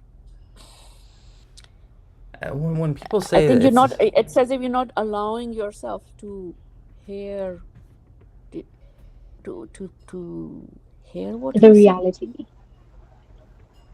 Like I want to say, Omar, you said speak about it without using the word metaphor. And this is how I would speak about it. I would say, when I say blind, this person is blind. This person is really blind, let's say, okay? What do you think? What is the first thing that you think? That the sun is a star or that Juliet is a star? Which one is that analogous to in our minds? I That mean this person is blind. it depends on the context. If the person's like physically blind, then that's physically blind. But when Romeo is saying I feel Juliet like is the that's the sun, default, though, right? no, not That is our necessarily. No, I default. don't think that. I don't think so at all. I don't think so at Okay, all. okay, let's say we don't know. At least not We for say, me. and then we don't know. We don't know I about the mean, it's person, even a but we common just phrase in saying, English, right? Like if somebody does something wrong, right? You say, "Are you blind?" Right? They don't mean physically blind. They just mean like, "Are you unawares?" Right? okay, so let's say someone, okay, but do we ever like, I feel like I feel like the default for us is that that person might be physically blind. Like that's the first thing that our thing goes to. And then the second one is a metaphor, right?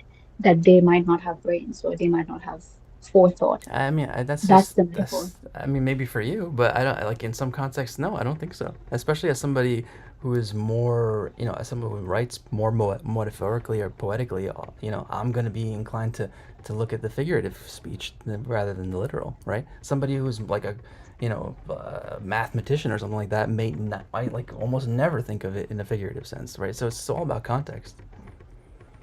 So that's exactly what I'm saying. You said that a poet might think about it more metaphorically, more figuratively, and not literally. So you do believe that literal blindness is physical blindness. That's what I'm talking about. So now Allah didn't say that literal blindness is physical blindness. Mm-hmm. We thought that. Mm-hmm. Allah said, so what I'm saying is literally whatever Allah is saying is literally true unless it is a metaphor. That Allah said is a metaphor. But the issue is if we don't take it literally, that usually reflects our assumption that the reality is a material reality. And that shows me that I have a limited perception because I cannot imagine that hearts would have eyes or that hearts would have a lock on them. I can physically, it's impossible for me to imagine that, right? And it's impossible for me to even believe that. But if God said that, then I do believe that because I'm Muslim and I believe that the God, that's what I'm saying. My default position should be that God's word is not a metaphor unless it is, you know, unless He said it's a metaphor. And then that's the issue because then we think blindness is something, or inner blindness is something reserved for poets or people that are more living in the what we think of as the metaphorical world. But that is not the metaphorical world, whereas we think the person that's, more logic minded might think that's literal blindness. Whereas God is calling the blindness of the heart as literal blindness, as real blindness. So Real, if we as with remove an the word, uppercase R. yeah, exactly. Without the metaphor, without using the word metaphor, Yeah. people who are really blind, people who can't hear, there are people who can't hear Allah's ayat and who can't see Allah's signs around them and who can't see God. That's a real blind person. Yeah, my But point is if just I that. go around in speech saying to people that this is a really blind person, if I tell them, oh, you know what, my friend is blind, Yeah. what's the first thing that pops into your mind? You're not going to think that that person does not know Allah. You're going to think she cannot see. She has a visual impairment.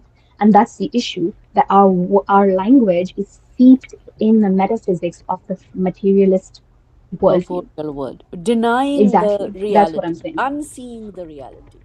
Right? Yeah. So, in the literal world, there are two possibilities, and then there is the world of metaphor. And I think we can't collapse the two versions of literalness into one. And that is something that I've learned right now. I've realized it right now, that in the literal world it's not just the corporeal reality that can be literal, but it can be the literalness of something in the real, in the with an uppercase R, in the haq, in the beyond my comprehension realm. There is also literalness, because we are Right. So, supposed like, to take Allah's word at all levels, at its and I think physical that's, literalness as well as all the other interpretations, as long as they mhm. are coherent with the full logic of the book. Right. So, Does that? what you said about Rana ala qulubihim, right?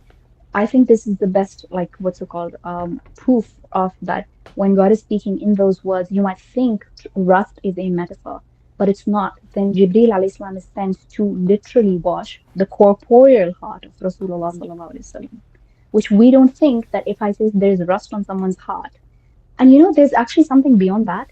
It is, I think there's a woman, I think she threw up like flesh, human flesh. And there's a quote unquote metaphor in the Quran of like when you do riba, when you backbite someone, it's like eating their Eating flesh. their flesh. And so again, we think that's a metaphor.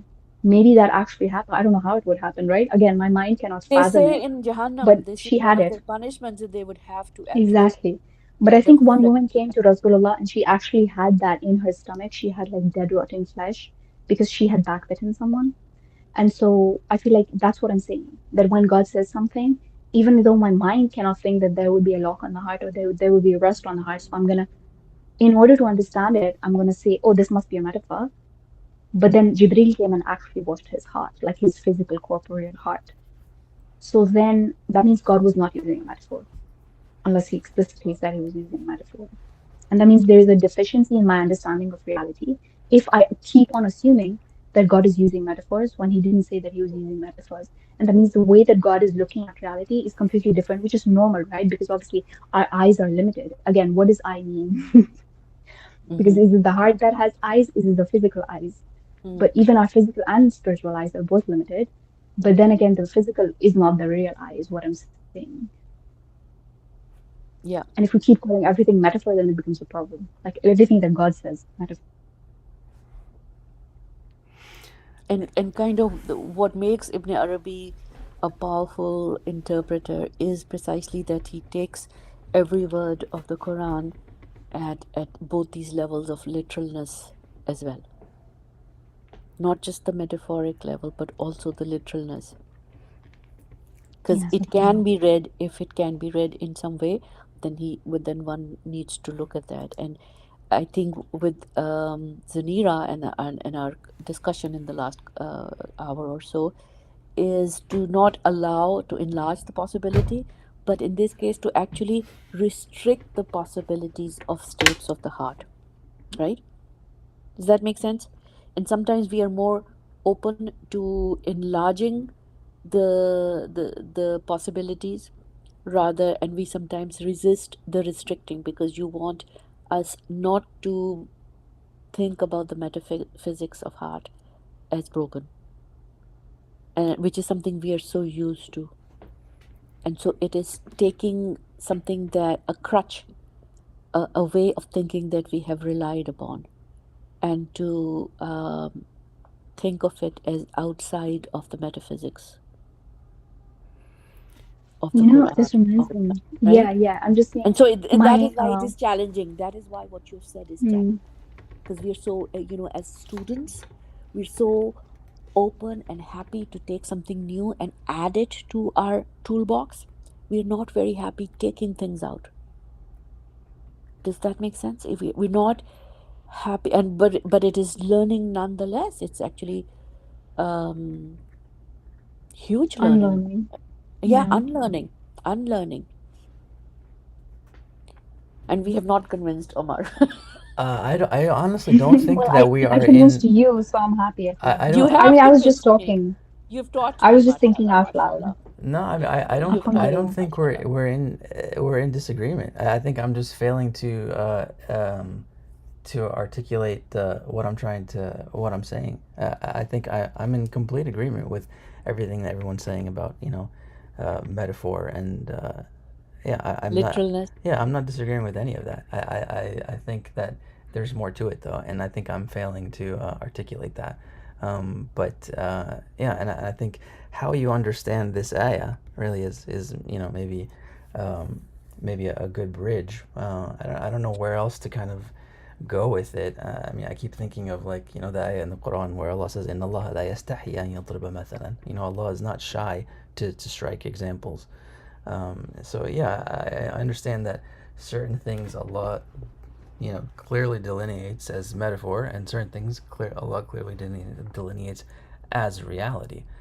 But when we're talking about whether you call something a metaphor or not, uh, is a formality, right? It's we say it's not a metaphor because God is not a writer, right?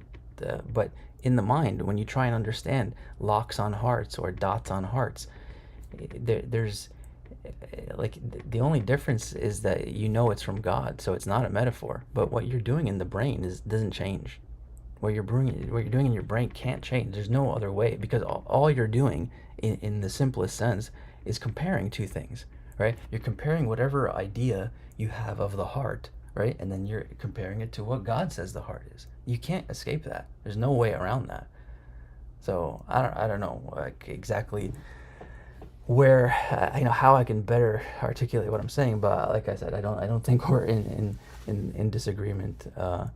Really, maybe the point about splitting, we're a little bit in disagreement about, but I don't think that God, uses the word shaqaqa for no reason, right? I think that there's, a clear allusion there, and it's not just like Uh, I mean, yeah. Zanira, do Omar and Zanira, do you know the interpretation, the tafsir of this ayat? Because it's quite stunning. No, I I've don't. I've never heard it. Because it I've could be read, right? It could be read as I think the verse earlier than this was a rebuke, I guess, to Bani Israel for um, killing someone with a stone and then making stories about it, or wanting to making that golden calf and worshipping it, and then to be followed by this. So it could be that, your hearts have become hardened after all the sins that you've committed, being like stones or even harder. And then when Allah says, for indeed there are some rocks, he's actually saying that some rocks are are actually better. better than your heart, Yeah, better exactly. than your heart. Yeah, exactly. Because in rocks, in real rocks, there are rivers, and that is a miracle. It's life nourishing, it's a force. Allah mentions it with so much love and generosity for Jannah, for the world, to have rivers flowing through. And if either one of if any of us have seen the emerging points of rivers, it is deeply mysterious and deeply mystifying.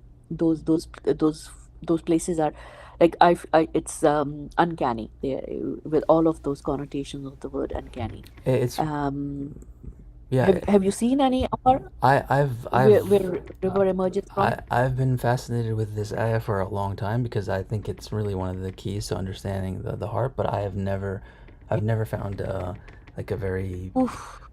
impressive interpretation of it.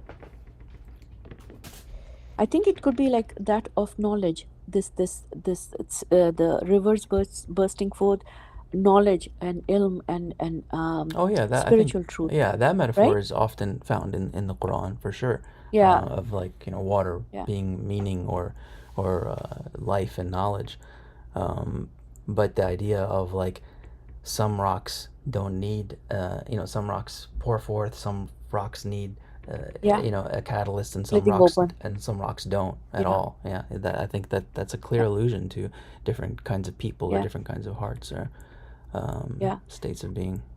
And a clear illusion, or just glorifying of rocks and what rocks can actually do, which human hearts can't. He could even be saying that rocks that you think are inanimate, uh, they can do so much more than those whose hearts are hardened. Yeah, I mean that's the basic meaning. Yeah, It need not be a simile between these three types of stones and the heart. I mean, it could be, but it need not be. I mean I don't see why it would be there if it wasn't a comparison between the hearts. I don't know. I mean because I mean God could have said God could have said that these rocks are better than you people, right? He didn't Yeah, he yeah. didn't have had to specify. Um, but yeah, I mean I'll So do some maybe, more research, but yeah, and all of them, and so and then the one that needs to be split open, and the third one, and some of them that fall down for fear of Allah. That's like the prostration, a sajda, or or the Hajar al Aswad, maybe even fall down from the skies. I think it's kind of like what you were saying before about the ashiq and the ma'shuq, right? Like the Yeah. the like one of them is like I don't want to use the word broken because it's so ugly now. I mean, it's always ugly in the Mm-hmm. modern world because like when you Split think of open. something broken, you think it just doesn't work anymore. But that I don't think that's the yeah, classically I Intention. don't yeah I don't think Yeah. that's the intention, right? Lit- But Can I add something? you never have to ask it, So basically, yeah, the thing, it's just this one is really obvious, right? That it's a metaphor. And like, so the question becomes like, I feel like, again, going back to what you said about like what's going on in the mind of how we understand those two things, I'm saying that because of the worldview that has shaped you and me as modern human beings that live in a primarily English-speaking society, we have, these connotations. I looked it up. It's heartbreak started in specifically the noun heartbreak, meaning overwhelming grief or sorrow, emerged in the late 1570s. And heartbroken, okay, late 1600s, right? Wow. So It's very early, I mean, it's very recent usage in terms of Very language. recent. And so then it's like, so it's saying grief or sorrow, right? But I don't know that. So what I'm saying is, and it's very clear that the heart, the breaking of the rock, that, like you said correctly, Omar, that is a positive thing. Like it has a positive connotation. لما يشقق, right? That is a positive I don't connotation think for the so. rock. And I don't necessarily take it what? as positive. I don't see how you get that. I think it's kind of neutral, really, but like Because it's a catalyst, right? I think that's because catalyst it's is the saying most that neutral it's way, better than, because he's saying that these rocks are better than you guys. I mean, your hearts. right? أو أشد, or like softer than your hearts. So then, but the يشقق فيخرج منه الماء. Again, that's what I'm saying. Like we think, because breaking, we think, oh يشقق, cutting, breaking. Oh, heart. Oh, heartbreak, right? That's the mathematics that goes on in our minds. But that's because of the way that we Yeah, have but been that's the engaging with basic this point. language, But that's the basic point, right? That right? But loss so I'm saying, is our perception, right? That the fact that we feel like we're at a loss is often our perception. That's what we said like hours ago, right? That like sadness sometimes is a necessary evil. Maybe you could say. I don't like that phrase, but like, eh, is that clear? Yeah, no, no, actually, no, I'm not. uh, I'm saying I something am else. I'm hearing saying you that. right now. Um, But I'm hmm, saying that us thinking that yashaqaq means heartbreak in the sense of sorrow is because of who we are and how the way that we've studied English, being after, let's say, 1600s people, right? Maybe pre 1600 people, Muslims, would never have read it this way as sorrow. Because sorrow in the Quran, I'm not sure, and I'm not sure, I'm not saying that it's evil, but I'm saying that God is saying, don't be sad. God is advising us not to be sad. And He's like pairing it, like, with don't be sad, don't fear. Like, those are the two things that are not supposed to be like ideal states to be in But God also says don't be inherently. happy, And even the awliya, right? no, so the awliya are described. No, but Allah says, فَبِذَلِكَ فَبِرَحْمَتِهِ. Don't be happy with what? Don't be happy with, like, specific things. Like, don't be happy in terms of, like, there's context to that. So Allah also says, فَبِرَحْمَةِ اللَّهِ وَفَلْيَفْرَحُوا, right? هُوَ خَيْرٌ مِمَّا يَجْمَعُونَ. Don't be happy with what you're gathering. Be happy with Allah's rahmah. That's also said.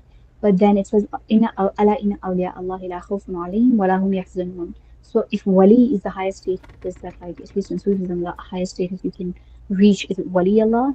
And then Allah is saying wali is actually not sad or fearful.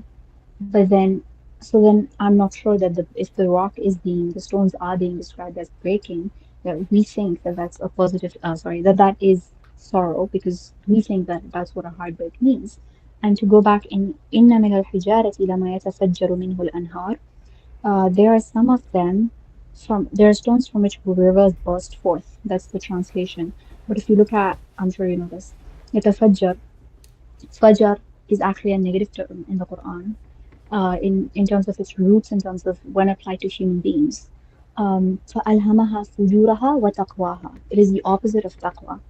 And what Allah is asking us to do is to have taqwa, right?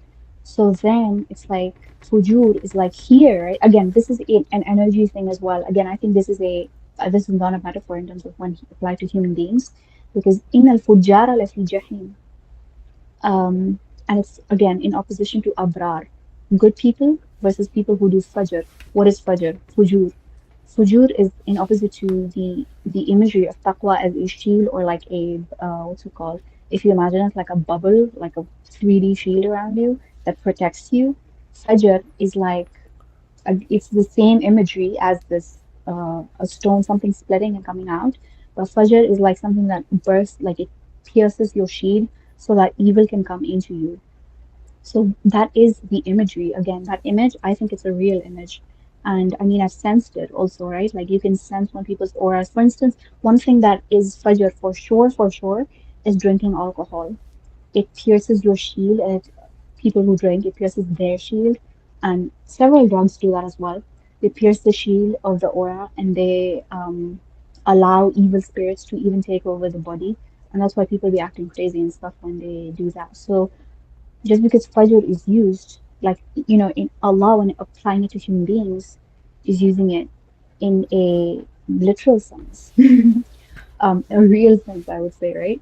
nafs, the nafs, fujur, and taqwa is like it's an evil thing. But here, for the stone to split open and for to have fajr to break and how to come out, that's a good thing. But that doesn't mean that fajr, for the heart to have a fajr, is a good thing. Or for the nafs to have a fajr. In fact, it's the opposite of taqwa, it's the opposite of bir.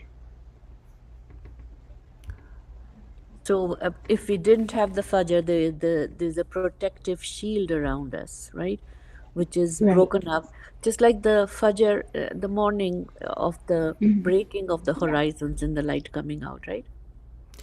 Yeah, I think I see your point. I mean, like I said, I think all language is pointing, right? All language is pointing, even the Quran, right? Because the Quran, even though it's absolute, even though it's the word of God, we can't comprehend it completely, right? So everything is a pointing.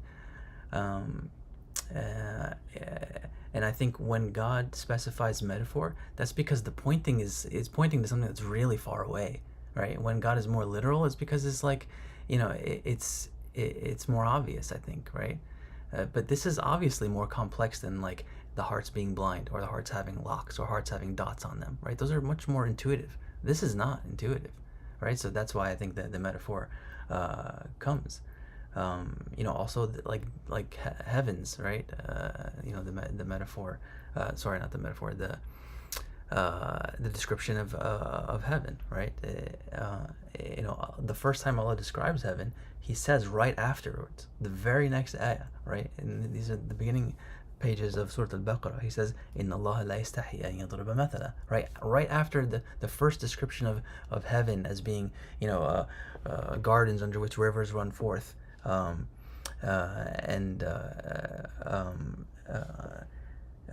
أن لهم جنات تجري من تحتها الأنهار كلما رزقوا منها من ثمرة قالوا هذا الذي رزقنا من قبل. I think this is another key too, right?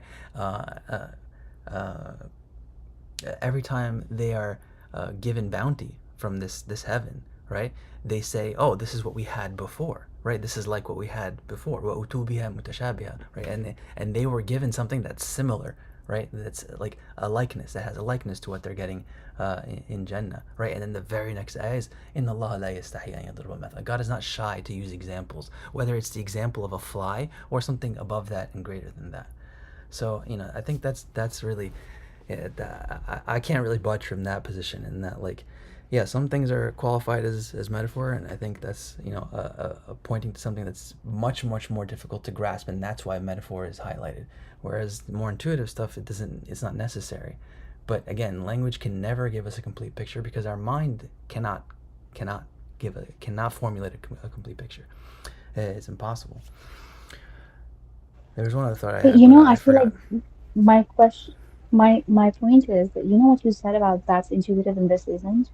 That's your own worldview. No, For I'm me, not. I think some of those it's. things, I mean, I think that no, no, now no, you're I, stretching there because this is obviously more complicated. I mean, there's more words, it's right? not. It's not. No, I don't Okay, think all so. right. No, I How think about the this? other one How can be. about this? How So about this? Right. Let me just backtrack a bit. If I really try and think about the metaphysics of the heart, to me it's like the sun, right? So it's like your heart is either full and bright and shining, or it's diminished and it loses its light. That's what I think the metaphysics of the heart is. I think we're all souls, right? We're all spiritual beings having a physical experience. We are the metaphor, right? So reality, we're all suns, right? That's the metaphor of the heart. That's what I think is the complete metaphysics really of the heart, right? That it's like this. again, I'm saying that's you because you actually have a certain level of spiritual awareness. There are a lot of people that I know that would not find that intuitive at all. Perhaps I myself would not have found that even believable at one point in my life before I had certain spiritual openings. So what is or isn't intuitive, I think it's very personal. I don't think it's intuitive, actually. It's not even like intuition. Yeah, It's like sure. our like understanding Yeah, that's up to like it's a level of spiritual maturity maybe even right. that decides that, Sure, right? but Because when we say like the womb and mercy, that's a bit more intuitive than like saying like what was some of the like Aziz, right? Than saying like honor and hard mm, ground. That's not as intuitive, right? And the same thing I think with like saying hearts okay, are yeah. blind. That's very intuitive, right? Like even somebody that's never read a lick of poetry, right, would understand what that means, right? But this, like, I've written and wrote poetry, and I But studied the Quran in Arabic, and I I still don't don't really know. understand what this ayah is saying. you know? So there's another word. I forgot which one. I think I don't know. It's not. Oh wait, right. I remember now. Fasiq. The word fasiq.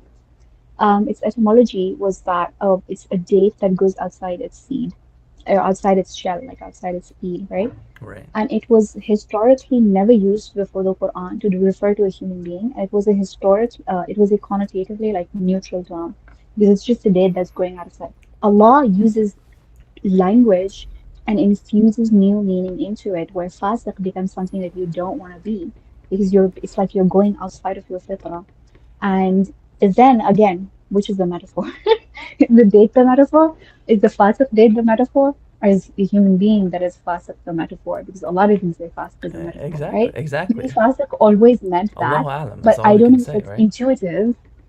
But yeah, I mean, I don't know if it would be, again, if someone, now that we only know, it's not intuitive for me to think of a date as being fasiq. I think even hanif actually means a toe that like points a certain direction. And A what? that's like the concrete, toe. Hanith, you said? Yeah, Hanif. Oh, Hanif Hanif. from Muslima. Oh, yeah. I'm not It's sure like what pointed Hanif in means. one direction. It has to do with like a toe that is like slightly bent, and in one direction. So then it's like these are like, the concrete examples, I guess. But I don't know that the link between them is necessarily intuitive.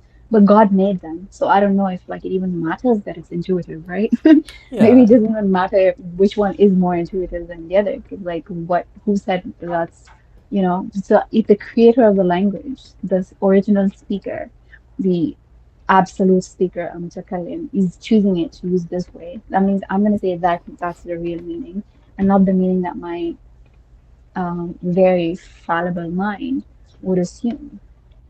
And so there's something else about what did you say just now about intuitive besides intuitive?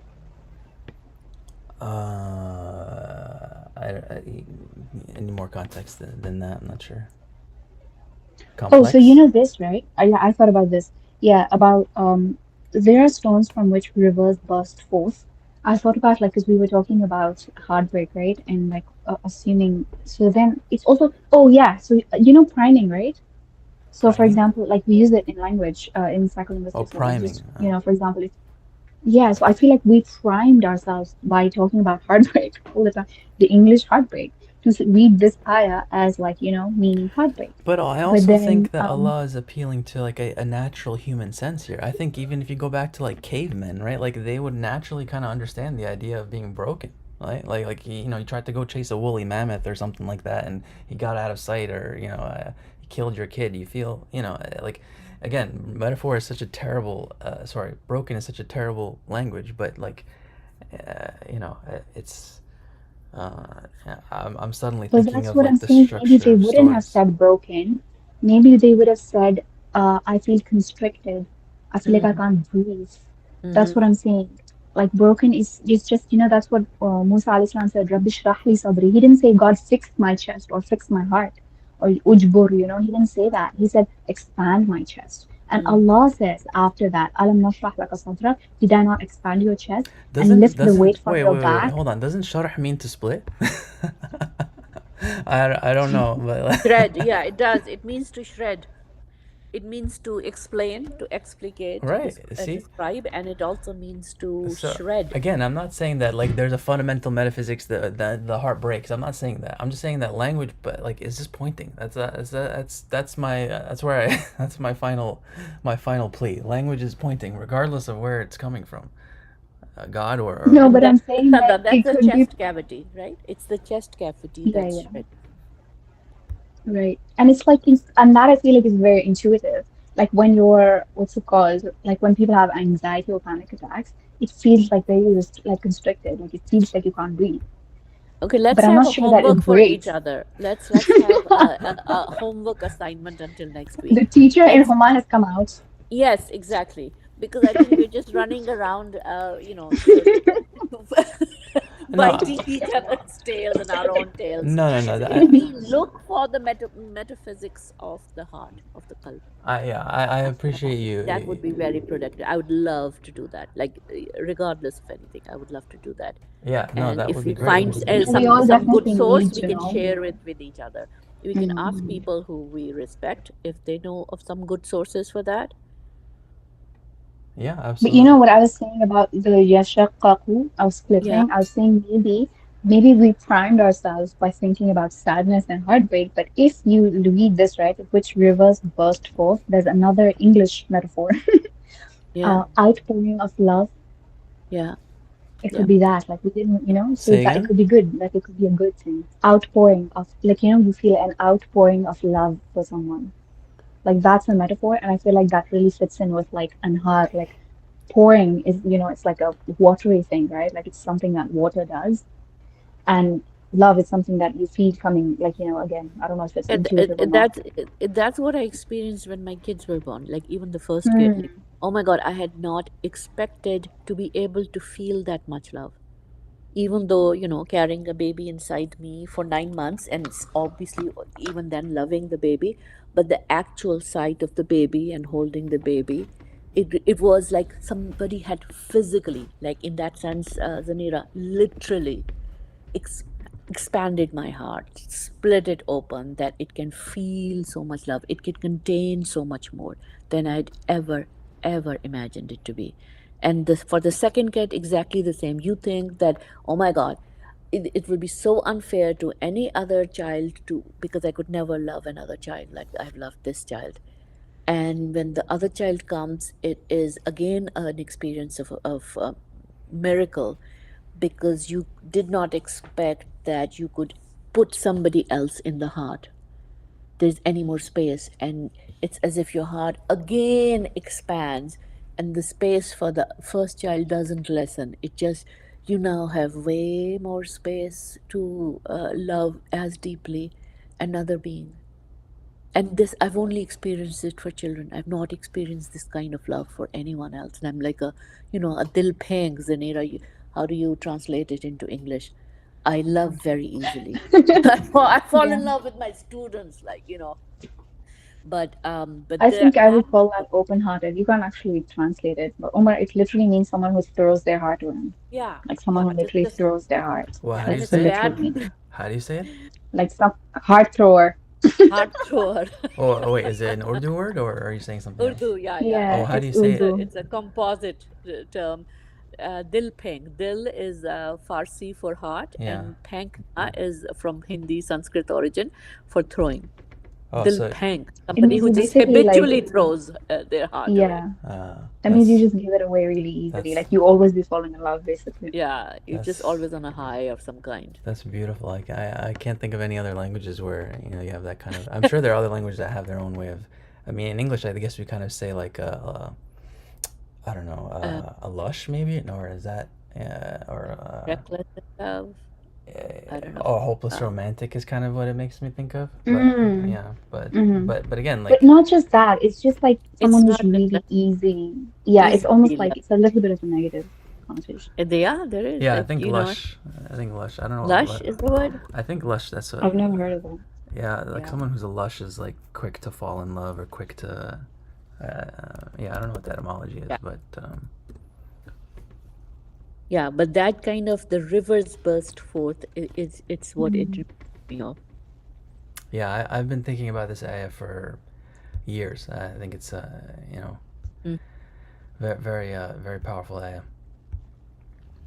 But just For It is. me, that's what I'm saying. For me, intuitively, it's triggering the feeling of outpouring of love, which is like a really positive feeling, and it's not triggering, and like it's not reminding me of heartbreak outside of being very primed by yeah. 4 hours of talking about heartbreak. Yeah, no, I don't necessarily see it that way either. I think you can read it very neutrally in that, there are some hearts or some people that just naturally burst forth, and there are some that need some kind of catalyst, and there are some that don't.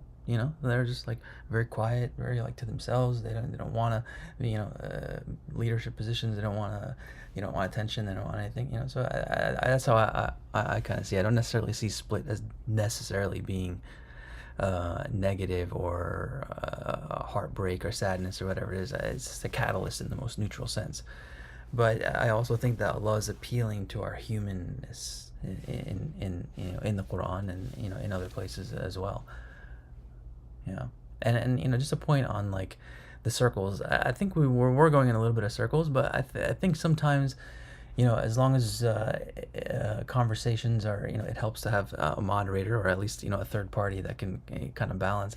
But that's how like great discoveries are made in science, right? It's this kind of like debate and this back and forth, and every time you make the circle, you kind of refine what you said last time. So it may seem a little bit circular and argumentative even at times, but I think every time we jump back into it, we're refining what we're saying, and I think that's really important. That's so true because I have been like even thinking out loud a lot. Like I wasn't thinking about any of this before. And I was thinking now what you said about like what does the metaphor mean? So like, and I'm thinking about it like in my mind is like just because I'm just logic. I'm like I don't know. I'm more prone to that, I guess. But I'm thinking like kal hijara, right? So the heart is the hajar. So then I'm thinking, what's the ma? What is the water? So like if God is saying some stones, uh, water bursts forth from them, and then it's like, but water is life, right? Like water is a positive thing. Water is like, yeah, water is like, the Life root giver. of life. Mm-hmm. Yeah. And so then it must be something good that comes out of the heart. It could be love, because I think love is also life-giving energy. Like it can't be sorrow, because I don't know anybody that would think that, water is sadness. No, Yeah, I Like think we it's need not. to read the oh no, no, surah, I never. I for don't think we the ever. context of the book, Yeah, I don't think anybody ever right? made the implication that water has the negative connotation. I think that what might have a negative connotation is the word split, yashaqqaqu, right? But I think it can be perceived neutrally. It can be perceived like, positively. I don't know, like sometimes, I don't know, maybe like I don't know, hail come and lightning strikes a tree and somehow that like Yeah. saves an ecosystem or something like that. Yeah. So Okay, guys, here's the ayat before it. It says, "We said, strike him with part of it. Thus does God give life to the dead and show you his signs, that happily you may understand." And it is before there is somebody that they've killed and they are told to strike it. So, and the one before it is, "And when you slew a soul and cast the blame upon one another regarding it, and God is the discloser of what you were concealing." So there's strike him with part of it.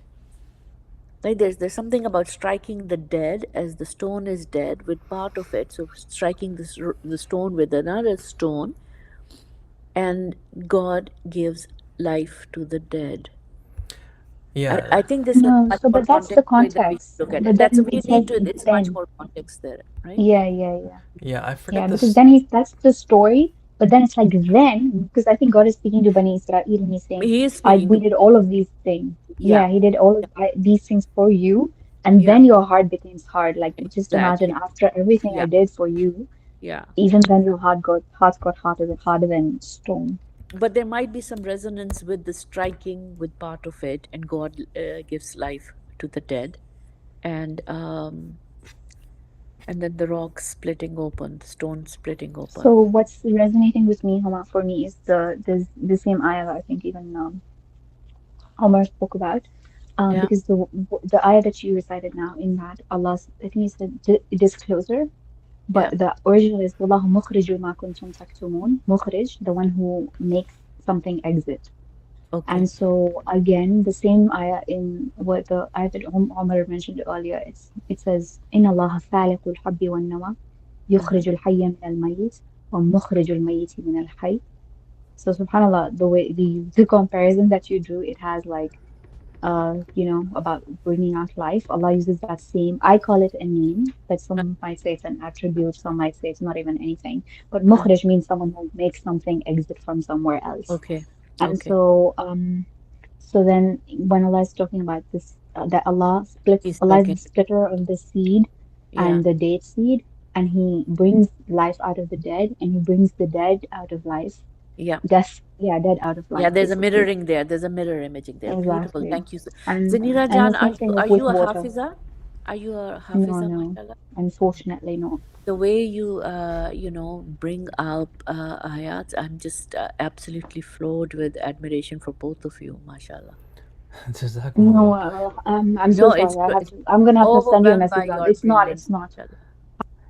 Actually, Randomly something's come to me. I'm not a scholar. I just need, like, I need to clarify this with some people. It's just because of how much it's not coming from a great place or anything, and it's not a sign of like me having knowledge of the Quran or anything like that. So please, it really hurts my soul when people think that I know more Quran than I know. I don't. I think But yeah. I think we talked about this separately, Zanira, about the idea of like the difference between like fasaha and ilm, right? So like the difference between like knowledge Mm, and like fasaha is like eloquence is normally translated, but it also has the kind of sense of like just its own kind of knowledge or knowledge that you get through like adab and etiquette and so it's like an intuition, really. I didn't want to use that word, but Mm-hmm. but I think that and like in Arabic or in the word uh, fusha, right? Like I think that's the idea is that we get it from language. We get intuition from our understanding of language. Um, Is that the meaning of the root fasaha? we can take a look, but it was actually it was I I think think it's also in hadith, right? أنا أفصح العرب. yeah, I definitely heard that before. So lost. I think fasaha means like its base meaning is clarity. I think that's the base meaning. Yeah. I Uh, think we use it in Urdu as well, fasahat. yeah, Um, but I guess the story to give more context about what me and Zinir were talking about. I think it was Al-Mutanabbi. He was a famous poet, Arab poet, and he was reciting a line of the Quran. الأصمعي. الأصمعي. It was Asma'i? I thought it was Mutanabbi. Anyway, so No. he ended the ayah incorrectly because most ayahs end with like Sami or Alim or some kind of mhm. mention of the name Yeah. of God. So he ended the ayah incorrectly, and he was near somebody who was unlearned. Uh-huh. At least that's how the story person Wait, is. can you say, you need to say the actual content of the ayah. I was not gonna I get can it. share it later, but the point is that this person is not learned. He's not a poet. Yeah. He's not a scholar or anything like that. And he was like, "No, that can't be right." And like Beautiful. you said it wrong, right? And how did he know? Yeah. He told him. He said because like God wouldn't associate these two, his name or those names with this concept in the ayah, right? And he just knew that Wow. intuitively, just like Yeah. not having studied, not having learned. He just understood he had this like uh, intuition. The logic of Yeah, the logic yeah, of the Quran, the intuition of it. larger logic of it. It's like how, like, I'm not an Arabic speaker, nor do I know like even a minute fraction of the Quran in any big way, but my ear can pick up if some Arabic is Quranic and when it's not Quranic, even if it's Ibn Arabi or any other anyone, I think your heart can pick up, Mama. what can pick up my our hearts, Your maybe. heart, not your ear. Maybe, yeah. We can pick up, right? Yeah, It yeah. that this is Quran or not. Sorry, can I just explain the story? Please. Oh, if you have the Yeah, so context, please. Yeah, basically the guy was like, he was saying, he was reciting the ayah, وَالسَّارِقُ وَالسَّارِقَةُ فَاقْطَعُوا أَيْدِيَهُنَّ, which means أيديهم, sorry, astaghfirullah, which means the thief, whether they're the male thief and the female thief, cut their hands. Okay, Uh-huh. like this is the hudud Allah, right? And then at the end he recited, Wallahu Ghafurur Rahim, that Uh, Allah is forgiving okay. and Yeah. merciful. Okay. That So then doesn't matter. Arabi was sitting there. Yeah, and Arabi was sitting there. He was like a Bedouin and he could not read or write. He Yeah. said, What are you reading? What did you just recite? Whose kalam is this? Yeah. And he said, Kalam Allah. And he Yeah. said, It can't be. Yeah. So he said, Yeah. What do you mean? Yeah. And so then he said, if he cut off his hands, then that's not a manifestation. He didn't say manifestation, those Yeah. are my words. But he Yeah. said it couldn't be that. It must be Wallahu Azizun Hakim, Yeah. because he's Aziz, he's powerful to do that. And so then he's Hakim. So that's why he said, do cut their hands. And he's Yeah. Hakim, so he commanded it. And so Commanded it. then Al-Asma'i went back and checked the Quran and he found that the It Arabi was was it. right. Aziz al Hakim. Yeah. And yeah, Yeah. and I Subhanallah. think that was actually more, that was, I think, intuitive, like. Yeah. But sometimes I think it could have been because he was saying that this isn't a manifestation of forgiveness, which is the name that the Yeah. Yeah. speaker Right. was Yeah. saying it is. Yeah. Yeah. Who knows if the story's true or not? But the point I think is clear. I find it hard to believe that a poet would make a mistake like that, but it does happen. Yeah. But yeah, yeah, I think we all have our. I don't think anybody here is a scholar, and I don't think anybody. I don't think anyone. These sessions are really like lectures or classes. That's why I kept emphasizing that as often as I could, because it's really just a conversation. Yeah. And the deeper we go, the more refined I think our language becomes. So are we? So according to that, I'm guessing new rules.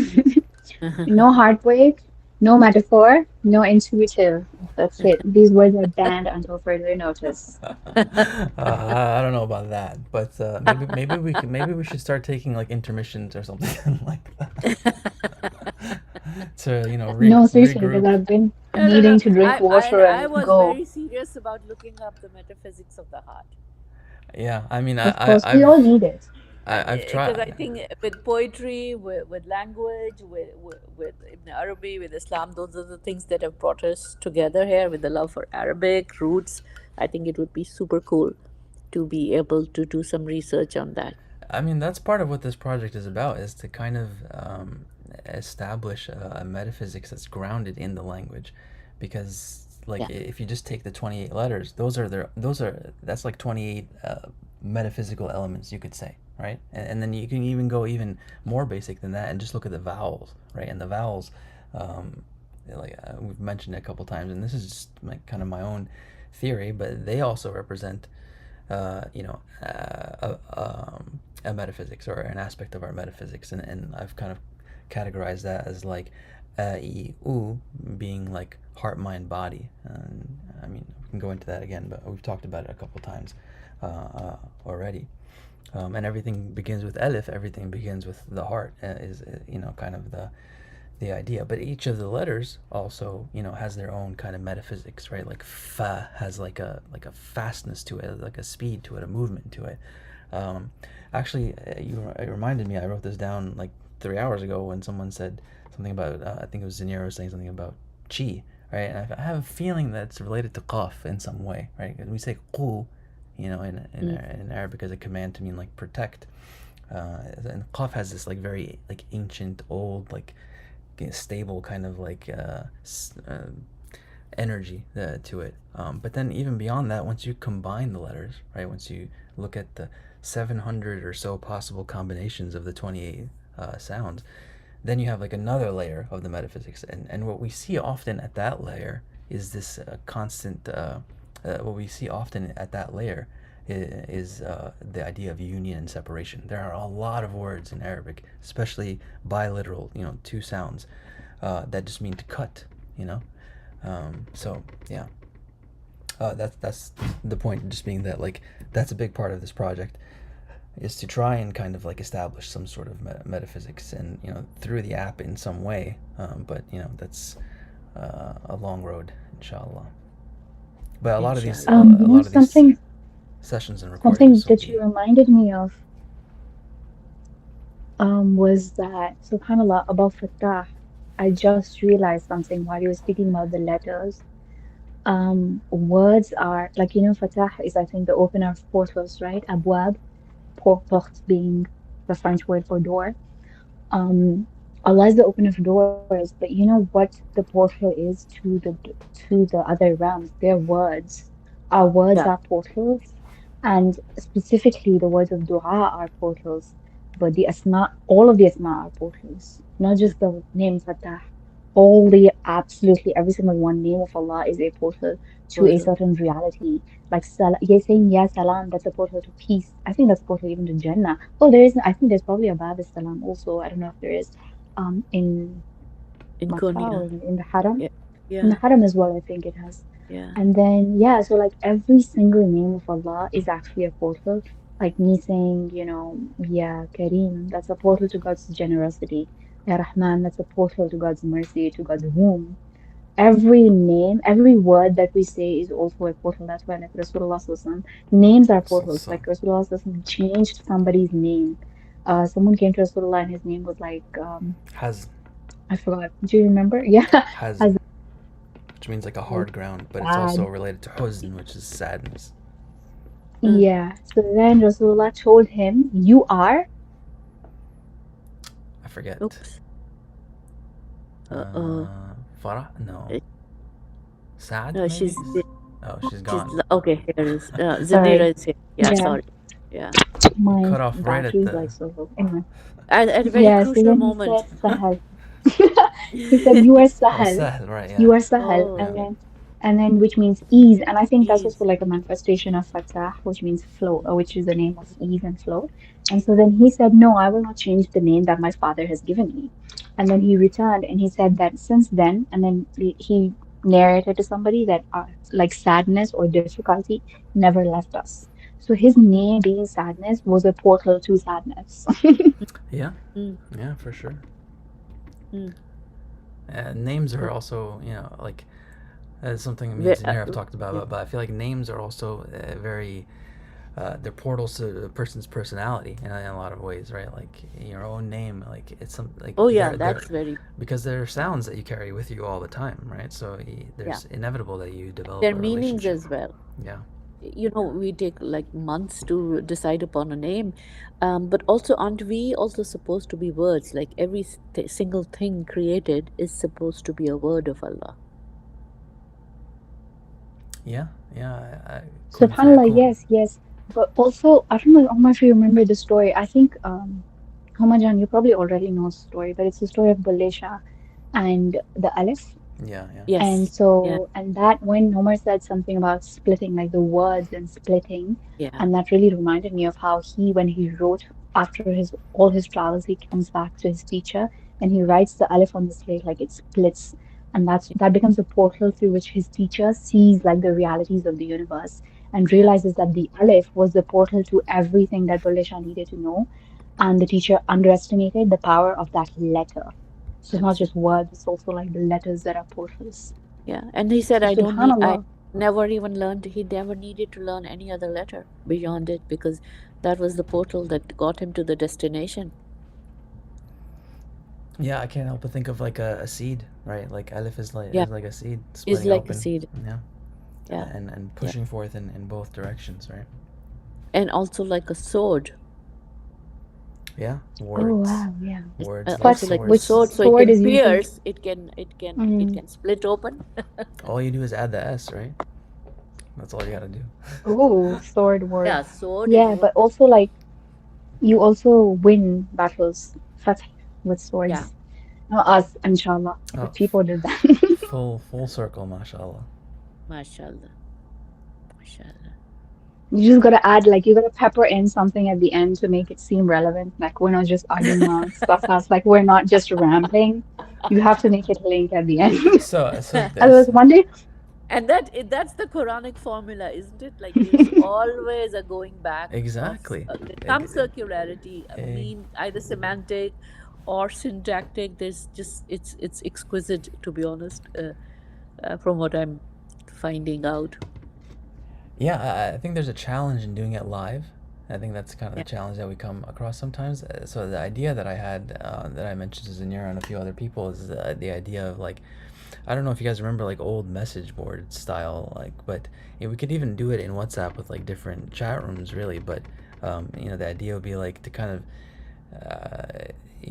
if we started another series, for example, like say we did like the I don't know, the nicknames of the Prophet ﷺ or surahs in the Quran or whatever it is, and we took each name, and analyzed it. We could do it like with voice notes or something like that, and that would kind of maybe facilitate, the time issue of like getting people together. It's yeah. something I've been thinking about, so I want to kind of maybe run it by Josh, see what he thinks too. But I think that, I'll tell this you what he thinks.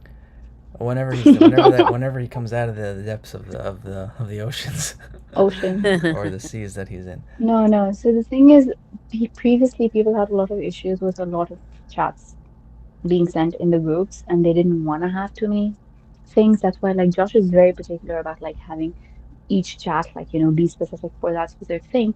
But it was a lot of it was because a lot of people were like leaving the chats because there were too many messages. So I don't know. Yeah. I mean I don't understand. But Yeah. yeah, so that was like the one issue that like not everybody actually wants to be part of the conversation. I don't know if they would be happy with like just getting like a million voice notes every day, and then it also takes up a lot of storage on your phone. Like Yeah, voice yeah, notes that's are, why I wouldn't prefer yeah. WhatsApp. I would want some other platform like Slack or Discord or something like that. And it wouldn't be like, yeah, I mean, we could eventually stitch it together and make like an actual episode.